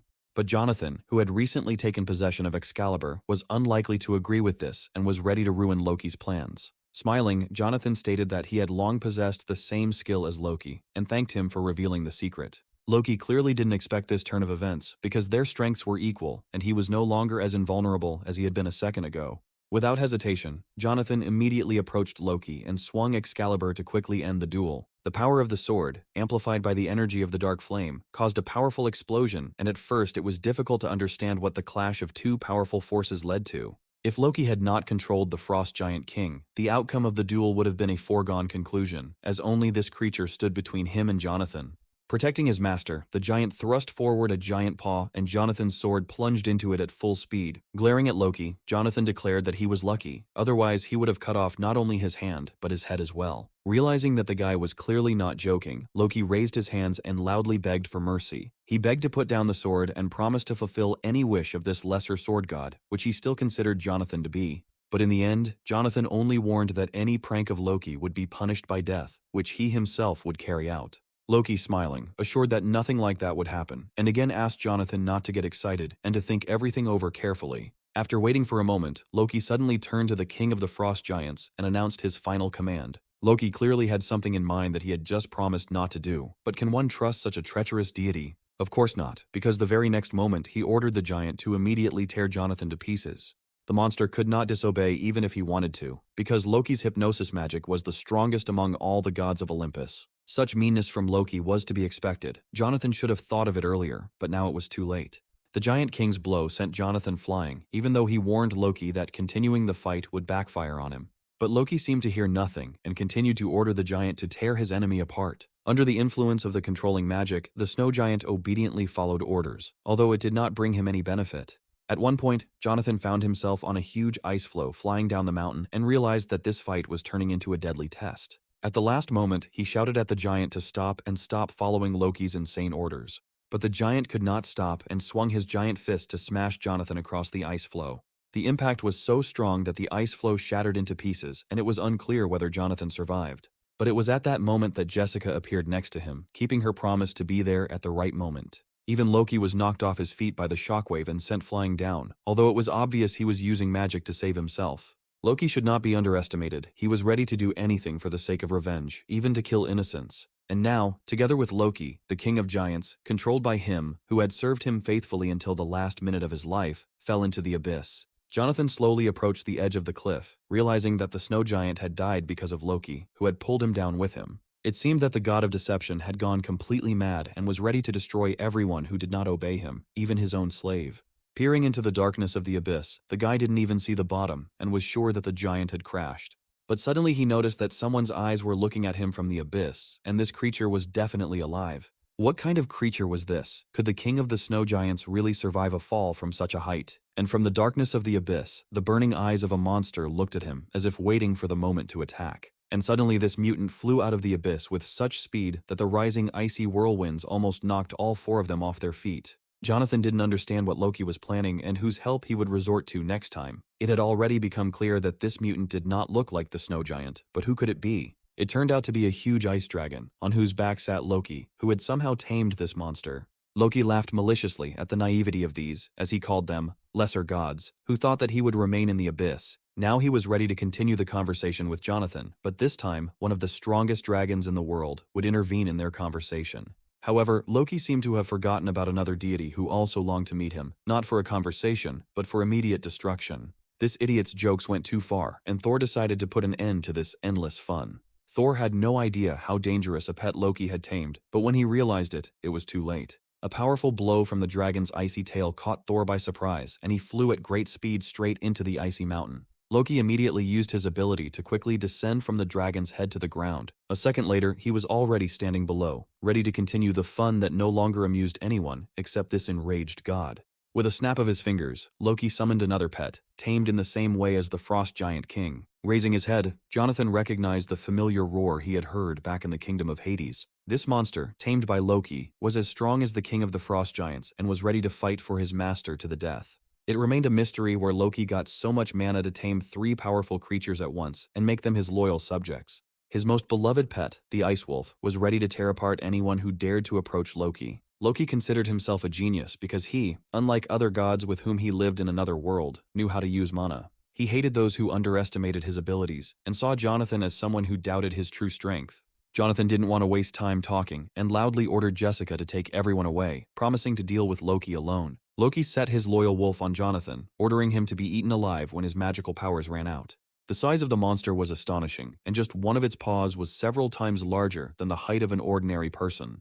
When the mutant opened its mouth, it became clear that it could fit 100 people, and this could instill horror in anyone, especially Jonathan. It was surprising how Loki managed to tame such a monster, which by its nature did not obey anyone, especially the god of deception. Approaching his pet and patting him, Loki was glad that he had not spent so much time training the Ice Wolf in vain. Now he wanted the wolf to catch up with Jonathan's comrades and deal with them before they got too far. Suddenly, Loki noticed that the Ice Wolf was standing still and for the first time was not following his order. It turned out that Jonathan, having stolen Cerberus from the abode of Hades, received the ability to subjugate any dogs and now set the Ice Wolf on his former master. This order was carried out instantly, and the Ice Wolf attacked Loki with all its mass, leaving him no chance to dodge. When the wolf raised his huge paw, Loki's motionless body lay beneath it. Jonathan felt like he had fur in his mouth as he controlled the ice wolf, becoming one with it. Loki turned his head with difficulty, unable to understand where the boy got such an incredible ability to control animals, which surpassed even his magic. Jonathan replied with a smile that he also had some aces up his sleeve and that Loki should think about something more important now. One deity had long been eager to meet this scoundrel, and this deity appeared right next to him. Loki immediately begged Thor for forgiveness for everything he had done, admitting that his joke had gone too far. He offered Thor any drinks in the bar at his own expense, but from the look of the big guy, it was clear that Loki would not get off with just drinks. It seems Jonathan has once again demonstrated the power worthy of a supreme deity, defeating a giant monster that until recently had been an obedient toy in Loki's hands. Thor was amazed at Jonathan's rapid progress and solemnly vowed to never forget this day and to repay him in the same coin in the future. Now, he had to deal with the vile god who had started this whole mess and who now found himself completely defenseless. A few seconds later, Thor watched as his opponent instantly disappeared into thin air, taking the culprit of all the troubles with him. It seemed Thor wasn't going to stand on ceremony with Loki, and Jonathan smiled as he watched the departing couple, who clearly had something to discuss. However, there was still one problem left, and Jessica, looking at Jonathan, gently distracted him from his thoughts. The king of the snow giants was still lying at the bottom of the abyss, and it was unclear whether he was alive or dead. They had to go down themselves to find out, although it was clear from the young men's faces that they were not happy about this prospect.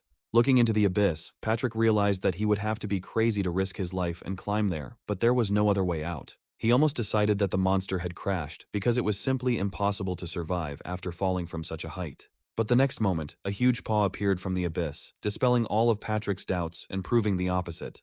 The boys watched in amazement as the monster, having gathered the last of its strength, climbed to the surface. The king of the snow giants somehow miraculously survived, and it became clear that this big guy possesses not only impressive dimensions, but also an incredible will to live. It remained to be seen how he would behave now that Loki's magic was no longer effective and he had gained his freedom. Out of habit, Patrick immediately hid behind Jessica and shouted that he would fight to the last if the giant attacked them. Jonathan also tried his best to suppress his fear, because if they had to fight this giant, the outcome of the battle was unpredictable. Suddenly, the giant king spoke first, and, to everyone's surprise, he knew who Jonathan was. In a loud voice, he declared that he would be grateful to this lesser god for the rest of his days for freeing him from Loki's control and destroying the ice dragon. Loki had been controlling the inhabitants of the frozen wastes for centuries, and the giant king was not the only monster turned into a puppet. For thousands of years, Loki kept under his control everyone who possessed at least some power and was suitable to be his bodyguard. As a token of gratitude, the giant was ready to fulfill any wish of Jonathan, which of course could not fail to please the guy.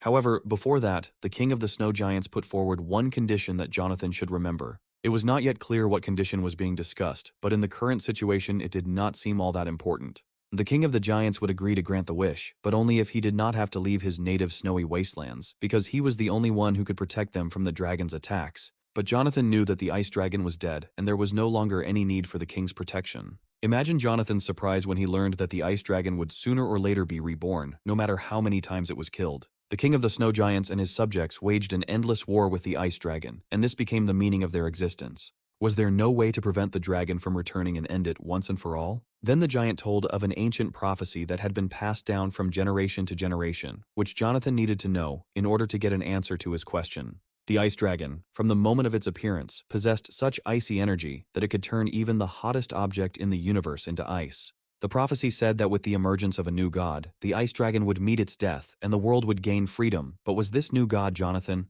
The boy lit a dark flame in his hand so that the king of the snow giants could see it with his own eyes, because perhaps this was what the prophecy said. The giant looked at the flames, not believing his eyes, because this young man really had the power to destroy the ice dragon once and for all. It was hard to believe, but the prophecy spoke of this very magic that Jonathan possessed, although it was not enough to defeat the dragon. Jonathan had not yet mastered the circular aura, without which it was pointless to fight the dragon. But then he remembered that the prophecy said that the savior would only gain a circular aura during the battle with the ice dragon. And then, without wasting a second, he took a step forward, and it was clear that the giant had already begun to suspect something. He asked Jonathan to follow him, promising to lead him to someone who would help solve this problem. Soon they found themselves in the dwelling of the snow fairies, and the main fairy was perplexed as to why these two had come to her. Moreover, the giant king brought with him not only Jonathan, but also two of his friends, and it was obvious that the fairy was not happy with the uninvited guests. The giant understood that he had disturbed the fairy at the wrong time, but this guy and his friends could save them from an endless war with the ice dragon.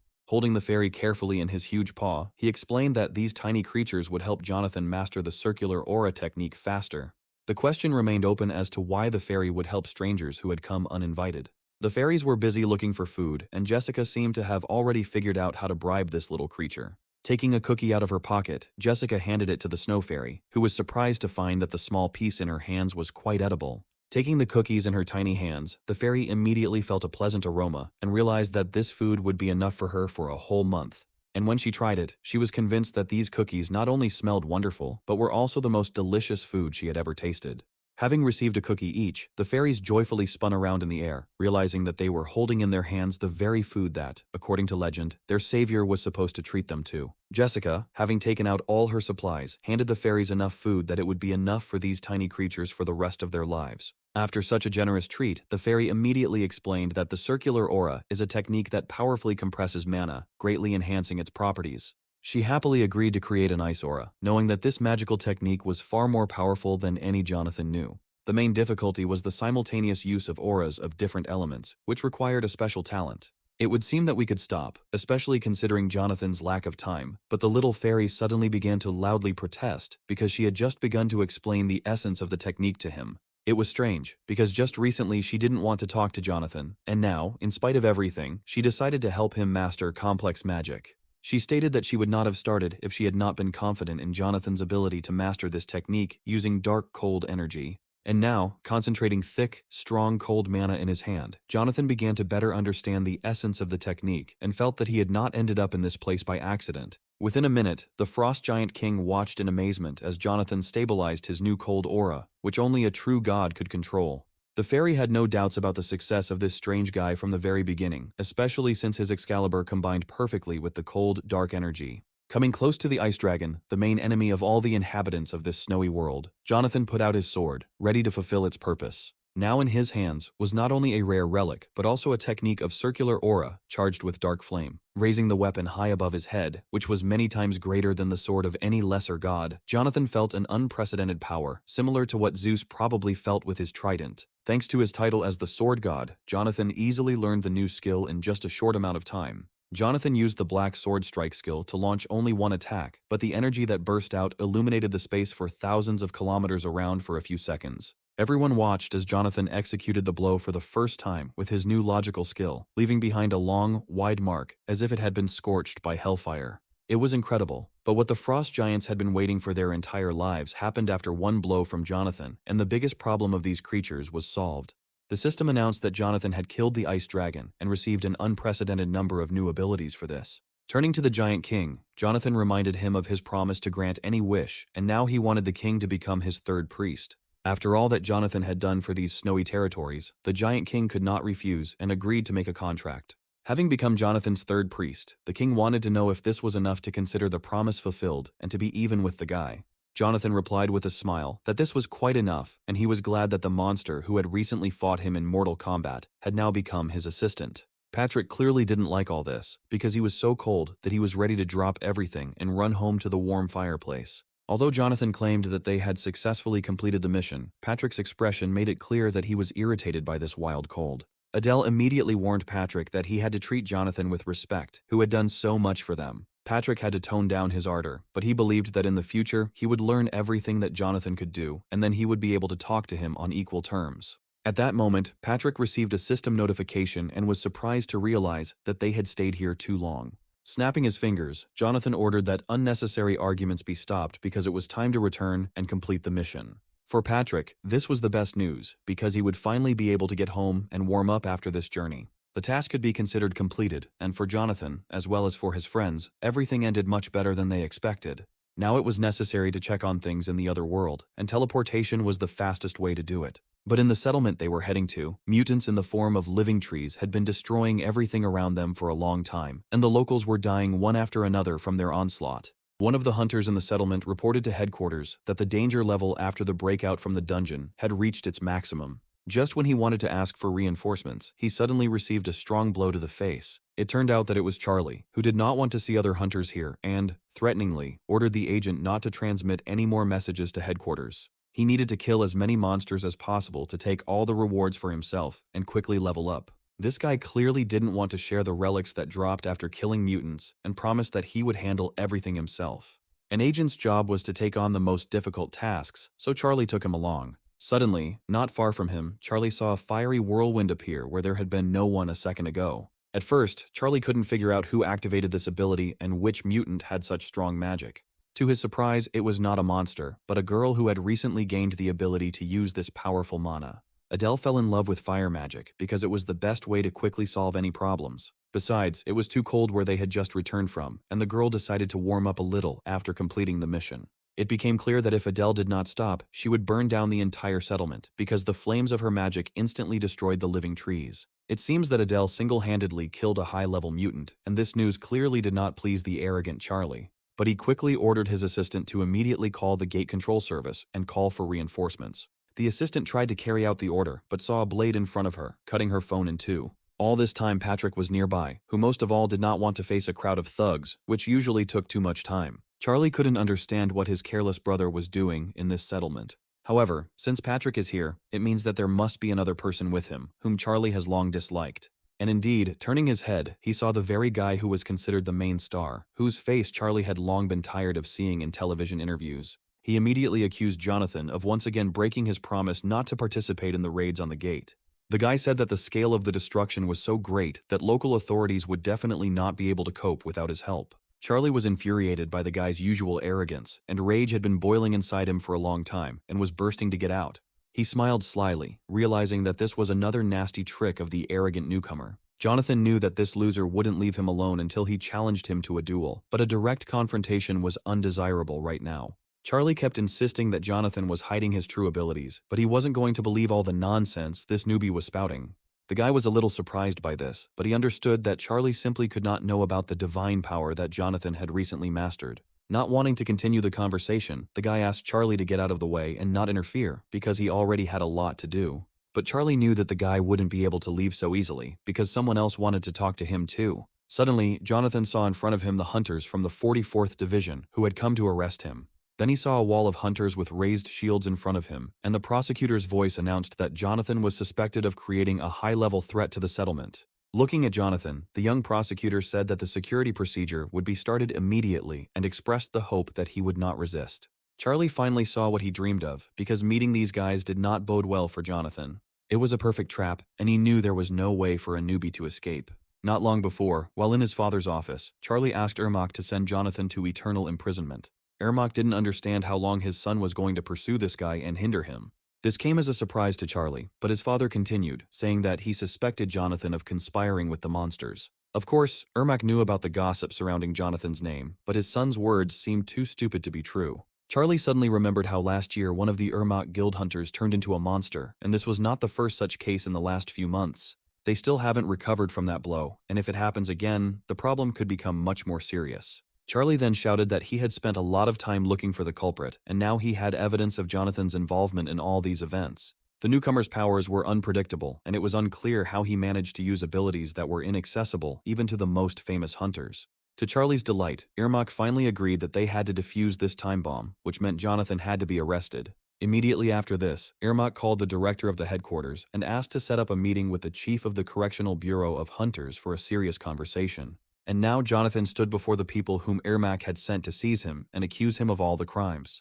But at that moment, Jonathan realized that Adele's life was in danger, and she needed to be sent as far away from here as possible. Adele didn't want to leave Jonathan alone to fight against a whole crowd of hunters, but it seemed he had already made his decision for her. Realizing that Jonathan was using teleportation magic, the prosecutor immediately ordered his men to capture both him and Adele. But at that very moment, the man saw something under his feet that made him freeze and did not allow him to take a single step towards Adele. After all, a deep mark appeared right on the ground from a line drawn with a sharp sword. Patrick, who drew the line, warned that he was ready to cut down anyone who crossed it. Of course, it was difficult to fight such a strong fighter, but the prosecutor could barely contain his anger after this young man's latest antics. However, there was one person who didn't care about all the warnings, and he confidently crossed the line on the ground, taking a step towards Patrick. It turned out that Leo had been nearby the whole time and decided it was time to intervene. The next second, Patrick fulfilled his promise and rushed at Leo, holding his sword forward. Leo continued to stand in place, calmly looking at the youth approaching him. He hated arrogant children of powerful parents who allowed themselves too much and deserved harsh punishment.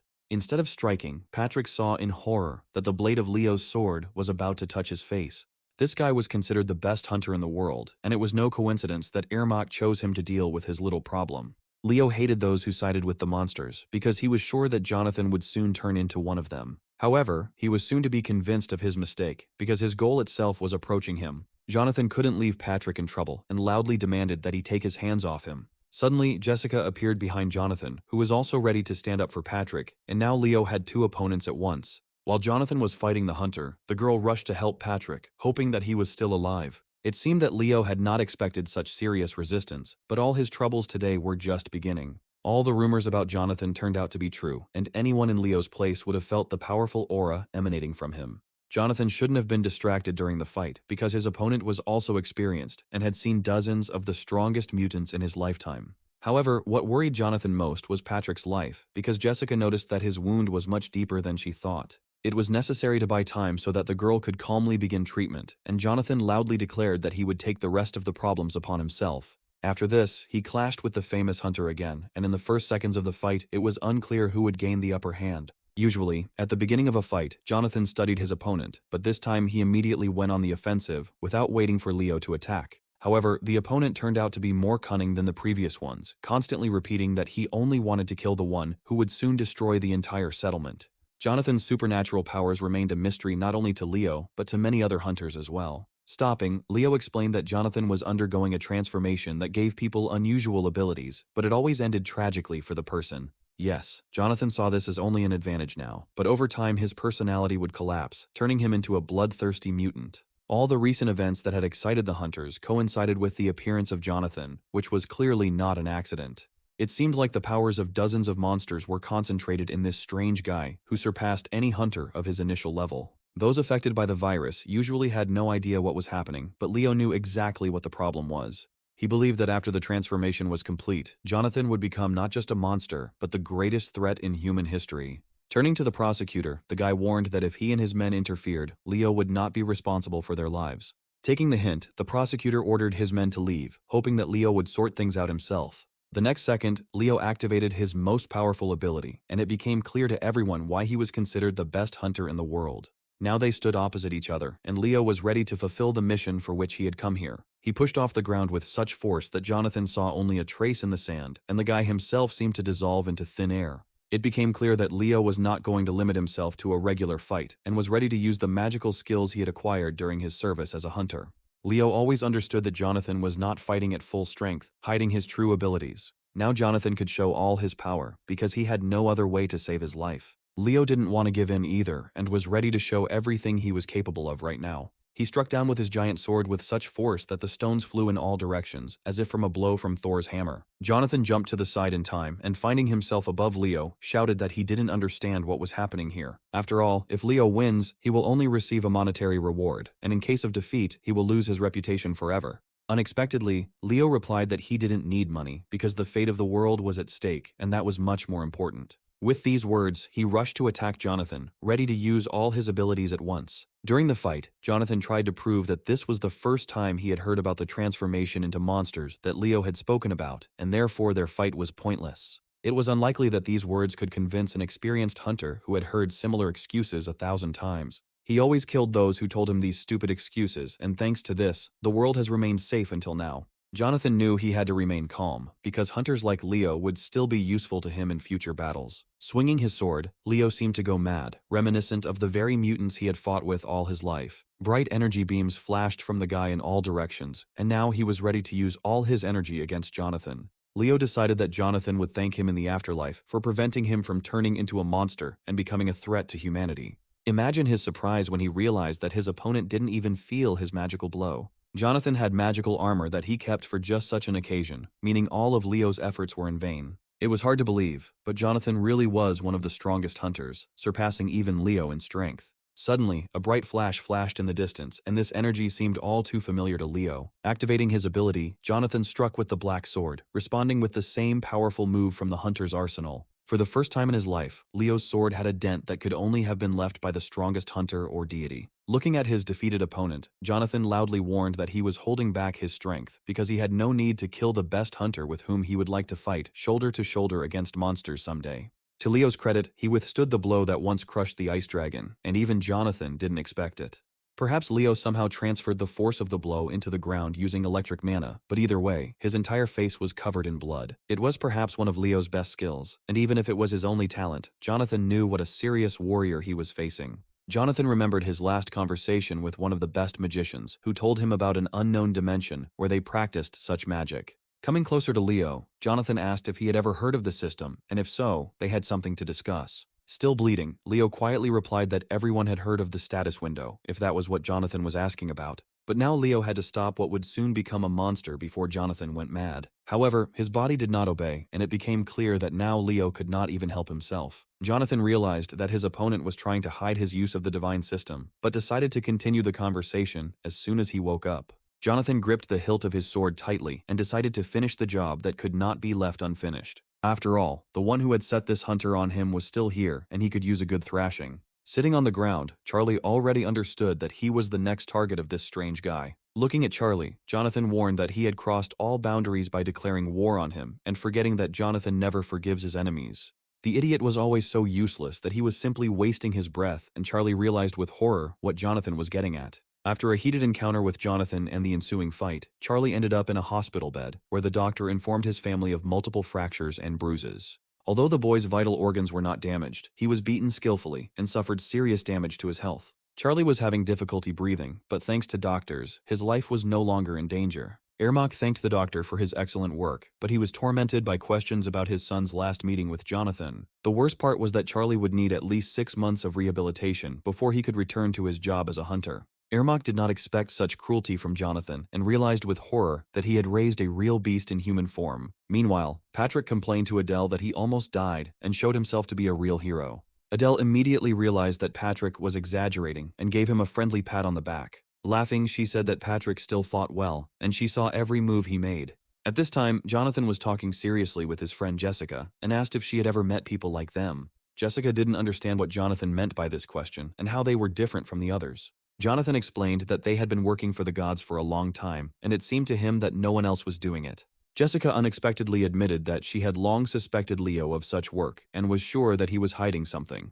Jonathan also began to suspect Leo, because a reliable source told him that a lower god had worked in this place before him. Jessica countered that any god in control of the system could have gone there alone. The girl was surprised that this lower god, who arrived before Jonathan, was from America. After all, at the top of Olympus, hardly anyone would brag about their American origins, but Leo declared it openly, as if he did it intentionally. In addition, Leo was fluent in mana, a level of mastery only available to a god. It turns out that he could freely use mana in the human world, where such a concept did not even exist, and used it to his advantage. It seemed too perfect to be a simple coincidence, and Jessica thought seriously about Jonathan's words, trying to find answers to her questions in them. She understood what Jonathan meant, but to conclude that Leo was so much like them would be wrong. Jonathan continued to insist on his suspicions and did not understand what more evidence Jessica needed. Jessica explained that people cannot say exactly how the god system is controlled, but one thing is clear to her. She reminded that only 2 people in the world can control this system, and these 2 people are now in this room.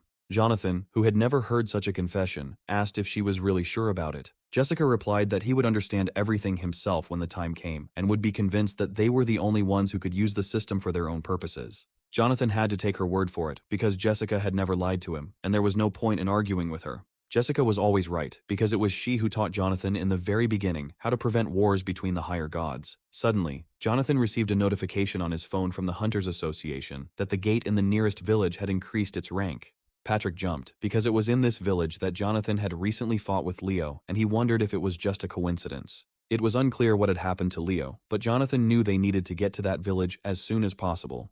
They soon approached the village, but Jonathan was confronted by mutants who had emerged from the gate. Jonathan did not expect that the gate could grow to such a size and release all the evil that had been hiding behind it for a long time. First, it was necessary to deal with the mutants, because each of them could single-handedly destroy an entire settlement. Jonathan, using magic and other abilities, instantly destroyed an entire squad of mutants. Suddenly, Jonathan heard someone crying for help not far from him, and the voice grew louder with each passing second. It turned out that one man had broken away from the others and was running towards Jonathan in a panic, screaming in fear. Running towards Jonathan, he collapsed to the ground, and Jonathan tried to figure out if he was okay and if he needed help.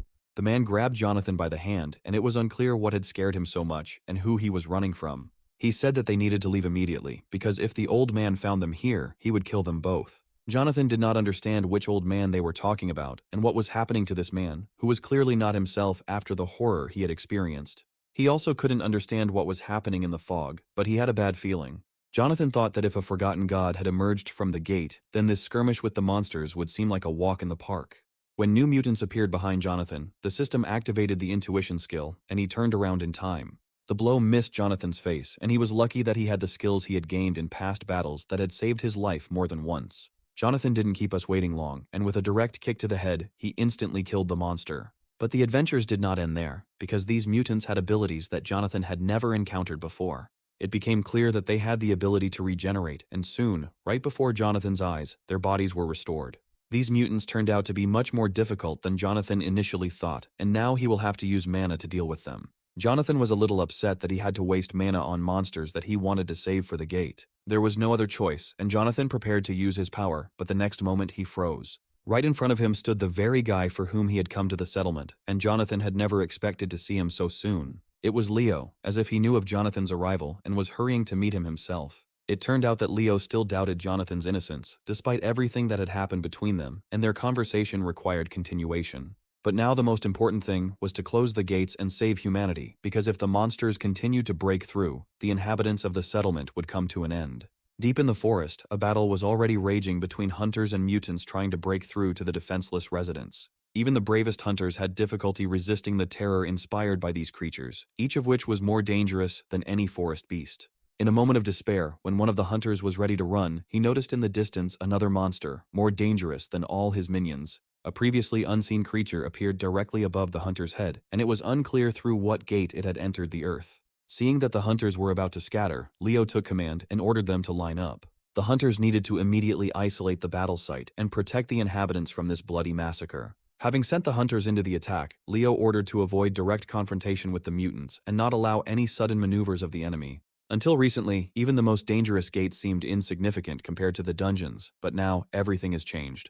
The world became more and more dangerous, and monsters found new ways to penetrate the earth, attacking in whole hordes. Unfortunately, not all residents managed to avoid meeting the mutants, and a shoot of one of these creatures suddenly emerged from the darkness. The monster released its tentacles as if from nowhere, grabbing everyone who was nearby. The terrified residents called for help, although many had already despaired, realizing that no one would risk fighting such powerful aliens. Leo could no longer stand aside, and, casting aside all doubts, prepared to rush into battle. But Jessica stood in his way, begging him not to do anything stupid and not to risk his life. Leo knew that in the black fog that enveloped everything and brought these monsters with it, there was something unimaginable that he could not cope with. However, Leo immediately reminded that the fog always causes a strange feeling, but one should not be afraid and retreat at the most inopportune moment. He had seen a lot, but now he had to make a choice, and clenching his fists, he seemed to have made a decision. Suddenly he heard a noise behind him, and realized that his old acquaintance no longer intended to remain a bystander.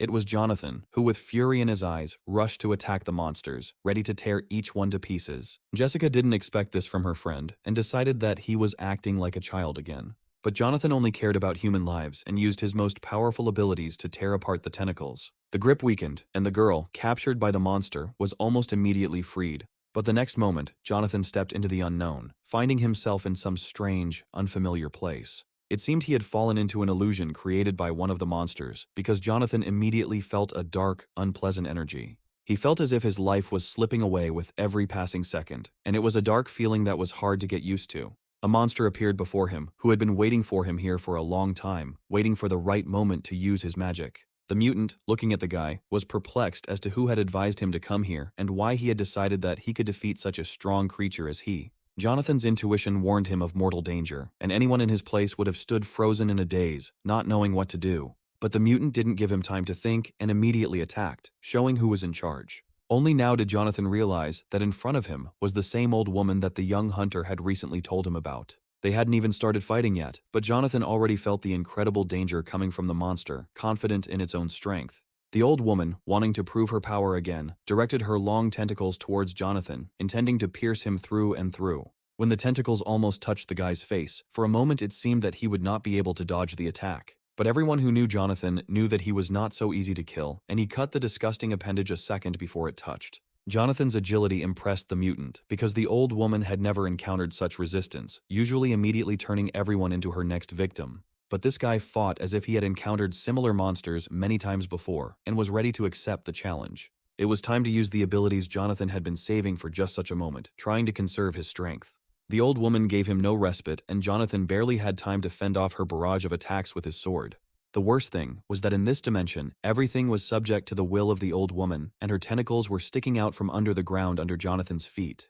Tentacles burst forth from the depths of this space and wrapped around Jonathan's body from head to toe, completely restricting his movements. And then the omnipresent tentacles dragged Jonathan towards the old woman, who was still standing in the same place. Jonathan's look said that he would never give up, and the old woman realized that he was truly different from others. But now she was eager to see this guy's true face, and she wasn't going to delay it. To his horror, Jonathan saw the faces of all the people killed by the old woman, as if imprisoned in her captivity, and heard their death cries. In a hoarse voice, the old woman said that all these people had beautiful faces, and among them were her favorites in the collection. She couldn't wait to see the guy's dying expression, so she could add Jonathan's face to her collection. The system immediately warned the guy that right now, he was being enveloped in animal fear, which meant that his strength would soon also decrease. The monster was already very close, smelling the scent of a new victim, anticipating the long-awaited dinner. Suddenly she extended her disgusting, bony, dead hand towards the guy, and Jonathan realized that these could be the last seconds of his life. It was impossible to let that bastard kill him so easily after all the hardships Jonathan had gone through. And then a smile appeared on his face, the blue glow of the system notification informing him that Jonathan's application for the new vacancy had been accepted. The guy recently applied for a part-time job, and now the system is ready to move him to the location of that part-time job, which was Jonathan's backup plan. The old woman laughed, admitting that Jonathan was smarter than all the previous hunters she had ever encountered. But she warned that it would not be possible to escape, because the monster had been dealing with people for centuries and had seen many cunning hunters. Ever since the old woman set foot on this earth, death had been so close that it eventually merged with it. The next moment, the evil old woman opened her black mouth and ordered the guy to show his true face, in which she longed to see the fear of death. But the guy suddenly smiled, although his whole face was covered in sweat, and he could hardly contain his fear. It was clear that Jonathan was not going to give up, and was ready to look death itself in the eye. Now that his Hellfire skill was ready to activate, the boy asked the system to grant him powerful power. It seems that the old woman underestimated this young man, because he was not only smart, but also possessed magic available only to the gods. Before her eyes, hellish flames began to flare up, capable of destroying many mutants, and this old woman was no exception. Taking cover behind the tentacles, she warned that at this rate he would burn not only her, but himself as well. However, this made the battle even more interesting, and it seemed that she was ready to accept the challenge and show everything she was capable of. All this time, as usual, she was trying to scare her victim to death, waiting for the guy to give up. But instead of giving up, he rose to his feet and gripped the hilt of his Excalibur even tighter. Looking her straight in the eyes and raising his sword, he again warned her that she would have to kill him to take his face. After all, if this creature in the guise of an evil old woman gets out, the entire settlement will be destroyed, and Jonathan could not allow this. Therefore, even at the cost of his own life, he was ready to destroy her, even if he himself had to follow her. It seemed like only he could stop this monster, and now, using his new skill, he flew straight at her. For the old woman, this was a serious challenge, and she was interested to see how it would end. Holding out a bony hand wrapped in obedient tentacles, she declared that he would soon be beating in despair. And then she released all her tentacles into him, which instantly pierced the guy's body, and it became clear that it was not for nothing that all the hunters were afraid of this old woman. Blood gushed from Jonathan's mouth, and for a moment he was ready to accept death. Coming closer to him, the old woman ordered him to look at her in order to take Jonathan's face and add it to her collection. But suddenly a bright pink beam fell on Jonathan. All this time, someone was watching the fight and decided to intervene. It turned out that Alice had been waiting for Jonathan for a long time for a part-time job, and after he stayed too long, she came to him herself. Using the ability of the blooming pink spring, she directed magic at the old woman, and her tentacles instantly stopped obeying her.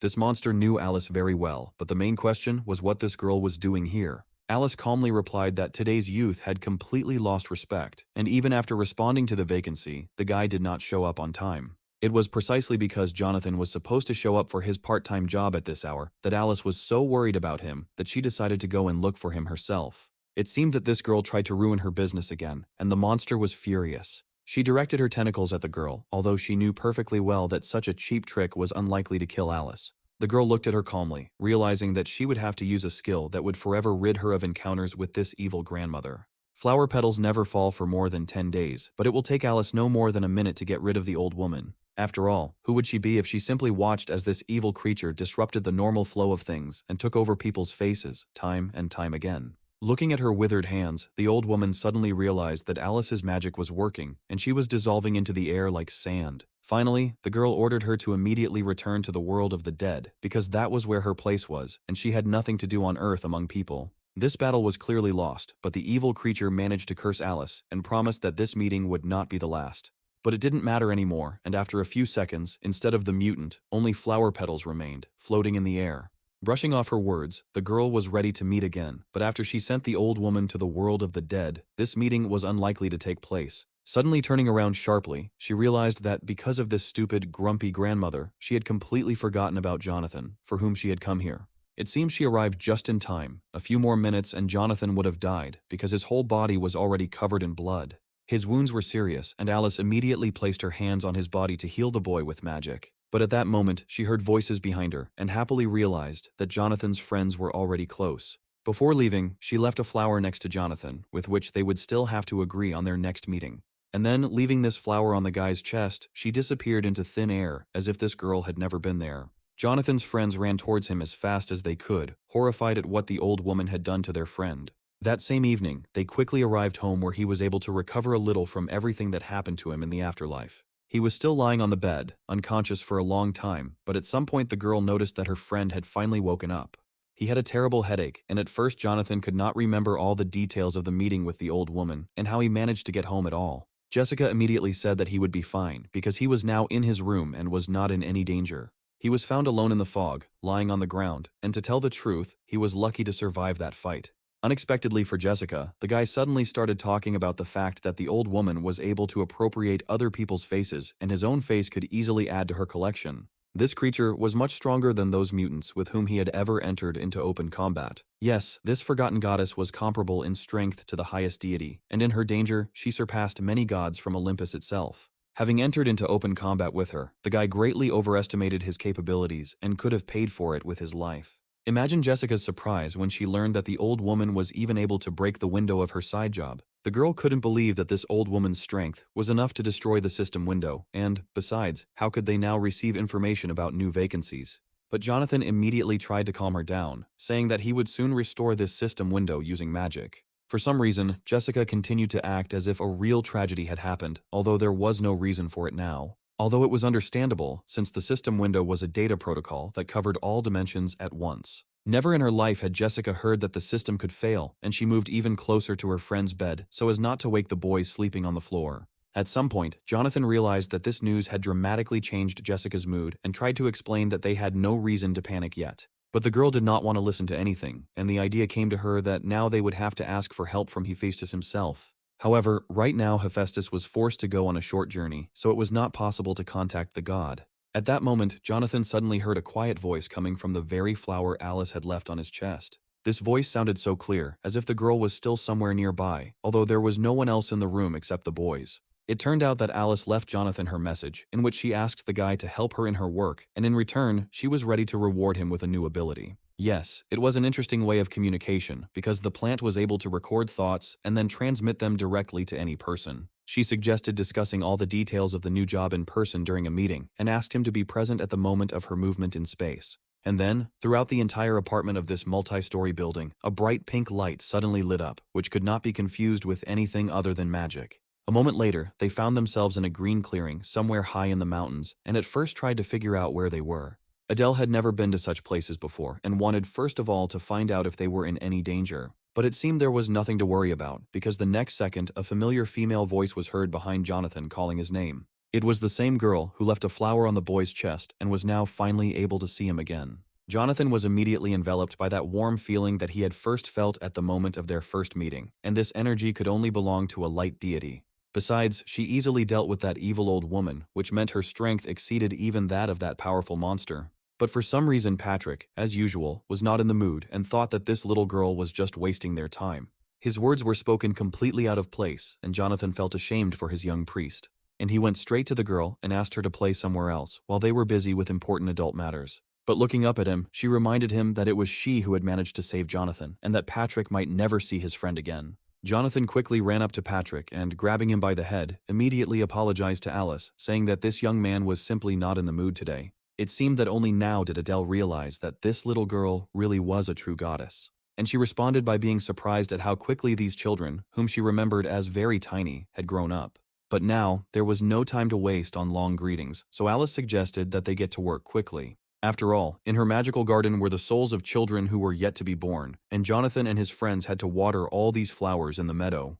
Adele was delighted with this kind of work and dreamed that such tasks would be encountered as often as possible. However, the same could not be said about Patrick, who continued to behave in the same way and believed that the work was completely useless. But the girl had already prepared a huge jug, which each of the boys had to take to fill it to the top with water. The body of water where they had to do this was located next to that high mountain where they had to head right now, while it was still not dark outside. In addition, at the foot of this mountain was Alice's dwelling, and if they went a little further, they would find a large reservoir with clean water. Patrick knew that this task would be much more difficult, because now they would have to climb to the very top of this mountain. Towards evening, they finally completed the task and, having filled their jugs to the top, watered all the flowers in this magical garden. The whole group was so tired that some of the guys collapsed with their entire bodies on the ground, unable to even move. At first, Jonathan thought that watering the flowers would be the easiest job he ever had to do, but now he realized that he had been very wrong. Alice, watching everything from a tree branch, reminded that in this world everything has its reason. She added that repairing such a complex mechanism as the system window requires a certain amount of effort. Seeing that the main thing had already been done, Alice asked Jonathan to follow her and not lag behind. By evening, when the sky was strewn with stars, they reached the dimension where Jonathan was supposed to find answers to his questions. Jonathan climbed the steep stairs carefully, as it was easy to trip in the dark, just as Alice had warned. On the way, Alice once again emphasized the importance of watering the garden of unborn souls, because today they cleansed the souls of children who will soon be born. Jonathan, however, did not understand the connection between watering the garden and fixing the system window, and Alice's words seemed mysterious to him. Alice continued to explain that karma is the sum of all a person's actions, and that today Jonathan had greatly improved his, and this would benefit him in the future. Once upstairs, Alice hurried Jonathan, who had noticeably fallen behind and was in danger of missing something important. Having reached the pond that Alice had spoken of, Jonathan realized that the water in it was not simple, but filled with magic. Alice, laughing, suggested that Jonathan plunge completely into this magical reservoir and feel its power himself. Jonathan, approaching the shore, was ready to swim, but was a little afraid that this adventure could be dangerous. Having dispelled his doubts, Alice suddenly pushed Jonathan into the water so that he would not hesitate. Jonathan closed his eyes for a moment, anticipating a meeting with the unknown and experiencing the same fear as during that meeting with the old woman. Opening his eyes, Jonathan realized that he was already in a different place, not where he and Alice had come. Looking around, he saw that this place was strikingly similar to where he had already been. Everything around was built from familiar puzzles, and even the sky seemed painfully familiar. Magic petals from Alice's garden floated in the air, and their presence here seemed mysterious. Having carefully examined one of the petals, Jonathan guessed that Alice's garden was not accidentally called the Garden of Unborn Souls, and probably each petal contains a human soul. The petal, like a pure child's soul, shone with white light, but Jonathan did not understand why it was here. Suddenly he noticed a puzzle piece in front of him that was glowing just like the petals. Jonathan realized that the puzzles were starting to come together into a single picture, but what was the guy supposed to find out in this strange place? The next moment he saw something incredible and suddenly felt like a little child. In front of him stood Alice, who seemed to be able to be in 2 dimensions at once, and she clearly had something to say. A flower from her garden appeared in Alice's hands, which she wanted to give to Jonathan so that he could maintain contact with all the creatures of this world.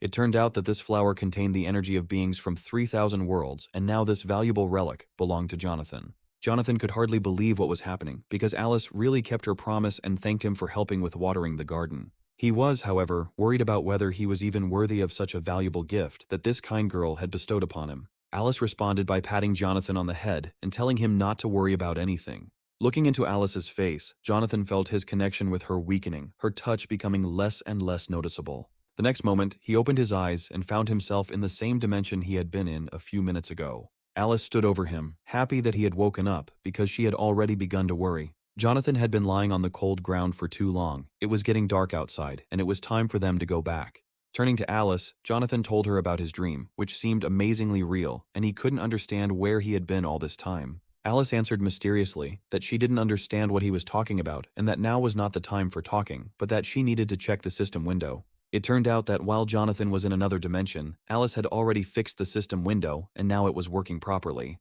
Moreover, Jonathan gained new abilities and remembered his past lives lived thousands of years ago. It turned out that in his vision, he saw events from one of his past lives and he wanted to know more about it. However, of all the memories of the past, only one fragment was available to Jonathan, the rest remained hidden. To Alice's surprise, Jonathan began to thank her profusely, which briefly caught her off guard. Bowing low, he said that Alice had saved his life and fixed the system window, and that he owed her an unpayable debt. Looking at Jonathan with a smile, Alice realized that the boy she met many years ago had become a real man. However, she believed that she had simply done her job, and Jonathan did not need to thank her so profusely. Alice wanted to give Jonathan something else important, and reminded him that they needed to get back quickly. But first she decided to treat Jonathan to some delicious tea with a floral aroma, a cup of which he was already holding in his hands. Alice explained that this was not ordinary tea, but a decoction of herbs that grow only in the afterlife. This tea was supposed to help Jonathan overcome his fear, and after taking a sip, he realized that it was the most delicious tea he had ever tasted. Jonathan immediately felt a new, previously unknown force awakening within him.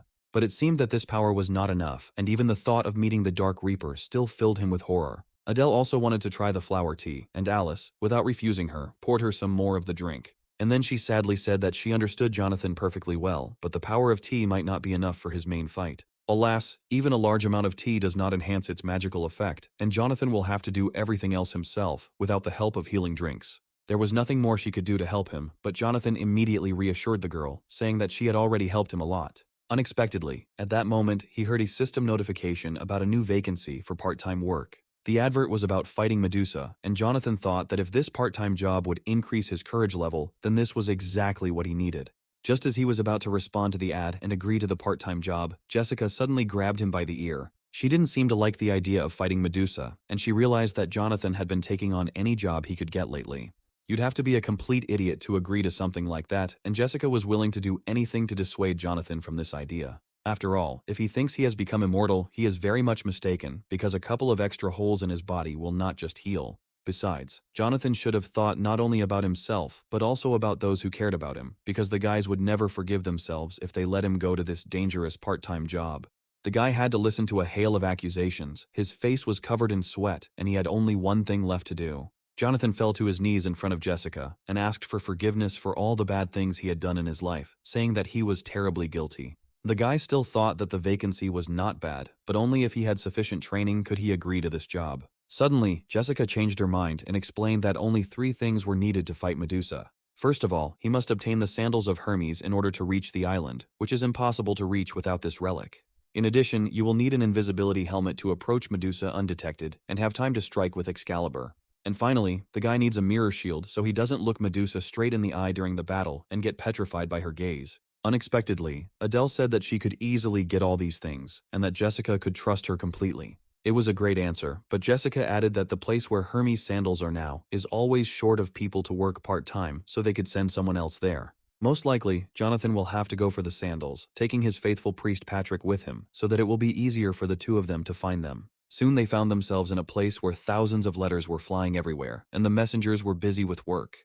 Looking up, Patrick was surprised at how many letters were in one place and could not figure out who they were all intended for.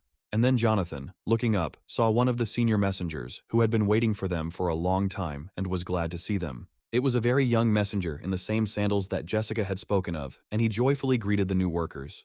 The young man immediately warned that it was not easy to work in the Hermes Postal Service, and, in addition, they had to obey their boss in everything, which was now him. Jonathan replied that they enjoyed hard work, so there was no need to worry.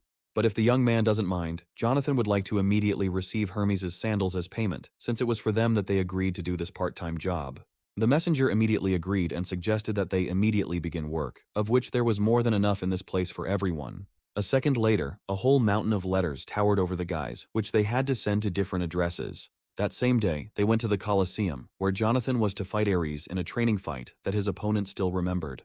He greeted Jonathan cheerfully, but expressed dissatisfaction with the fact that he had not contacted him since their last meeting. Ares immediately offered him another duel, but Jonathan replied that he had no strength left and that his priest Patrick could fight Ares instead. That same evening, Jonathan set out on his first mission, which was to deliver a letter to his old enemy. With a smile on his face, he greeted the owner of these dark places and handed him a letter. Handing over the envelope, he asked for a signature to confirm receipt so he could report to his superiors. But before he could hand over the letter, it caught fire right in his hands, because Hades could not believe that this scoundrel had risked coming to him in person. At that moment, Persephone appeared behind Hades, knowing how this meeting would end if she was not there. Besides, the letter was meant for her, so she said with a smile that she wouldn't mind seeing this messenger. The friends worked all day and delivered more letters than any other messenger could have sent in a lifetime. As Jonathan climbed the stairs, he held in his hands a list with the signatures of all the recipients to whom he had delivered letters.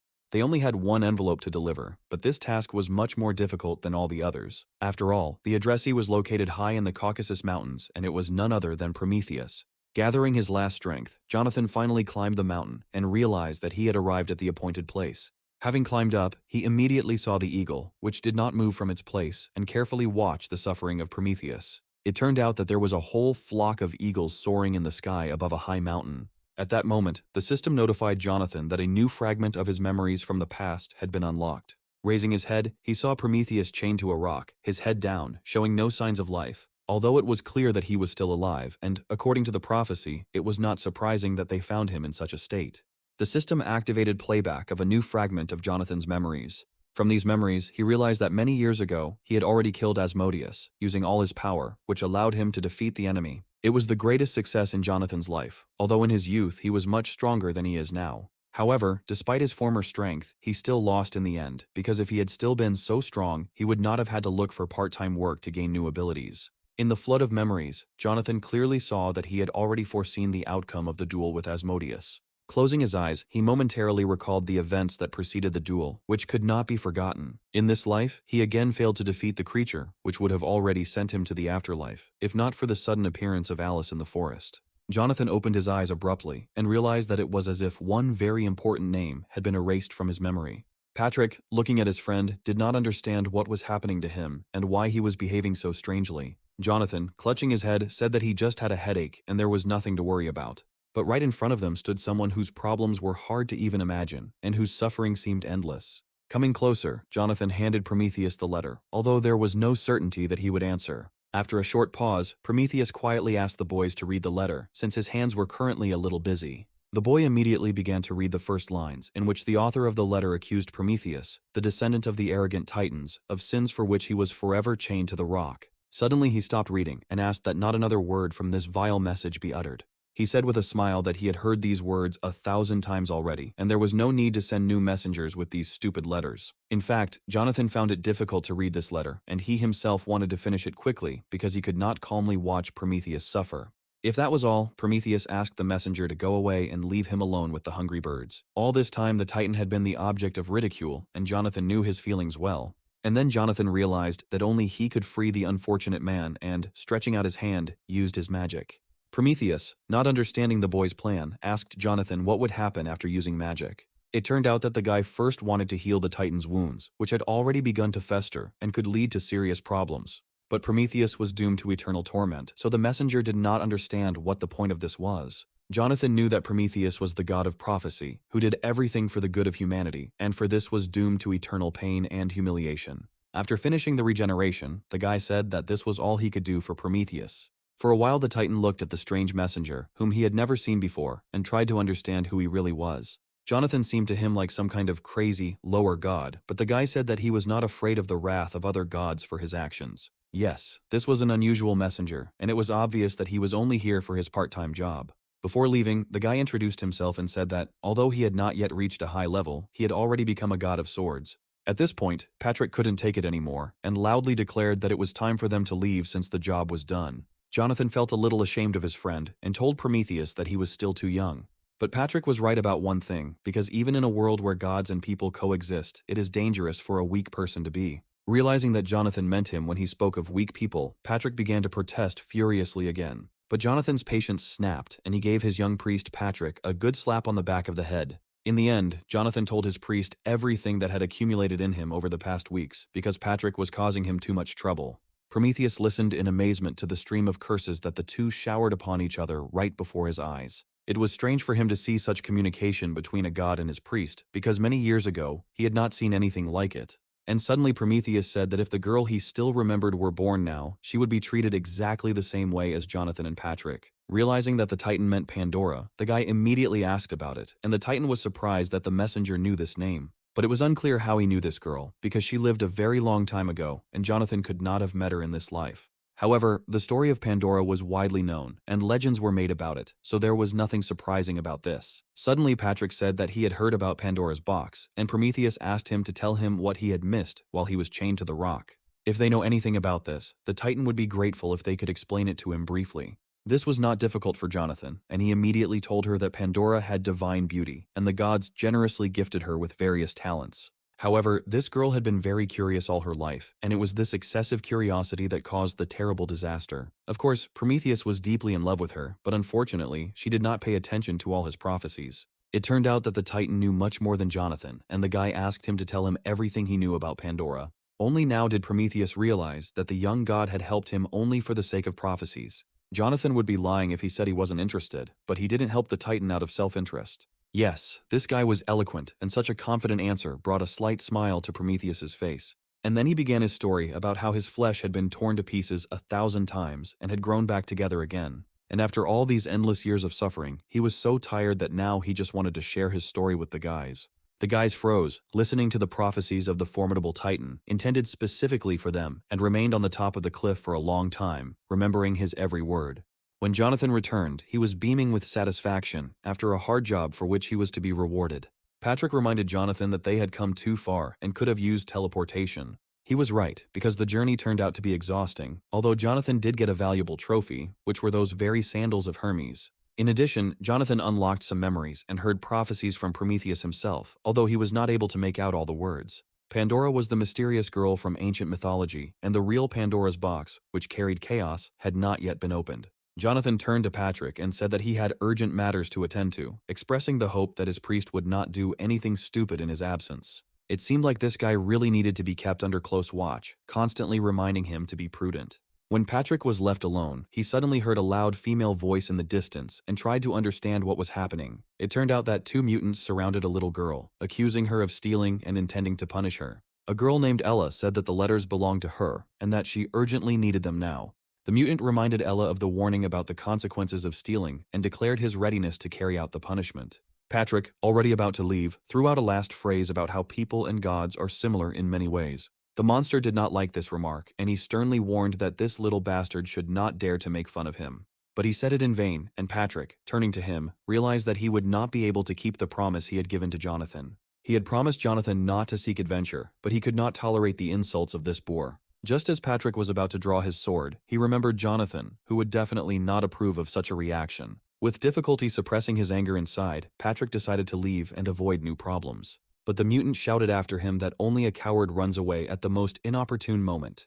This was the last straw, and Patrick rushed into the attack, swinging his magic sword. The mutants had no chance against the experienced swordsman, and Patrick quickly dealt with them. Standing over his fallen opponents, Patrick warned that he had not fought at full strength and that they should thank him for remaining alive. However, one of the mutants had a whistle in his hands, with which he wanted to notify the others. The mutant understood that a crowd of his friends would immediately come running to the signal and tear Patrick to pieces. Indeed, Patrick soon found himself surrounded by mutants, and even his masterful swordsmanship was unlikely to save him.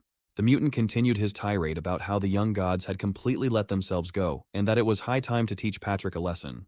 Patrick tried not to show it, but he knew his troubles were just beginning. At that moment, when he was already preparing for battle, Jonathan appeared behind him. He, of course, would not abandon his priest in trouble, but he was angry at Patrick for yet another adventure. Patrick immediately explained that he could not remain indifferent when he saw mutants bullying a defenseless girl. After listening to Patrick, Jonathan realized that in his place, he would have done the same, and that he shouldn't blame only the priest.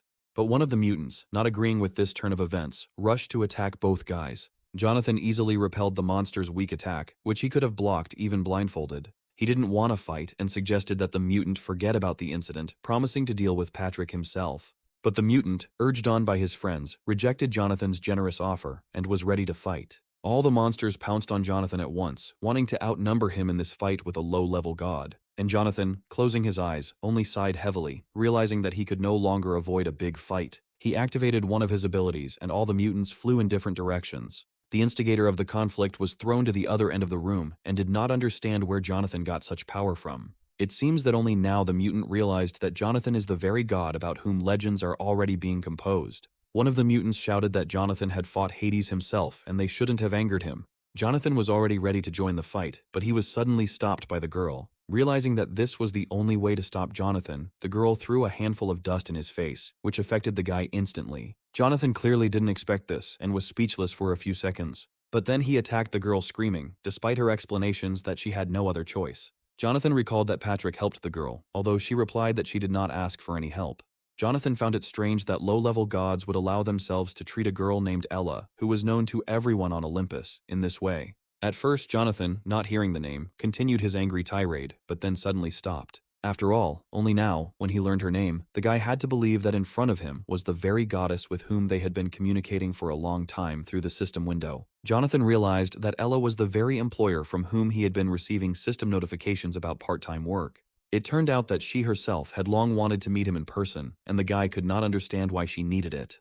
Then she suddenly offered Jonathan another interesting part-time job that no one knew about yet. The guy was worried about how she knew about all his previous part-time jobs, since he hadn't looked for new ones for a long time. Due to the large crowd of people around, she suggested moving to a more secluded place for conversation. They found a cozy place where they could calmly discuss the details of their new part-time job. During the conversation, Jonathan realized that Ella was a fortune teller and therefore knew everything in advance. He had recently met Prometheus and was now surprised by such an abundance of profits in the world. In order not to waste time, the girl suggested getting straight to the point. The essence of the new job was to catch and kill Medusa, a task that only the most experienced hunter could accomplish. Knowing that this would not be difficult for him, Jonathan simply asked where to begin. First of all, he needed to learn to fly confidently, since he had only recently become the owner of Hermes' boots. Ella knew that boots alone were not enough, and that good flying required long training and honing of skills. Even with natural talent, it takes at least a year to reach a high level of flying skills, and such a privilege does not come easy. For more stable flights, as Ella explained, Jonathan would need wings, which had long been the best artifact for this purpose. True, the cost of the wings turned out to be quite high, about 20,000 gold per pair, and it is unlikely that you will find a lower price. This was bad news, because Jonathan did not have that kind of money, and he started looking for another way to get it. Suddenly he realized that there was a way to get wings even without money. A brilliant idea came to his mind, and the girl immediately asked what he had in mind. Jonathan said he intended to pay for the wings in Ella's name, hoping to fly as well as she did. She did not object, but warned that her name was not of much value, since she was not the most famous god on Olympus. Despite this, there was nothing to lose, and Jonathan opened his system window to bring the idea to life. Luckily, the idea worked, and within a few minutes Jonathan was happily floating in the air. Looking down from above, Jonathan felt an incredible surge of strength that he had never experienced before. He didn't understand why the gods were so clinging to their power when the same abilities could be obtained through talent. The first part of the plan had been successfully completed, and they had to move on to the next stage without delay. Watching Jonathan from the ground, Ella was pleased with how easy it was for him to fly, even though he was only making his first attempts. His turns in the sky gave the impression that he had mastered this flying skill all his life. Only now Ella was finally convinced of the truth of the rumors about the new god and his exceptional talent.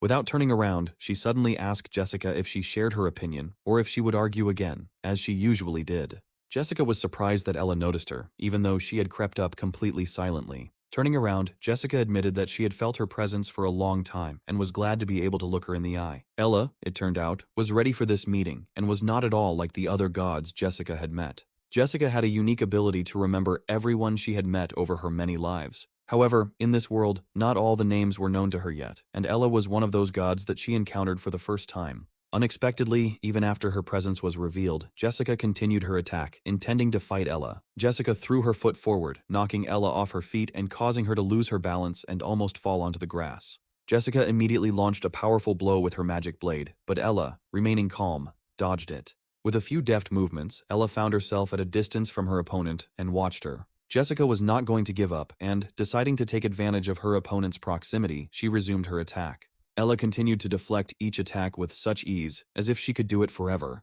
It seemed as if Ella not only foresaw events, but also knew Jessica's every next move. Rumors of Ella's strength circulated throughout Olympus, but it was only in real combat that Jessica was able to appreciate her power. Ella knew about Jessica's past life, and this predetermined their fight today. Spinning a vortex of energy around herself, Jessica prepared to deliver the decisive blow, which it seemed Ella would no longer be able to reflect. At this most dangerous moment of the fight, a familiar male voice finally interrupted their fight. Jonathan could not allow their fight, since both girls were close to him and were very necessary in future battles against the aliens. He easily stopped them by slamming Excalibur into the ground, causing a deep crack to form between the girls. Soon after, Jonathan and Jessica found themselves alone and spent a long time just silently thinking about everything that had happened. Jonathan knew that his intervention could hurt Jessica, but he couldn't let them do something irreparable. It was the first time he had seen his friend so agitated, as if there had been a long-standing conflict between her and Ella. Besides, it's strange that Ella, having just suggested that Jonathan kill Medusa, suddenly remembered some urgent matters. Jonathan walked closer to his friend Jessica and quietly asked if Ella was really an evil god. To his surprise, Jessica, who had never met the girl, still decided to attack her. This was not at all like Jessica, who usually talked everyone out of fighting and separated rivals. The guy understood that Jessica was not telling him something and wanted to hear the truth so as not to remain an outside observer of her problem. But Jessica continued to stand with the same expression on her face, and it was clear that something was seriously bothering her. At some point, the guy realized that he was interfering in her personal affairs in vain, and perhaps he should leave her alone with her thoughts. His main task now was to overcome his fear so that the next time he met a mutant like the old woman, he would not retreat. He told Jessica that she needed to deal with her fear now because it would be much harder in the future. Jonathan had to take this part-time job from Ella, and the girl understood that he was right in many ways. He couldn't turn down the part-time job just because Jessica suspected something about Ella. Finally, the guy asked her directly if she was okay and if she needed help. But she said everything was fine and swiped her finger at the system notification window to get new items. And then Jonathan realized that he had become the owner of an invisibility helmet and a mirror shield, with the help of which he could cope with Medusa Gorgon. Jessica suddenly became cheerful and said with a smile that she would look forward to him getting home from his part-time job.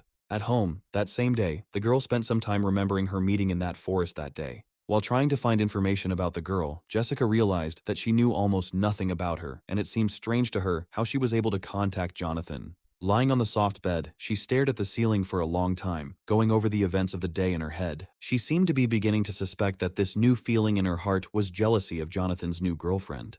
Perhaps if Persephone were here now, she would say that it was love and would start pestering Jessica with these nonsense. Jessica still convinced herself that she had attacked Ella only because she feared for her life and Jonathan's. Although, if you think about it, only a year had passed since she met Jonathan, and during this time she simply could not fall in love with him.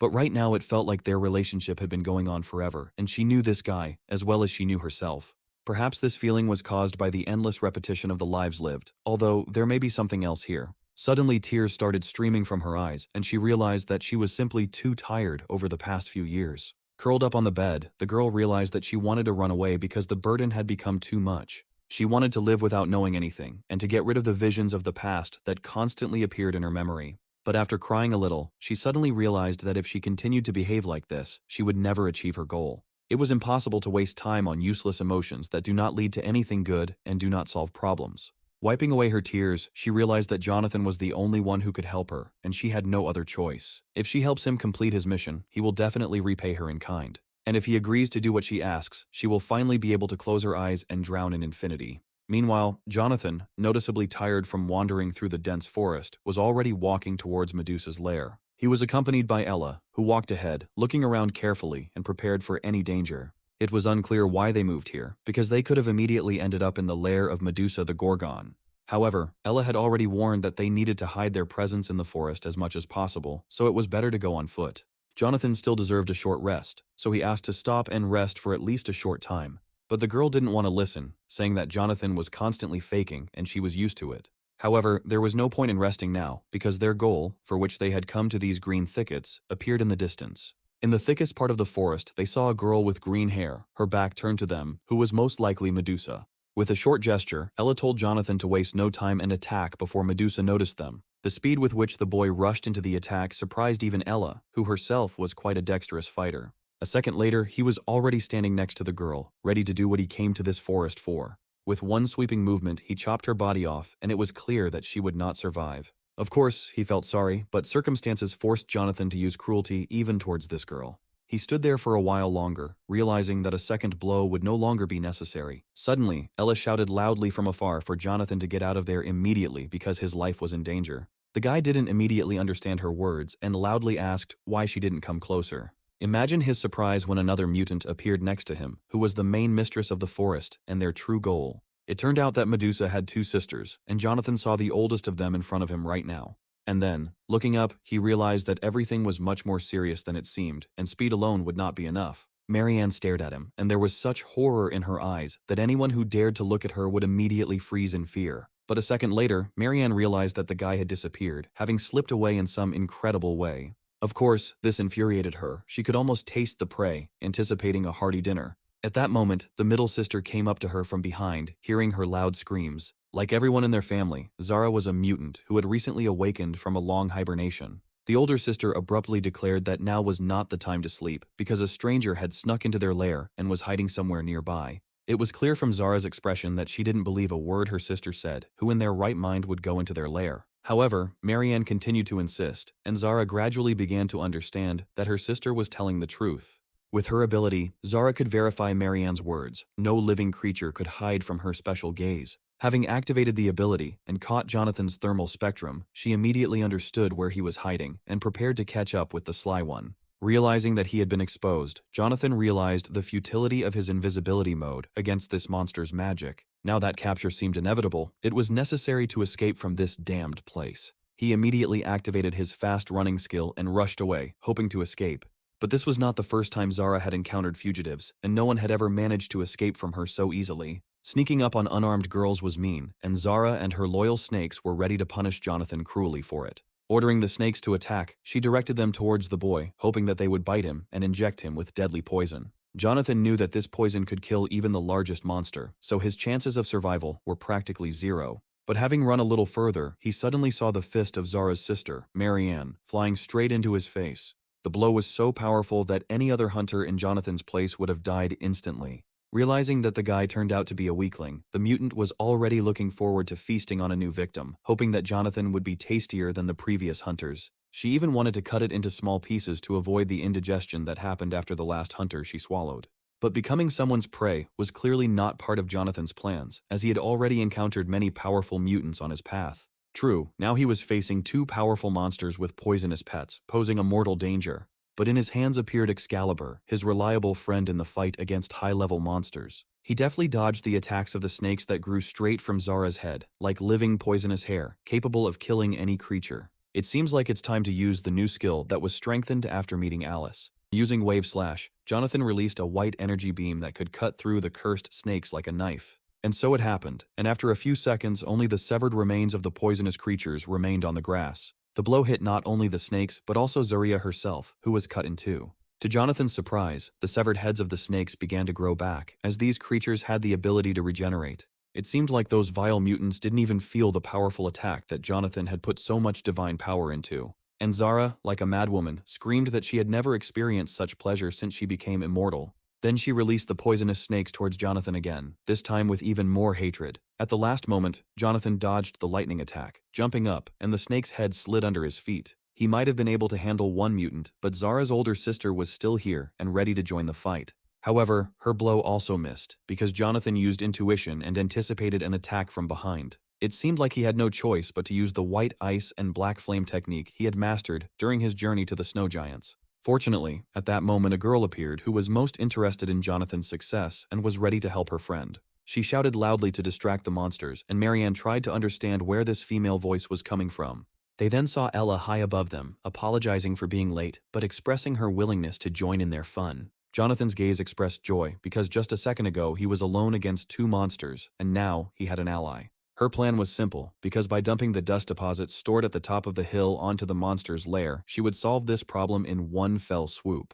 And so it happened, and after a few seconds, the entire forest area where the monsters lived was covered with a thick layer of dust. Jonathan took advantage of the moment and went upstairs, where Ella was already waiting for him. Rising, he saw the girl, who was behaving as carelessly as always, although she could have warned him about a sudden attack. She replied that in order for an enemy to believe in deception, one must first deceive an ally. Besides, she said, Jonathan should be grateful, because he was the one who got the least amount of dust, since she was aiming specifically at the monsters. However, this was only a temporary measure, because these creatures were immortal, and would soon become dangerous again. Then, looking seriously at Jonathan, Ella reminded him that he was obliged to kill Medusa by cutting off her head. Jonathan believed that they would do it together, since Ella had come to the rescue, and together, they were stronger. But Ella said that everyone had to do their part, and that rewards didn't come easy. Realizing that he had no choice, the guy went to look for Medusa alone, and suddenly, among the thickets, right in front of him, he noticed a creature that looked like a little girl. Of course, she didn't look like the Medusa from the legends, but there was no one else here. The guy had taken a shield with him in advance, which perfectly reflected light, thanks to which it was possible to look at Medusa without meeting her gaze and without turning to stone. Coming closer to the girl, he saw not a terrible monster, but a beautiful girl who was playing sweetly with a little bird. Instead of the snake hair he saw on Zara today, this girl had beautiful blonde hair that didn't look like a monster's hair at all. Moreover, she had no tail, and from a distance she looked like an ordinary person, no different from others. Even when he got very close, the guy did not feel the signals of his intuition, which usually warned him about the proximity of mutants to Jonathan. The magic helmet made the guy invisible and allowed him to sneak up on Medusa unnoticed to complete the task and receive the promised reward. As he swung Excalibur to finish the mission in one blow, the boy still felt a strange feeling, as if he was making a big mistake. Deciding to act quickly and without hesitation, he fulfilled the promise he made to Ella. He swung his sword, aiming straight for Medusa's neck, but at the last second his hand shook. It seemed that for the first time in his life, he had missed at such a close range, and it became clear that Jonathan had not been able to overcome himself by acting as before. And nearby, a duel had already begun between Ella and Marianne, who was joined by her sister Zara. Right in front of him, Jonathan saw a girl scared to death with a fresh scar on her cheek from the blow of his Excalibur. Realizing that he had let Ella down badly, Jonathan tried to strike again, angry at himself for his childish indecision. But when the sword hovered over the girl again, the blade almost touching her neck, an inner voice again told the guy that he would not forgive himself for this act. Medusa cried and begged for mercy so loudly that the guy closed his eyes and froze for a second, not knowing what to do. He still didn't remove the sword from her neck, although it was clear from the girl's expression that she was not guilty of anything. It was hard to believe, but Medusa didn't even try to resist and remained in the place where Jonathan's sword had caught up with her. This Excalibur was intended to kill mutants who threatened the lives of civilians, and it was difficult for him to take the life of a girl who did not look like a monster at all. But now the guy was at work, and if someone ordered Medusa's murder, it meant that she had done something irreparable. Remembering the mutants he had to destroy, he compared them with this girl and found nothing in common. Those evil mutants didn't care about good and evil. They always pursued the goal of destroying all living things in their path.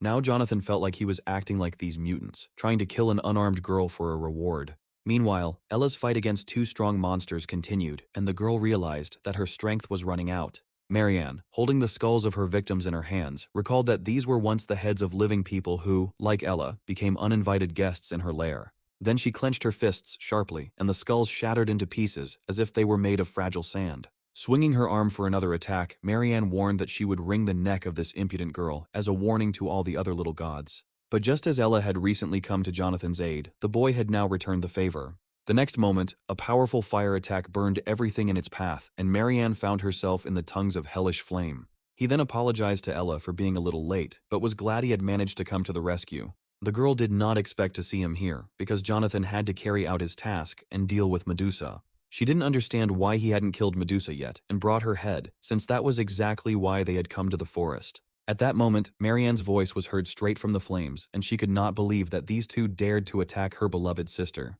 She was furious that their family had not been left alone for many years and that more and more hunters were trying to kill them, turning them into trophies. Unable to hurt even a beetle, she was now ready to tear to pieces anyone who stood in her way and rush to attack. However, Ella had anticipated this attack and immediately used her ability to block the blow. Then small grains of sand began to rise into the air, gradually forming a real wall. This could surprise anyone, because it's not every day that you see a huge sand wall rising from the ground. But Marianne was on her own territory and was ready to break through that damn wall with one blow and get to the girl. But the next moment, a huge club appeared in front of her face, raised by Jonathan to thwart her plans. A powerful blow from the club landed right on the monster's head, and Jonathan won precious seconds. However, even in flight, Marianne managed to slash Jonathan's cheek with her claw, almost taking away his eye. Turning to him, she mockingly threw out that in such a serious fight, exchanging magic for a simple club was a cheap trick that would not kill her. Indeed, attacking an immortal being with a club seemed pointless, and Marianne was confident of her advantage. However, the next blow of the club made her doubt, because despite her immortality, she felt pain, like any other creature. If you rely only on immortality, you will have to endure endless attacks and unbearable pain. At that moment, a furious scream was heard from Zara, who could not calmly watch her beloved older sister being beaten. She immediately set her poisonous pets on Jonathan, hoping that the snake bites would silence him forever. Jonathan was getting pretty fed up with the poisonous snakeheads that were useless to chop off because they grew back after a few minutes. He couldn't understand where they got such regeneration from and how to end their annoying attacks. At this rate, Jonathan's stamina will soon run out because his powers, even a divine gift, are not infinite and require time to recover. Realizing that a different approach was needed, this time he decided to use a magic arrow. Jonathan stretched his hand forward and began to create magical daggers in the air, intending to combine them into a powerful bladed weapon. With each passing second, there were more and more daggers, and he hoped that a volley from them would destroy the poisonous snakes forever, depriving them of the ability to regenerate. Since the monsters had an advantage in regeneration, Jonathan decided to take the numbers, attacking with dozens of sharp daggers. Gathering all his strength, he rushed into the attack, seeking to end this immediately. As he approached Zaraya, it became obvious that her long, poisonous snakes were useless, and in a matter of seconds, they were chopped up like ropes with a sharp knife. Only now did Zara realize that she had encountered not an ordinary new inhabitant of Olympus, but a real warrior, and for the first time in her life she felt animal fear. Jonathan couldn't stand these monsters any longer, and no amount of persuasion would stop him. He unleashed a barrage of attacks on Zara, using all of his abilities, and it seemed like he was capable of destroying the entire forest. After a series of crushing blows, none of which Zara was able to block, she collapsed onto the green grass. Just as Jonathan was about to deliver the final blow, he heard a familiar, plaintive female cry behind him. It was Medusa, who begged for mercy for her sister, who was only protecting her family. She did not understand why people and gods were so cruel to them, because her sisters had never harmed anyone. Seeing Medusa, Ella, without thinking, covered her face with her hands, afraid of being petrified by her gaze. Jonathan also closed his eyes, realizing that no magic could protect him from Medusa's curse, although he remained standing. He continued to watch Medusa through the reflection in his shield, gradually becoming convinced that the girl did not pose a threat to him. Medusa had the opportunity to escape, but she bravely returned to save her sisters. Ella knew Medusa's true nature, but she still wanted to kill her, and Jonathan could not understand the reason for this obsessive goal. Ella snapped that it didn't matter now, and they had come to the forest to finish what they had started. Besides, Jonathan had already signed the contract and received an advance, so he couldn't refuse the assignment. Of course, there was some truth in her words, but Jonathan decided to ask one more important question. He asked Medusa if only people turned to stone from her gaze, and she replied that her ability worked on any living creature. However, the little bird on her shoulder did not turn to stone, even though Medusa was looking straight at it. The jellyfish did not know the answer to this question. She picked up the bird as a chick when it fell from the tree. Jonathan wanted to continue asking questions, but suddenly realized that Ella had hidden important details of the mission from him from the very beginning. Medusa continued her story about how the frightened chick bit her finger when she picked it up. Ella was starting to feel sick of this sweet talk, and she sharply reminded them that they had not come to the monster's lair for chatter. She stated that Jonathan needed to overcome his fear and kill Medusa to receive the reward he deserved.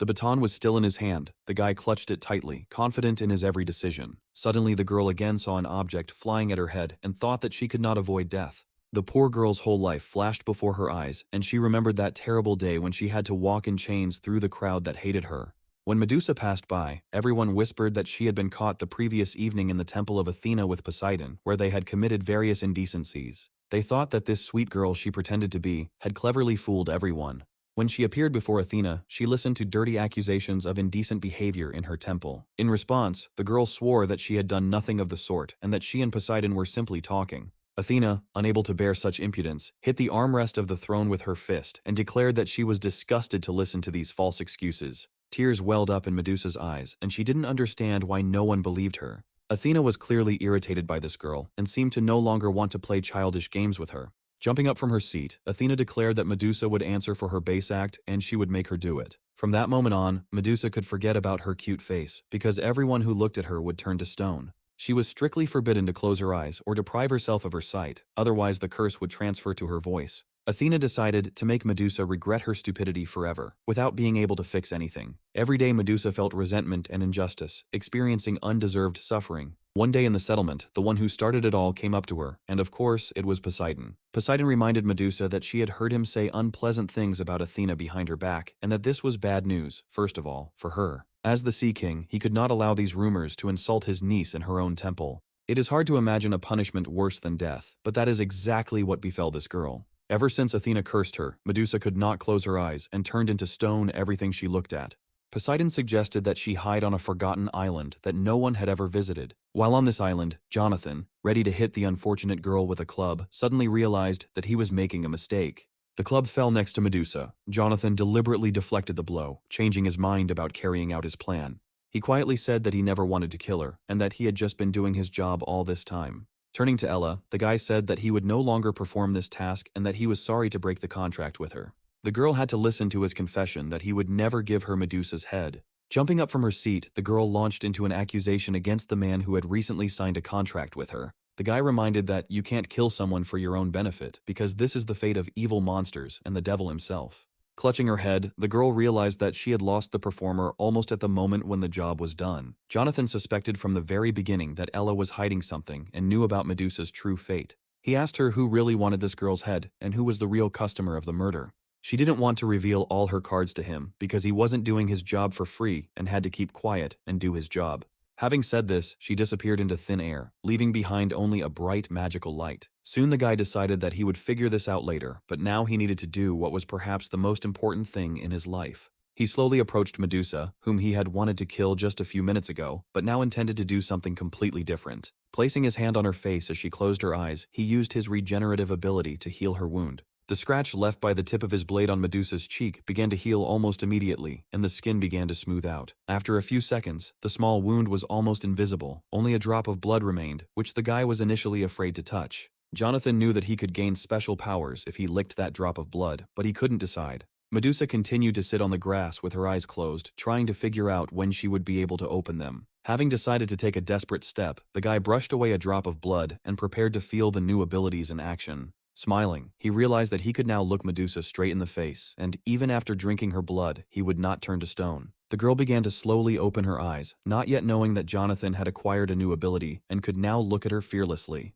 Opening her eyes, she suddenly realized that for the first time in many years, she was looking directly into the face of someone who had not turned to stone under her gaze. Jonathan looked at her blue eyes with a smile, which did not at all resemble the eyes of an evil monster. He imagined Medusa's eyes as red and terrible, but this girl's eyes were beautiful, like those of an angel. He had unraveled the secret of the curse and was now ready to share this rare knowledge with Medusa. Without listening to him to the end, the girl burst into tears of happiness because she terribly missed his simple look and was tired of her endless loneliness. The guy, of course, tried to calm her down, realizing that such a curse could drive anyone crazy. Now all that was left for them to do was to lift the curse that Athena had placed on Medusa in her temple. The next day, Jonathan was already far from this place, preparing to meet Jessica, who had made a date in a strange place. Having waited his turn, the guy finally heard an invitation to go to the 32nd room, where the recently built sauna was located.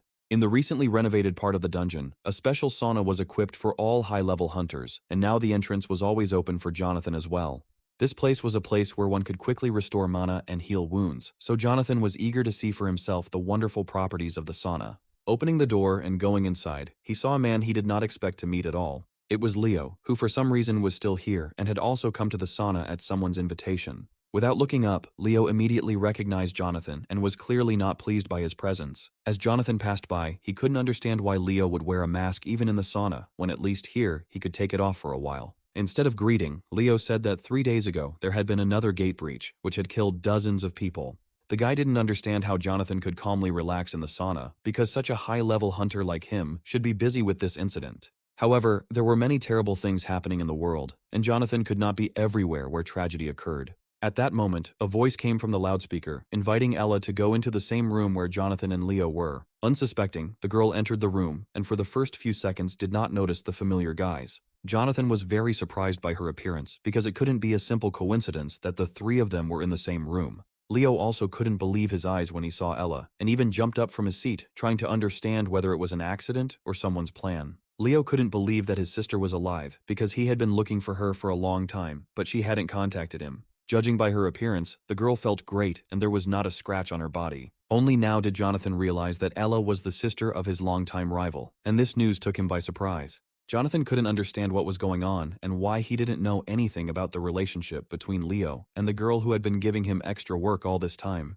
Leo had no fewer questions, and he also did not understand why the girl did not tell him that she was fine. He continued to call her sister, and Jonathan suspected that they were hiding their relationship. At first she simply looked down, unable to utter a word because she had nothing to say. At that moment, Jessica appeared in the sauna and immediately noticed the gloomy atmosphere instead of the expected joy from the meeting of brother and sister. She was probably the only one who could tell Jonathan the whole truth, and he still wanted to know why she was the last one to know. Jessica was alarmed by Ella's behavior from the very beginning, so she conducted her own investigation. It turned out that none of the gods had ever heard of this girl, and there was not a single entry about her in the Olympian journal. So Jessica began to be tormented by doubts, because if there are no records about Ella, then perhaps she is the forgotten deity. Jonathan also felt that there was a familiar energy coming from the girl, and that was probably why she said that her name was worthless. Jessica had to go on a long journey to other worlds to find those who could shed light on this mystery. She eventually managed to gather information from different dimensions, even though the answer was right under her nose the whole time.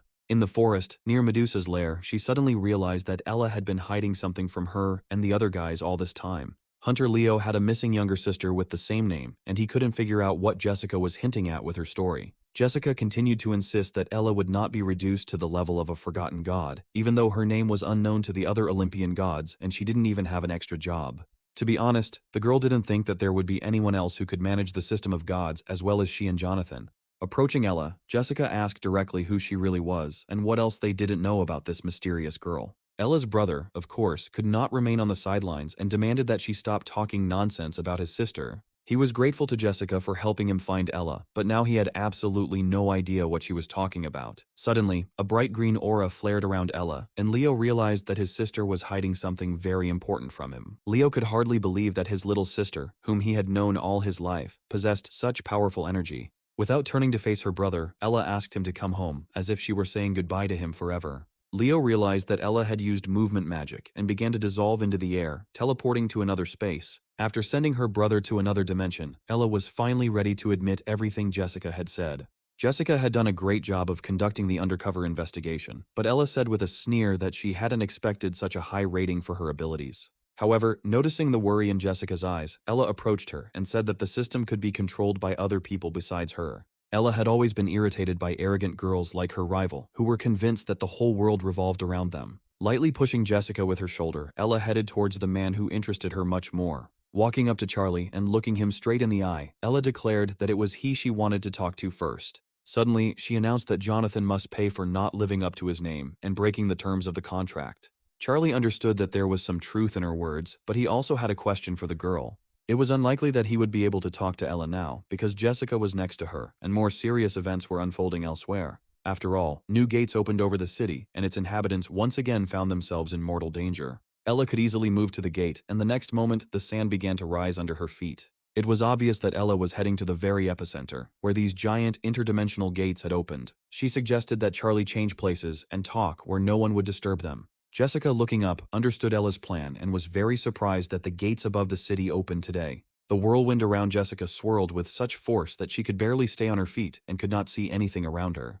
A moment later, the same magic that Ella had used to transport herself and Jonathan to another space poured out of the open gate onto the ground. The guy didn't understand why Ella did this and why she left Jessica in that dimension without taking her with her. Moreover, Ella walked through the gate so easily, as if she knew about their appearance in advance. Ella suddenly admitted that she had previously thought that Jonathan was a god disguised as a man, but now her opinion had changed. Jonathan turned out to be not just a stone at the bottom of the river, but a useful person for her, capable of playing an important role in her life. Up until this point, Ella and Jonathan had a wonderful relationship, but no matter how special the stone is, it will never change the course of the river, at the bottom of which it lies. Ella then stated that something had happened that should never have happened, something she had no idea about. Looking at Jonathan, she asked him directly how he managed to escape the prophecy and who he really was. Jonathan heard about the prophecy once again and repeated that he was just an ordinary man who had recently accidentally become a lesser god. But everyone knew that a human was incapable of controlling the system, which meant Jonathan continued to lie to its face. Jonathan realized that they were not here by accident, because Ella had specially created a protective dome around them so that he could not escape. Although there was nothing like this in the prophecy, Ella decided to slightly change the scenario predetermined by the higher gods. Suddenly, she raised a huge magical cloud above her head to solve the problem created by Jonathan's appearance once and for all. She was ready to use her destructive magic, which Jonathan, being in the dome, would not be able to resist. But her plan was not destined to come true, because all this time Jonathan had a loyal friend next to him, ready to protect him from any trouble. It was Jessica who rushed after them once the movement magic wore off and she could use her power again. Such a straightforward attack as Ella used would hardly work on a girl who had lived many lives and seen everything in the world. Ella just snorted contemptuously in response, repeating that she hated arrogant girls, and if Jessica was asking for a fight, she would gladly switch her attention to her. She had no intention of getting involved with this guy at first, but Jonathan himself started the conflict. Her intentions remained unclear, but Ella used such powerful magic as if she had been preparing for this fight for a long time. And then Jessica realized with horror that the protective barrier protecting them from the local mutants had shattered into pieces. Jessica thought that this girl was completely crazy for deciding to feed them alive to a horde of hungry monsters. Jessica was tired of Jonathan's lies because she knew for sure that the guy was hiding many more secrets about his origin. She wanted them all to die here and now because there was already a horde of mutants hanging over them, ready to tear them apart. There were so many aliens that even a whole team of high-level hunters couldn't handle even half of them. For the first few seconds, the young people, frozen with horror, simply looked at the approaching crowd of mutants. Jessica screamed in despair at Ella that she had done something irreparable and, apparently, did not fully understand how it would all end. After all, if all the mutants from the demon world flooded onto Earth, its inhabitants would not have a single chance of survival. Now no one but them could stop these monsters, and Jessica decided to first deal with the one who summoned them from the underworld. It was Ella. It was her magic that opened the way for these creatures, and now she was ready to prevent her rival from somehow correcting the situation. Jessica ran towards Ella at top speed, clutching the magic blade tightly in her hand. In just a moment, she rushed past Ella, managing to inflict a deep wound on her. Ella had not missed a single blow for a long time, and now for the first time in a long time, she felt real pain. But suddenly she smiled, noting that Jessica had noticeably increased her speed over the past couple of days. Now was not the time for talking, and Jessica threatened to cut Ella's throat if she did not answer her questions immediately. The main question was why Ella had summoned these mutants and what she was going to do next. Jessica found it strange that she still hadn't figured out Ella's plan, since even Jonathan was beginning to guess her true origins. Ella screamed loudly that the world would not be saved even if Jessica killed her right now. Jessica was probably familiar with this situation and had probably experienced the consequences of opening a gate that would release legions of demons. These words really resonated in Jessica's soul, and she asked again who Ella really was. If Ella was sent by the Demon King himself, then all this time she was the culprit of all the troubles that made Jessica shed tears for so many nights. Suddenly, Ella used her ability and looked into her opponent's eyes with a hypnotic gaze, trying to confuse her. Apparently, she wanted to use her magic to temporarily deprive Jessica of her ability to resist and deliver the decisive blow. Under the influence of hypnosis, Jessica fell to the ground, unable to utter a word. Her worst nightmare, which had haunted her for many years, immediately appeared before her eyes. She saw again the ruins that the city had become, and it was precisely the vision that often haunted her dreams. It was hard to accept, but it seemed like she was about to fail and die again, only to be reborn and continue this endless cycle. Perhaps this is her destiny, and she should no longer resist what is destined from above. At some point, Jessica stopped resisting and simply waited for the fatal blow from Ella. But at that moment, on the sand where Jonathan had stood, there remained only a trace of the powerful push with which he had risen into the air. After all, it was Ella who taught Jonathan the technique of flight in the forest, and now he seemed ready to use it against her. Clenching his fist, he reminded her that she was deeply mistaken and that it was time to answer for her actions. He stood between Jessica and Ella, making it clear that he would not allow his friend to come to harm. Jonathan reminded Ella that cities and countries were built by people over centuries, and she had no right to destroy all of it. The world order could not collapse from one attempt by a weak girl who could not even cope with Medusa. Many monsters that seem like messengers of death are simply protecting their territories, just like the Frost Giant King does. Jessica remembered how they had recently found a third priest for Jonathan, and now the power of the Giant King was available to the boy in the fight against the new threat. Approaching the girl, the guy made it clear that he would not leave her, although he needed a little help from her. Jessica was the only one who could handle the arrogant girl while Jonathan searched for the gate core to destroy it. She was shackled by doubts and fears, preventing her from expressing her deepest abilities. Jonathan took the girl's hand, helping her up as she wiped away her tears and tried to pull herself together. Smiling suddenly, she told Jonathan that he could trust her completely since her previous fears had been dispelled. Jonathan somehow got into this territory, and Ella didn't understand how he managed to do it. But that wasn't the main problem, because Jessica looked at her with such a look that there was no question of a friendly conversation. Feeling the icy breath of death, Ella, not wanting to give up, rushed after her rival. The deadly battle between Jessica and Ella, which had been brewing for a long time, could now not be stopped.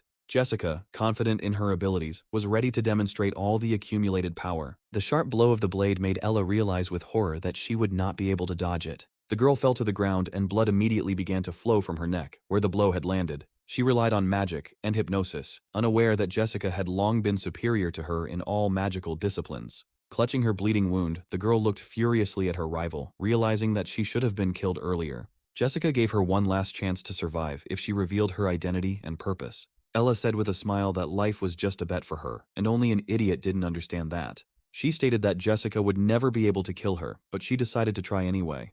Ella looked her in the eye and said that she would not even resist, waiting for her opponent to make the next move. Jessica heard the system notification that the Eye of the Abyss was watching them and realized that it was the fear of the abyss that had always paralyzed her. Holding the wound that was soaking her clothes with blood, the girl continued to say with a smile that she had asked for it and had to see everything with her own eyes. An ominous dark vortex swirled around Ella, and she declared in a hoarse voice that she was the chosen one of the Earth Goddess. It seems that she was the one who was supposed to destroy this world, bring chaos, destroy humanity, and revive life anew. The evil that Jessica desperately tried to destroy will now rise again, just as it did thousands of years ago. Suddenly her appearance changed, and the wound on her neck healed as if the blow had never happened. Ella's appearance changed dramatically, and Jessica did not immediately understand who was standing in front of her. There was only one option left, and this girl was none other than a servant of the god of chaos and destruction, capable of absorbing entire dimensions. It was madness to serve such a god, but Ella sadly admitted that only he recognized her talents. Today she was ready to leave, because there was nothing more for a creature like her to do here. Finally, she reminded that the darkness of the abyss will soon lead all people to a happy land, which they do not yet know about. Fulfilling her mission will not be easy, but the decision has been made and she does not intend to retreat. In addition, Ella learned the secret that her rival was hiding, and most likely, Jonathan will soon find out about it too. Using the magic of movement, she instantly dissolved into thin air and the boys could only stare into space. The black darkness cleared, and it became clear that Ella's arrival had created many problems for the inhabitants of this world. The gates remained open, and it was necessary to get out of this place urgently, while there was still an opportunity to do so. Jessica understood that any minute now, monsters from the afterlife dimension would appear here, and it was hard to say how many of them there would be this time. This time Jonathan had a hard time, because he spent a lot of magical power to prevent Ella from carrying out her plan. But even this power was not enough to destroy the gates, and they still hung in the sky, threatening the entire city. In a rage, Patrick grabbed the first stone he could find and almost threw it at the gaping gates, although he knew it was pointless. Adele understood that if the barrier had not been restored, a catastrophe of an unprecedented scale would have broken out, which humanity would not be able to cope with. The boy smiled encouragingly at his friends, saying that they had done a great job, especially Adele, whose magic had noticeably increased.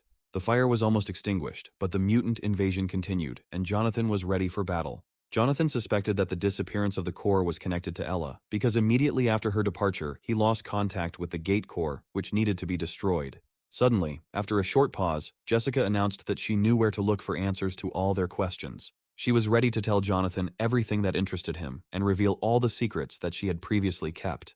But first they had to leave here, because in this noisy place they could be disturbed by those who did not benefit from the disclosure of these secrets. A helicopter was circling above the place where the gate was still open, carrying one of Jonathan's old enemies. Charlie, who was sitting in the helicopter with his father, had long been waiting for the opportunity to take revenge on Jonathan. He reminded his father that Jonathan had also passed through these gates, and it was anyone's guess who had helped him do so. Charlie wanted to immediately start searching for Jonathan, but Ermac stopped him, saying that the work was finished for today. Only after careful preparation for the meeting with Jonathan will they be able to continue their investigation and find out who he really is.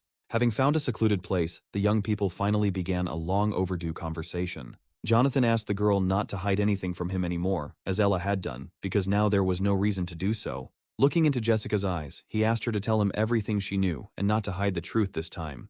He was primarily interested in the relationship between Jessica and Ella and why they were constantly arguing. A green leaf from a tree appeared in Jessica's hands, created, like all living things on Earth, by the goddess of the earth. Jonathan was horrified to hear the truth that Jessica was the first child born on Earth and was reborn almost 2,000 times. She had been through so many reincarnations that she had lost count, and her connection to this planet was much deeper than Jonathan could have imagined.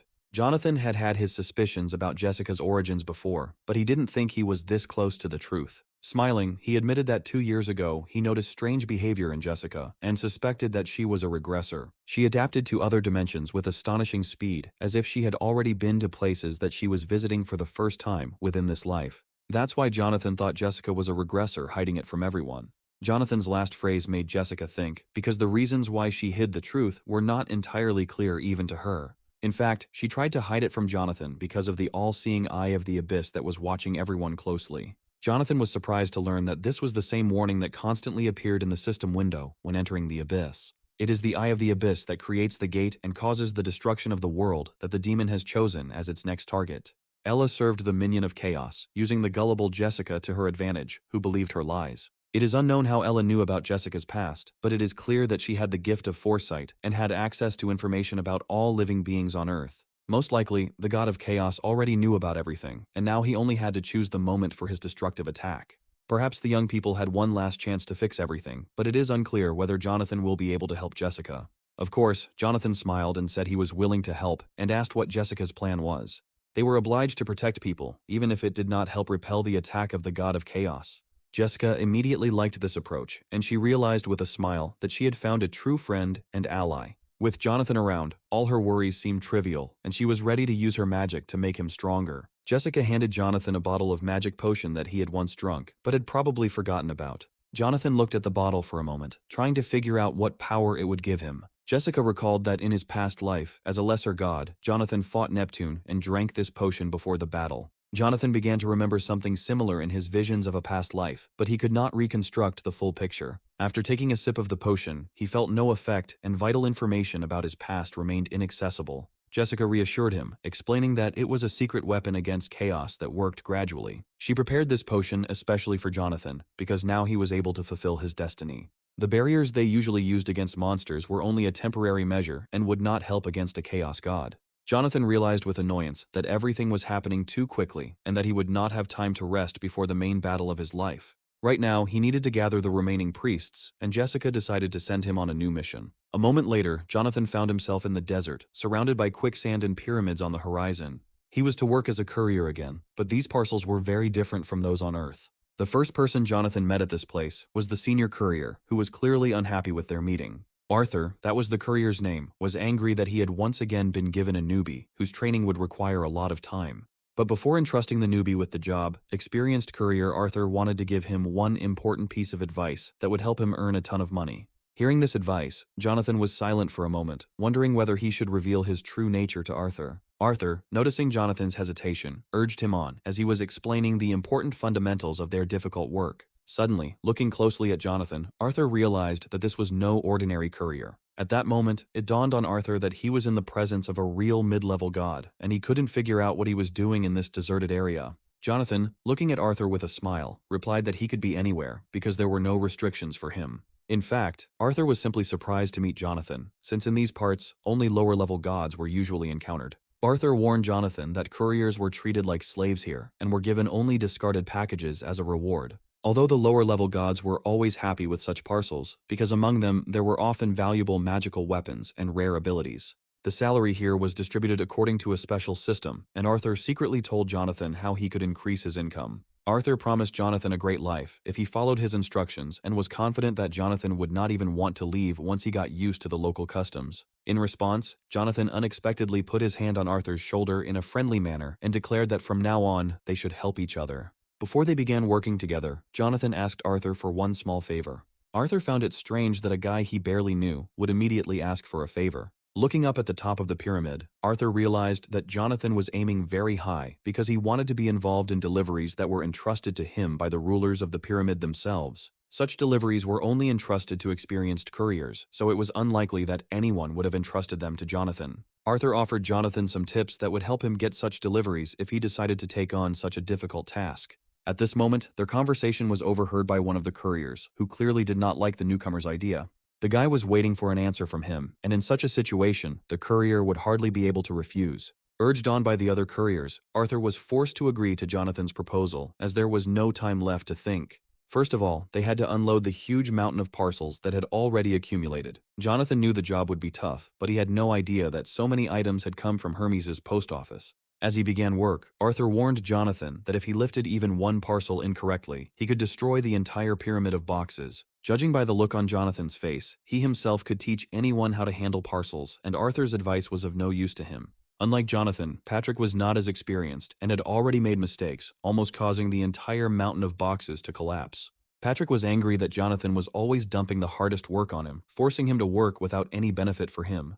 But all the other priestesses of Jonathan were busy, and the king of the frost giants, who could help, was guarding the open gates. Adele and Jessica, who have high resistance to magic, went in search of the fifth priest and also could not help Patrick. So instead of an angry tirade, Patrick should have picked up what he dropped and not thrown a tantrum. Otherwise, he would have to work until he paid for the damage to the damaged packages, which Jonathan would have to pay for him. Patrick resisted for a long time and even threatened to complain about Jonathan to senior management, but all his threats were in vain. By the end of the day, they had finally finished the job, and Patrick had done it flawlessly for the first time. Arthur smiled and congratulated Jonathan and his assistant on successfully completing their first task and praised them for their excellent work. As a reward, he gave Jonathan a medallion, one of the sacred relics that could protect its owner in case of danger. This artifact, which could store packages, was needed to enter the pyramid, where Jonathan planned to get a more profitable job. Arthur asked Jonathan again if everything would be okay once he received the valuable artifact, but Jonathan assured him that he could rest easy. Taking the sacred relic in his hands, Jonathan immediately felt the powerful magic emanating from it. Like a vacuum cleaner, he easily sucked into his new magical artifact all the parcels that were piled up next to him like a wall. The preparations were complete, and now it was possible to begin the main part of the task. Unlike the Greek gods, who preferred to live on Olympus, Egyptian deities usually lived in pyramids like this one. From a distance, the pyramid seemed huge, and Jonathan guessed that up close it would look smaller than from the other end of the desert. However, when he approached the wall of the pyramid, Jonathan became convinced that Arthur had not lied and that the pyramid was indeed taller than all the structures in the world. All that remained was to figure out how to open the door and get inside, although the answer to this question was obvious. After all, Jonathan now had a new magical item, and that magical phrase that he said when he took the artifact in his hands. At that very moment, a bright yellow light flashed in front of them, and the boys realized that the gate had opened. Finding themselves in front of a huge warehouse where hundreds of people were working, the guys realized that they had come to the right place. But in order to pass through the hall, they had to face a guard who blocked their path. The guard sternly declared that they were not allowed to pass, and that he would guard the entrance from all uninvited guests. Jonathan was puzzled, because he was just a courier delivering parcels, and should be a welcome guest in the pyramid. The guard reminded him that the pyramid was a sanctuary of the gods and pharaohs, and Jonathan's companion must sacrifice his own hand so that they could enter. The boy objected that Patrick, his personal priest, was supposed to help him with his work, but how could he do it with one hand? At this moment, the guard saw that Patrick had already crossed the line and was inside the pyramid. A huge paw of a guard appeared above Patrick, who was about to carry out his threat and take the hand of the unfortunate priest. The guard reminded that there are no exceptions to the rule, and the guy will have to say goodbye to his hand. Patrick had experienced a lot during his travels with Jonathan, but this was the first time he had felt such horror. Everyone who knew Jonathan knew that he would not allow this monster to deal with his loyal priest. The next second, Jonathan found himself above the guard and delivered an unexpected blow. Landing deftly on the stone floor, Jonathan promised to personally deal with this sudden problem. Seeing how easily the boy fought, the guard realized that he was facing a middle, and perhaps even a higher deity. But now the guy was in the guise of a simple courier and still dared to challenge the guardian of the pyramid, thereby earning punishment. The guard was filled with anger, and Jonathan's attack did not convince him to let the guy through. There was rage in his eyes because no courier had ever dared to contradict him before, let alone engage in battle. But, as we know, Jonathan was not an ordinary courier, and none of the guys working here could have delivered such a masterful blow. The guard didn't have time to understand what had happened, as his body began to move on its own, and at some point he found himself right at Jonathan's feet, like his faithful dog.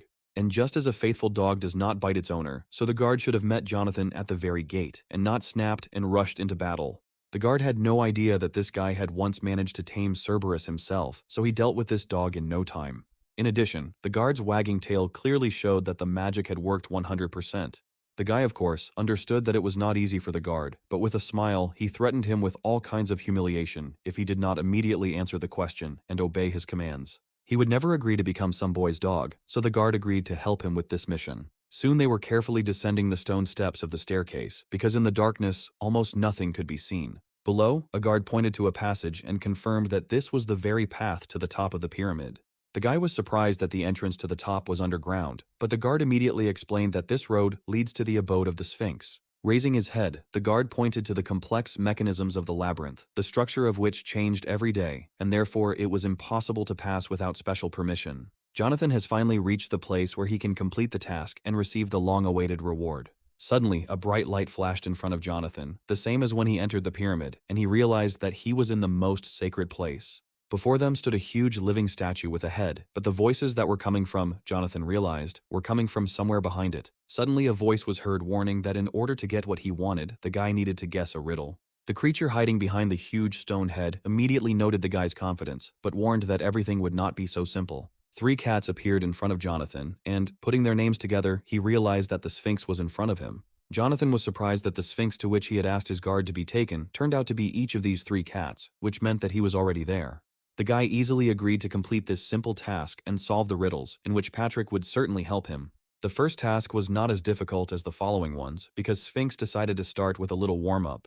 The task tested Jonathan's mathematical knowledge, and the Sphinx drew something on the stone wall of the pyramid. A strange puzzle appeared on the wall, consisting of several solved examples, except for the last one, the solution to which Jonathan had to find. The Sphinx warned that no more than 3 minutes and not a second more were given to solve the puzzle. He then announced the start of the countdown and cheerfully advised the guy to hurry up. If Jonathan doesn't make it in time, then he himself must guess what will happen to him. Jonathan suddenly felt a strange sensation, as if his head was suddenly ringing. Could it really be another hypnosis magic? In any other situation, he would have simply left this place, but now everything had to go according to plan, so all that was left was to solve this problem. Looking at the puzzle, Jonathan realized that he couldn't solve it in 3 minutes, and that a little more time was needed to solve it. The system, as luck would have it, also refused to give the correct answer, but Jonathan had one last ace up his sleeve. Meanwhile, the Sphinx lazily reminded the guy that he only had 5 seconds left to solve this problem. The strange cats began a countdown, anticipating how they would feast on Jonathan, because he would probably not find an answer. But suddenly, the guy named the exact number that the puzzle should end with.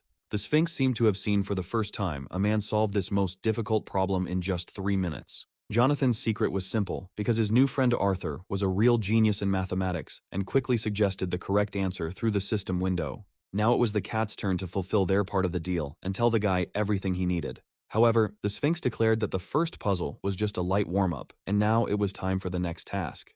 There were 3 Sphinxes in the room, which meant the guy had to answer 3 questions. The Sphinxes seemed to be enjoying themselves as they watched the boy risk his life in their lair trying to solve their riddles. Suddenly, a huge magical sword flared up right above Jonathan, hinting at a new test. At that very moment, one of the cats thought sarcastically that since Jonathan had coped with the math problem, this challenge was definitely beyond his capabilities. The cats clearly intended to win this little battle by cunning, forcing the boy to stumble at the most crucial moment. Suddenly, the Sphinx threw the sword at Jonathan's feet, barking at him to grip the hilt tighter. Looking at the cat's gloating face, Jonathan realized that the Sphinx had not intended to explain anything from the very beginning, but was just waiting for the moment to feast on him after the failure of the task. As Jonathan raised his sword, he heard a riddle about how to divide 3 combined objects of equal mass into 2 equal parts. This was the same strange riddle that the Sphinx had asked Jonathan, but the boy already knew the answer to this simple question for him. Inspecting the sword, Jonathan noticed that it was perfectly sharpened and ready to cut through anything it touched. Then, pointing his sword towards the Sphinxes, Jonathan said with a grin that if he removed 1 hungry mouth out of 3, then he could split anyone into 2 parts. In fact, this puzzle was the most difficult in the Sphinx's arsenal, so he was extremely surprised that the guy knew the answer. But the worst thing was that Jonathan didn't just answer, but acted as if he wanted to demonstrate on the Sphinxes themselves how to properly cut in 2 with a sword.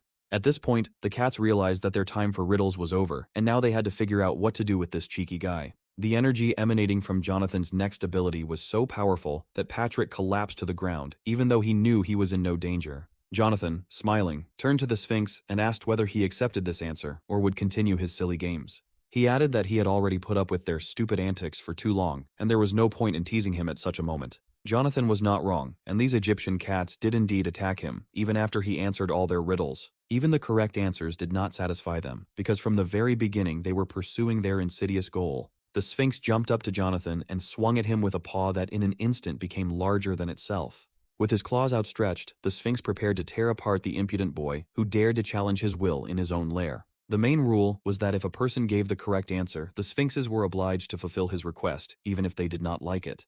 Everything was supposed to begin and end with a mystery, not bloodshed, especially after the person passed the test. Jonathan agreed with this rule and was the only one who was not afraid to come here and test his strength in this unusual duel. The guy seemed to have impressed not only the guard of the pyramid, but also its inhabitants, who usually easily confused anyone and did not allow them to go further. In ancient times, there were many such daredevils as Jonathan, and they all put their lives on the line, not fearing the outcome of this duel. It was time for the last question, and the Sphinx asked Jonathan to think carefully before answering. He suggested that Jonathan imagine that an angel was hovering over one of his shoulders, obeying its master without question.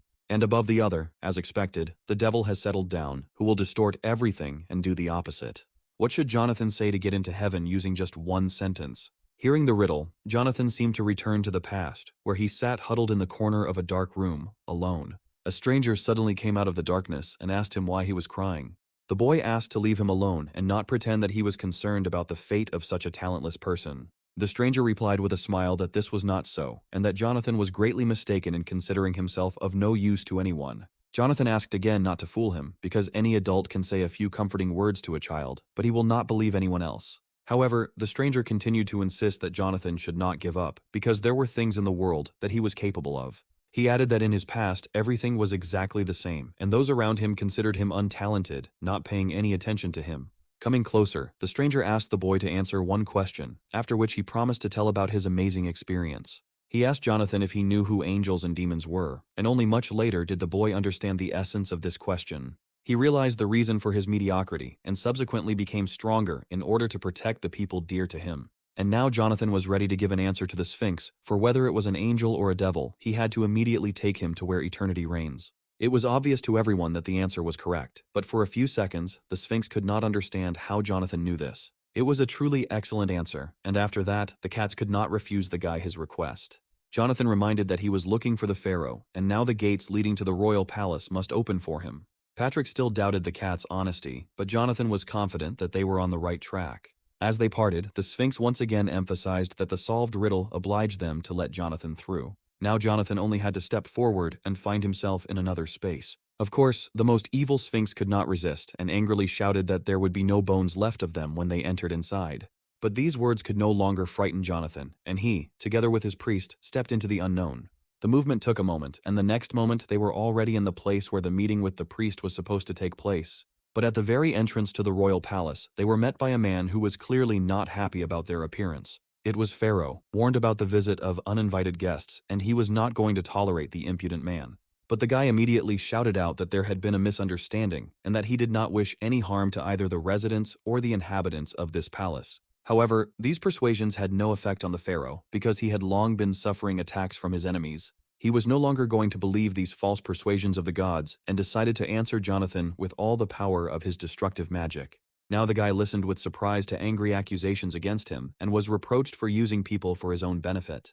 But what amazed the boy most was that the pharaoh, being a man, could use divine power. He was even ready to sacrifice his life, just to stop Jonathan and tame his arrogance, the arrogance of him and the arrogance of gods like him. The guy repeated once again that some mistake had occurred, and he did not want to harm anyone present. Suddenly, there was a noise behind him, and the guy realized that someone was watching from behind the half-open door. The guy's intuition immediately told him about the danger, and he was overcome with rage, because it always infuriated him when someone tried to sneak up from behind.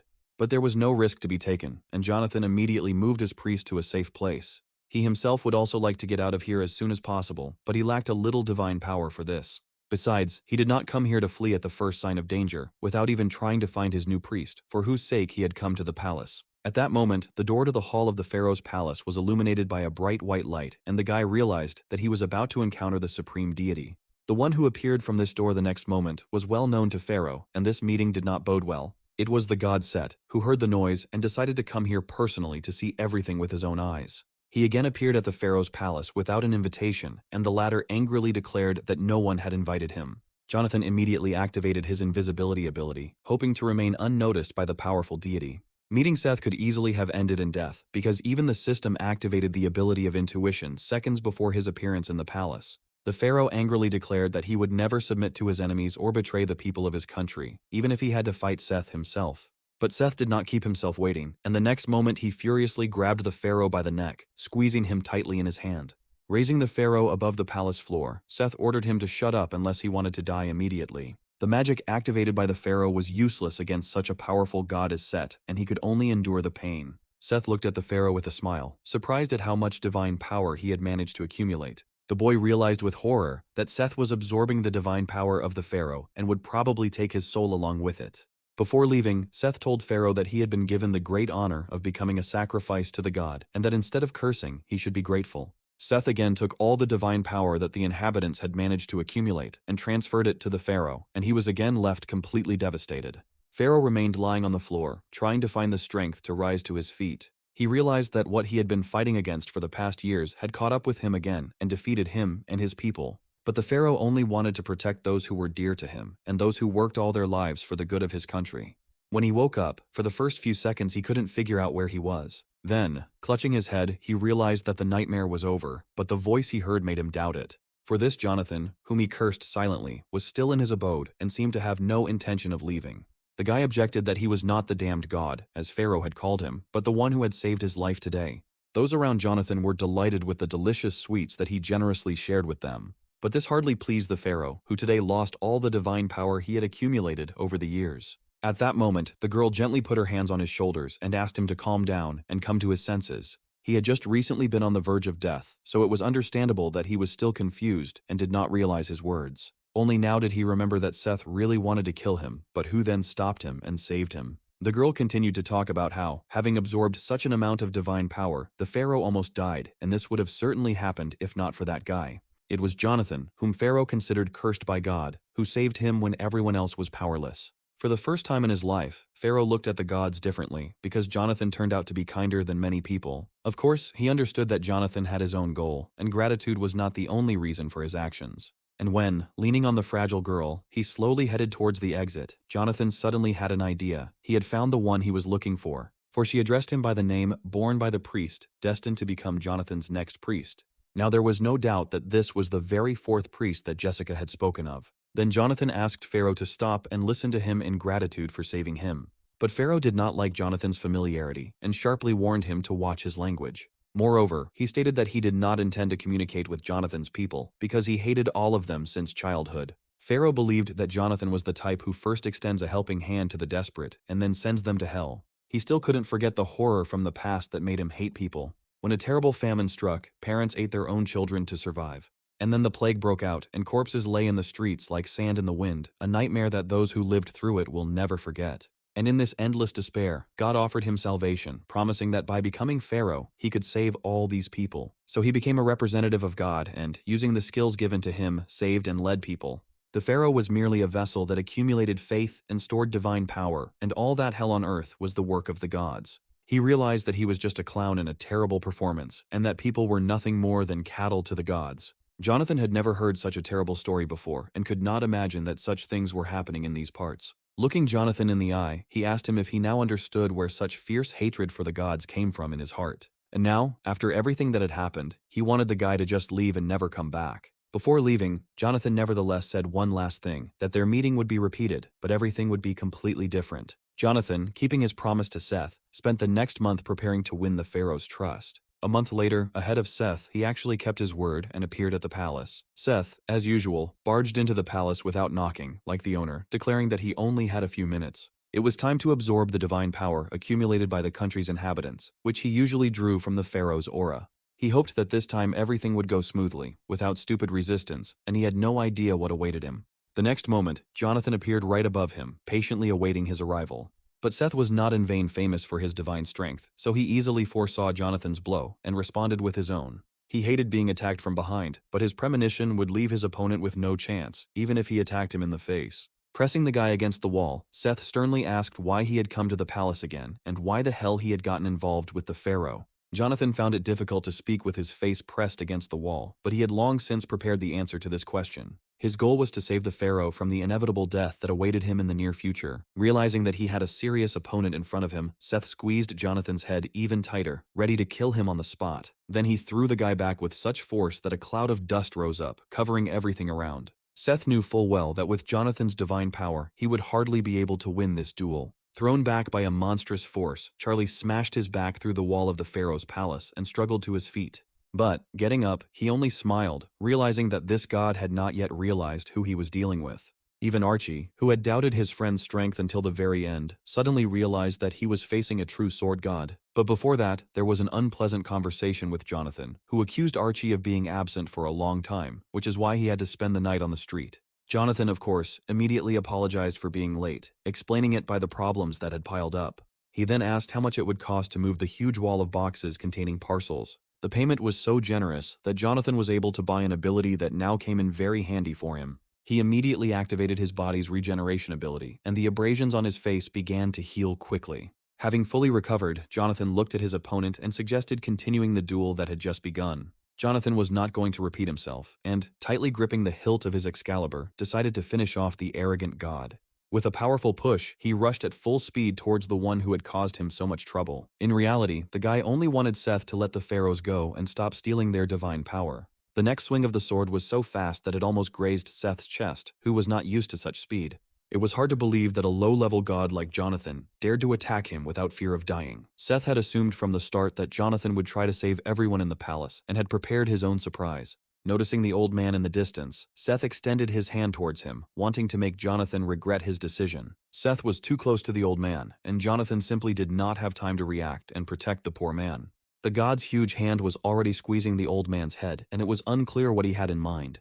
The next second, Seth threw the old man straight at Jonathan, ordering him to take this worthless thing away since he was so dear to him. But suddenly Jonathan felt that the old man in his arms became weightless, as if his body began to dissolve into the air. But what happened to him? Right before Jonathan's eyes, the old man began to crumble like sand as Seth used his divine power. Seth continued to taunt Jonathan with a smile, as he had just missed his chance to hit him. He still considered the pharaohs to be cattle, confident that none of them would dare change the structure of his pyramid. Now everyone in the palace became his victims, and the evil god turned his most powerful weapon on the pharaoh's children. The boy did not have time to react, because he did not have the ability to resist such a powerful deity. Jonathan couldn't stand aside and rushed forward, standing between Seth and the boy, ready to take the blow. Seth couldn't believe that this god had decided to protect some people who probably also wanted him dead and wouldn't appreciate his kindness. He considered it wrong to give hope to these pathetic creatures, believing that this only made life more difficult for both the gods and the people themselves. Turning around, Jonathan realized that Seth had taken not only the boy hostage, but also all the other servants of the pharaoh. All those who did not manage to take cover were bound by magical chains, and their lives were in mortal danger.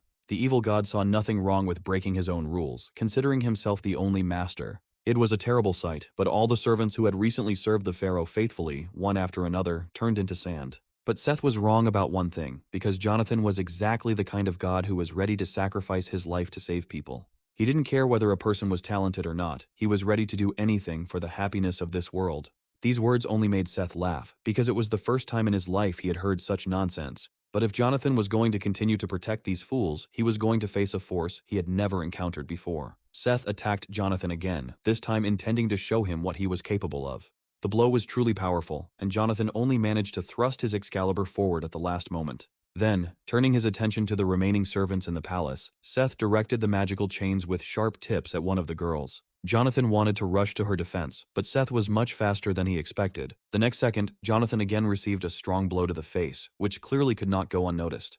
The impact, like a hammer blow, sent Jonathan flying backwards, blood gushing from his mouth. Seth seemed to be enjoying fighting Jonathan more and more, as he had long hated the upstarts who had recently become young gods. Without wasting any time, he approached his victim and delivered a series of monstrous blows that could kill anyone. Jonathan continued to fight back heroically, although it was clear that he was at his limit. Without outside help, he would hardly have been able to cope with such an opponent, but at that very moment, the pharaoh appeared in the palace. Never in his life had he seen a battle between two gods, one of whom was on the side of people. Suddenly, Eleanor appeared behind him, deciding to give him all her divine power so that the pharaoh could enter the battle and help Jonathan. The pharaoh understood perfectly well that after this Eleanor would die, that this step meant certain death for her. But Eleanor said with a smile that she knew herself very well and would never forgive herself if she acted differently. She had little divine power left, and after Seth's magic, her body slowly turned into sand. Suddenly, an old man who had also met with Seth and whose days were also numbered placed his hand on Pharaoh's shoulder. He said with a smile that he had lived a long and happy life and therefore would do the same as this beautiful girl. As a result, everyone present in the hall gave their divine power to the pharaoh, thereby signing their own death warrant. The boy burst into tears, realizing that these people had sacrificed themselves for his great mission. He clenched his fist, deciding that he would never lose after such a sacrifice and would not give his life away too cheaply. Eleanor asked him not to cry and promised her friend that they would meet in the afterlife. She'd already tasted the glory and wealth of earthly life, and after wandering for thousands of years, she found true love. Having experienced all the joys of life, she was ready to move on, leaving behind all her past regrets. Just before her death, she promised Pharaoh that their shared happiness would return to them when the days of their bitter sorrow had passed. And a second later, all that was left of her was a mountain of sand, and the entire hall, recently filled with Pharaoh's servants, was covered with the same sand.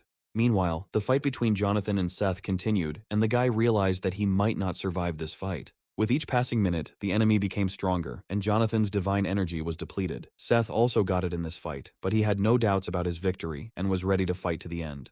He wanted to finish off Jonathan so that he would no longer interfere with his plans and get under his feet. At that moment, someone appeared in the hall who could not forgive Seth for the suffering he had caused him and his people. The pharaoh, endowed with the divine energy of all the inhabitants of the palace, struck such a powerful blow that clouds of dust covered the entire hall for a long time. Even the stone ceiling of the palace was covered with cracks, as if from cannonballs, and threatened to collapse at any second. Seth remained where he was, realizing that Pharaoh was no longer the easy prey he had become accustomed to seeing in his person. The Pharaoh approached Seth and angrily asked him how it felt to fall from the top of the pyramid of which he was so proud. Seth couldn't believe that this man dared to raise his hand against him and use divine power that could kill him. With this, Seth crossed the line, and the Pharaoh was obliged to take revenge, and their duel today was to be the last. Jonathan saw the power of the Pharaoh and was amazed at his might, which had remained hidden from everyone all this time. For Seth it was all over, and Pharaoh knew perfectly well how their fight today would end. He loudly declared that this place would become Seth's grave, and that he would not be able to escape his predetermined fate. Seth believed that only the Pharaoh was to blame for the pyramid being filled with blood, because he himself was ready to turn every inhabitant of this country into sand. Suddenly, 3 sphinxes appeared in front of Seth who were not going to let him go. Standing up and heading towards his opponent, Seth asked the sphinxes not to interfere, because he was very busy. Suddenly he heard a loud sound behind him, and an angry cat hiss, which made it clear that the sphinxes were serious. The sphinx immediately rushed to attack, knowing that Seth was now more vulnerable than ever before. For the first time, these creatures dared to attack him, and Seth wondered if they really didn't value their lives that much. The Sphinx felt that the loss of divine power had made Seth weaker, and now he would definitely be able to stop him. The Sphinx asked Seth the same riddle he had given Jonathan, giving him only 30 seconds to think about it. He warned that if Seth did not respond, he would remain in the pyramid until it turned back to sand. And 30 seconds later, everyone saw how the pyramid began to collapse, and Seth was still inside. It was hard to believe that Seth had received no guarantees when he entered the pyramid, since, as Jonathan reminded him, the pharaohs had imprisoned him on the lower level of that gigantic structure. Many residents were saddened by the loss of their only source of income, since delivering packages from the pyramid allowed them to support their families. Jonathan's mission was complete, and Arthur was a little sad to part with him. However, he has earned so much money that his sadness will probably quickly pass the moment the guy starts spending this money.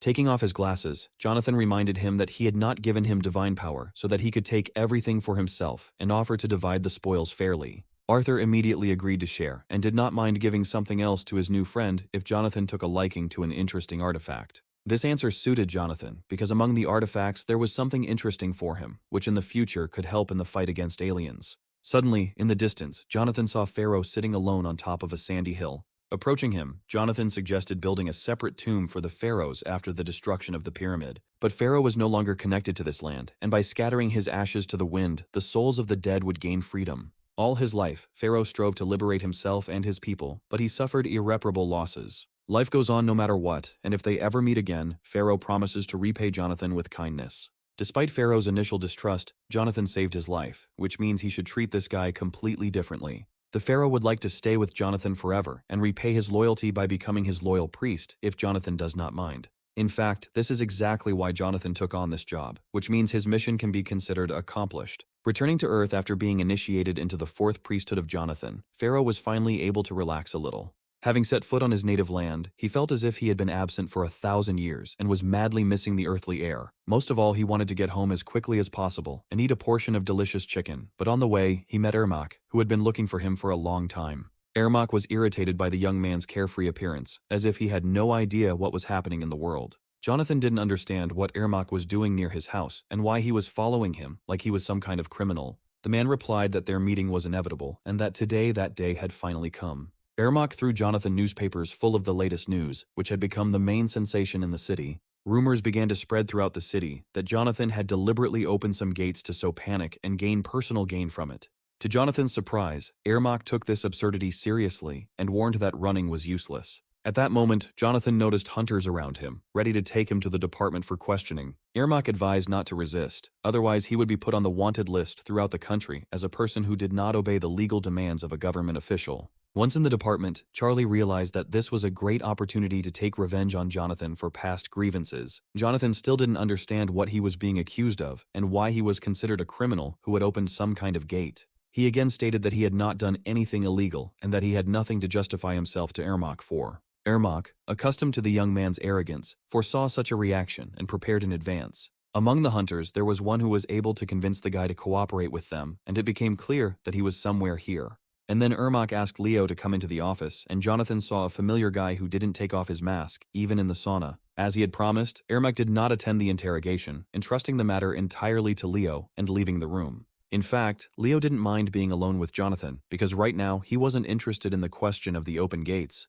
Jonathan noted with a smile that he often recalled their last meeting in the sauna and did not expect to see each other again so soon, even in the interrogation room. Leo wasn't interested in such conversations and didn't care what Jonathan did or where he worked. Reaching out his hand towards Jonathan and activating his divine power, Leo stated that he only wanted to clarify one matter. Ever since the day his sister Ella went missing, Leo had suspected that Jonathan knew more about it than anyone else. Jonathan found it strange that Leo had asked him this question, since he and Ella were only connected by their work together. Seeing that he was not understood, Leo decided to ask his question differently and immediately made it clear that the jokes were over. He said that he had not been able to find his sister for a month and knew for sure that she had been in another country for a long time. Ella's fate remained unknown, as she disappeared immediately after promising to bring Jonathan his fifth priest. Meanwhile, a mysterious murder took place in the royal palace, which will be discussed in the press for a long time and shocked the inhabitants of the kingdom. Having sneaked into the palace at night, Ella killed the young queen, who also had magical powers and was to become Jonathan's next priest. She then used the dark magic that the demon had given her and decided to inhabit the body of the murdered queen in order to appear before Jonathan in this guise. Her plan worked perfectly, because no one noticed the substitution and she didn't even have to fight the royal guards. Then she carried out her plan, and the dark energy completely enveloped the dead body of the queen, making it its new shell. And just a moment later, finding herself in the body of her victim, Ella suddenly opened her eyes and was ready to take back everything that rightfully belonged to her.